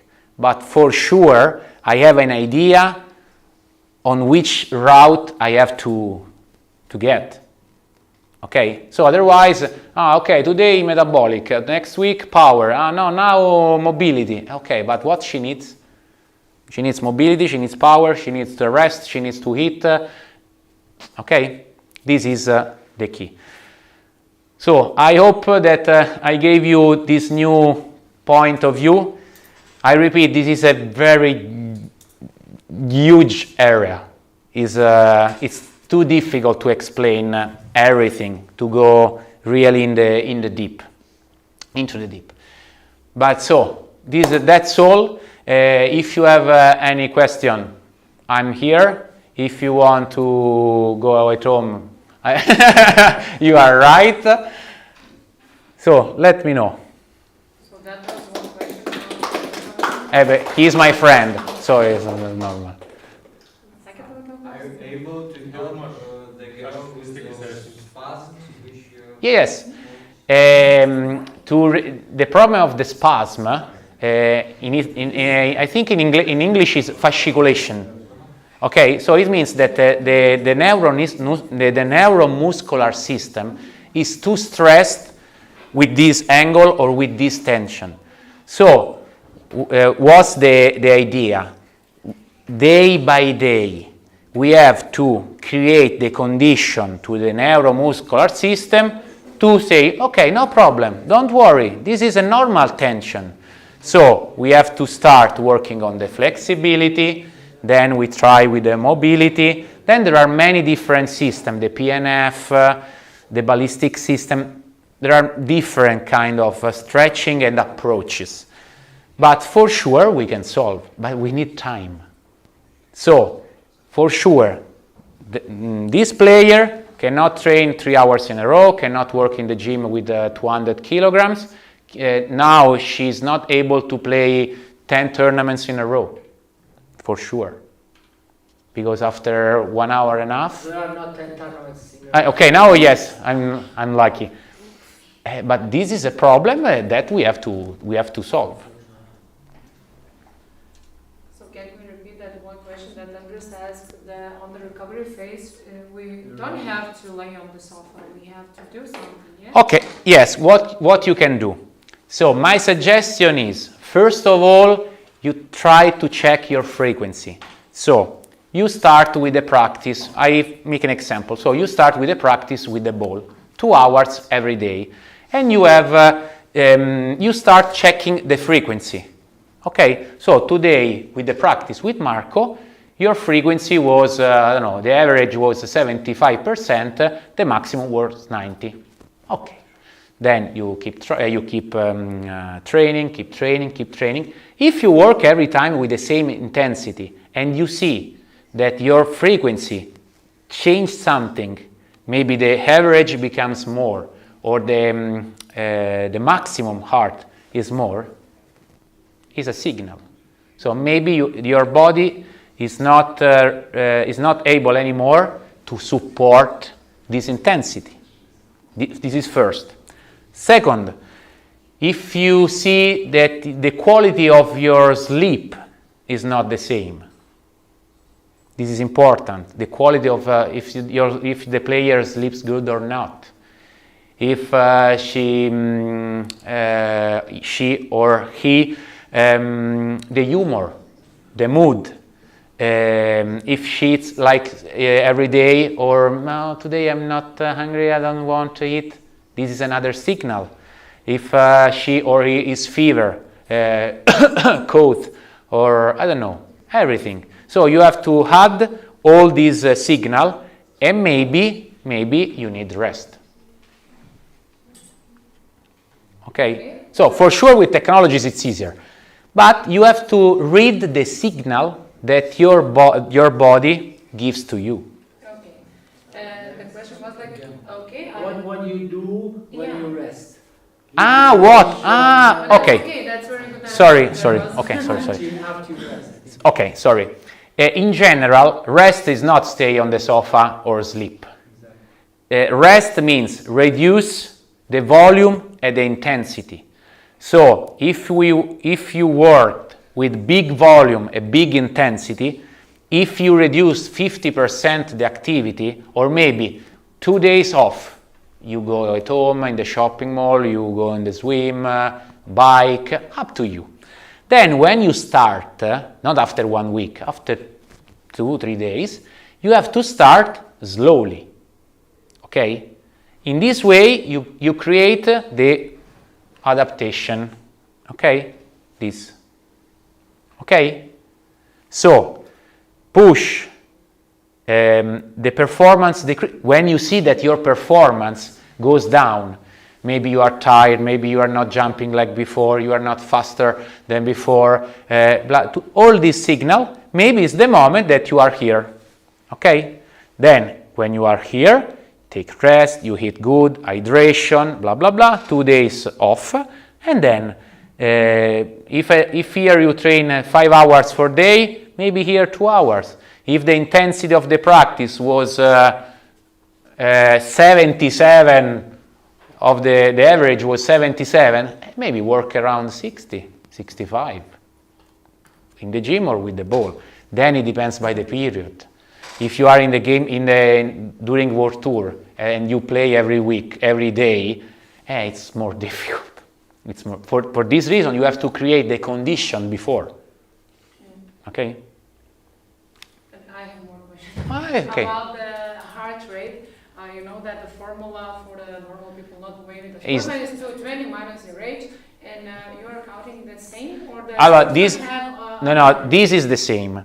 But then if you want, There are different formula that you can find on internet, Tanaka, and then you can set this with your heart rate. Okay. So Okay. this is the normal one? Yes, is age minus 22.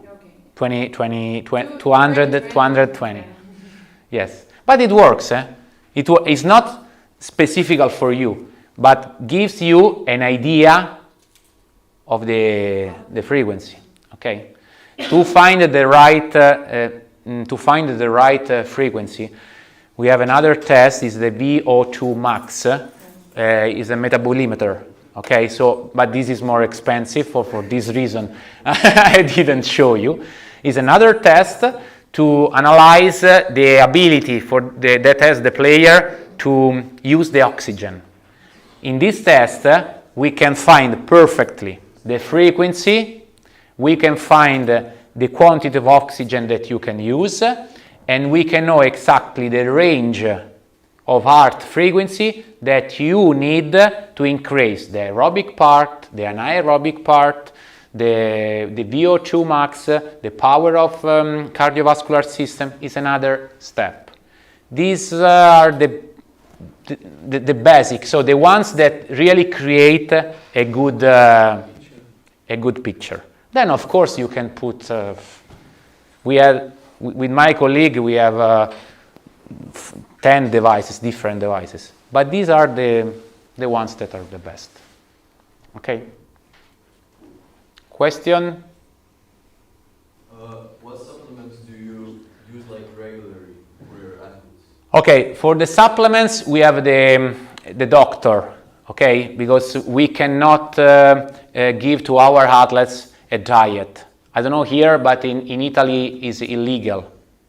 You go in the jail. So if I give to her a diet or nutritional program, as something happens, because especially with the women, with the food, change the hormonal activity. So we have to speak with the doctor. In general, it depends by the program, but for sure, after a practice of 2 hours like this, okay, water, and we already discussed about this, they have to reintegrate carbo. Okay, so carbohydrates, pasta, rice, bread, because this is important, because they need the muscle glycogen in the muscle. Then you need protein, because the protein, remember, the door that permit to the water. So protein, they have other functions, but they are important for the hydration too. It depends. In general, it depends. But carbo before practice and game, because you need the energy for the next one. If you have practice in the morning, for the lunch you can eat carbo. In the evening, if you don't have a practice in the afternoon, maybe you can reduce the carbo, or maybe you can eliminate the carbo and you eat only protein, fiber, and something like that. Okay. Another advice that I can give you is very important: the moment when you eat. Because if you, breakfast. If you have breakfast, if you have practice at 9 o'clock, you cannot have breakfast at 8. It's too late. If you don't have time and you have breakfast only on 8, you have to eat only carbo, because for your body it's easier to create the right absorption. Okay? If you have more time, if you have 3 hours, you can eat carbo and protein. Okay, this is another huge area, the nutrition. But these more or less are the advice. For sure, after the gym or after that you push a lot with the weights, you need protein, and you have to get the protein maximum in 30 minutes, because otherwise your body is not ready to get the protein. Regarding the protein, Another suggestion is that our body, come si può dire metabolizzare? Metabolize. Okay, our body can metabolize only 30 grams of protein.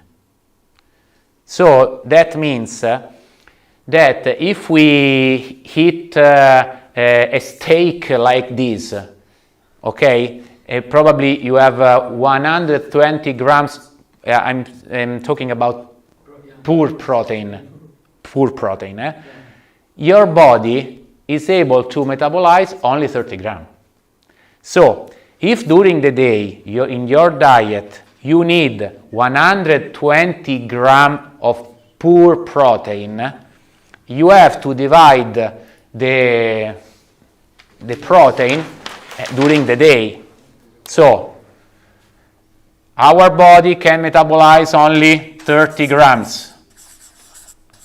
But I need 120 grams per day, poor protein. I cannot eat 120 grams in one shot because my body can metabolize only 30 grams. So I need to divide 120 for 4 times. So breakfast, snack, so 30 plus 30, then lunch plus 30, snack, dinner, and then the total is 120. Okay? Okay, it's too much. It's too much. But I think that you can understand how it's really complicated.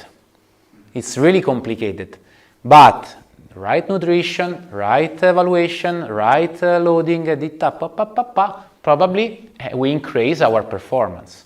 Then, of course, we have to increase the pass, the set, the heat, the tactical aspect. But it's not easy.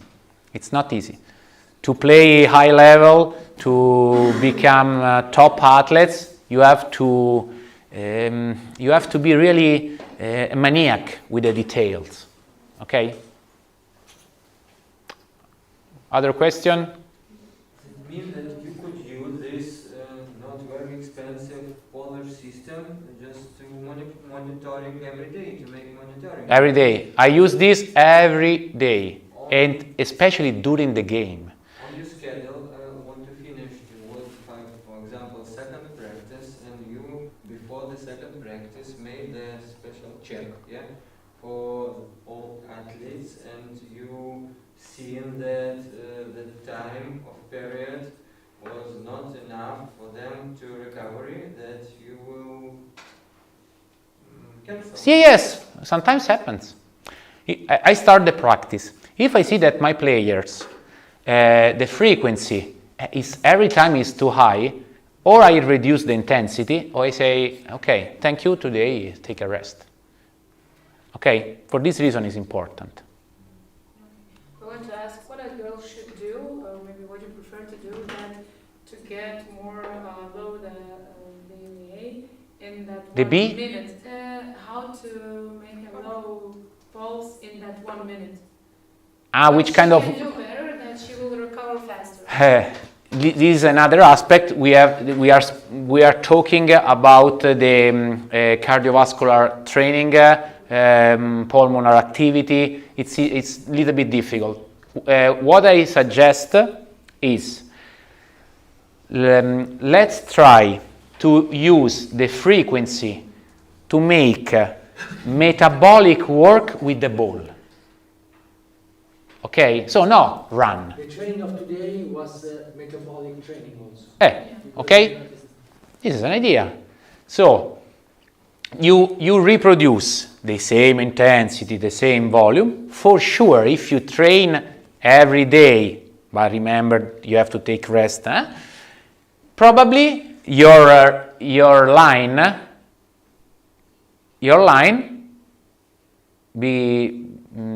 becomes like this. So after 1 minute, okay, ready. So you go from 180 to 120. But you can improve, absolutely. And then if you are not able to improve with the ball, probably you have to make something more specific. So you work with some movement on the sand. I reach the heart rate that I need. Then, okay, rest. I take 20 seconds. Then I start again. I push to in way that you go again on the frequency. Then I stop. I change the recovery time, maybe 30 seconds. So every time I give you a different rest. In this way, your body has a different reaction. So every time has to accelerate or then has more time. Okay. And in this system, so changing every time the recovery, for sure you increase the total of the recovery. So when you have 1 minute, okay, this is an idea. Our body is created to save energy. So our body is created to save energy, to survive. This is the story. Okay. So if we train every time in the same system, with the same intensity, with the same volume, with the same exercise, we don't create the adaptation. So remember this. If these are the stimulations, no? These are the training. If the training is not correct, so the stimulation is not the right one, we don't have this. We go straight. Maybe it's okay. Maybe it's okay. But if we want to improve, we have to stress the system. So when I see that you are able to, I start pushing a lot, then for sure you adapt. The next time I have to change the strategy, because otherwise your body is ready for the same stimulation and save energy. Okay? So every time I have to give you a different signals. This is the key to increase the performance. We cannot make, strength for 6 months. You know, the power 4 weeks, strength 6 weeks, then we reduce, then you start again. This is in general, how our body works. Other question? Yes, hydration. You taught in the first part a lot of about it, but I'm interested about periods, which you prefer, and how many. And the last question will be, if you need the water, but your body shows no signals for you that you want to drink, what to do with this? Okay, sometimes happens that the player say, I don't drink. For example, another signal is if is the sweat. If your player doesn't sweat, it's not good. It means that the body is protecting and is getting inside the water. So sweating is normal. It's a physiological aspect. So if the athletes doesn't sweat, it's a signal. This is a signal. This is another signal. Okay? Because it means that the body is getting inside the water. But we have to teach them how to drink, because it's very important. So, in general, the doctors say that you have to drink every 20 minutes, 30 minutes, more or less 250 milliliters. Remember before I told you every 10-15 minutes, 100 milliliters. So in general, during the day, you have to drink this quantity. So more or less but it depends. Maybe he needs 2 liters, I need 5 liters. It depends. And, but it's very important to drink regularly during the day, and especially before the practice, during the practice, after the practice. Because in that moment you create the right balance of the water in different areas. Okay?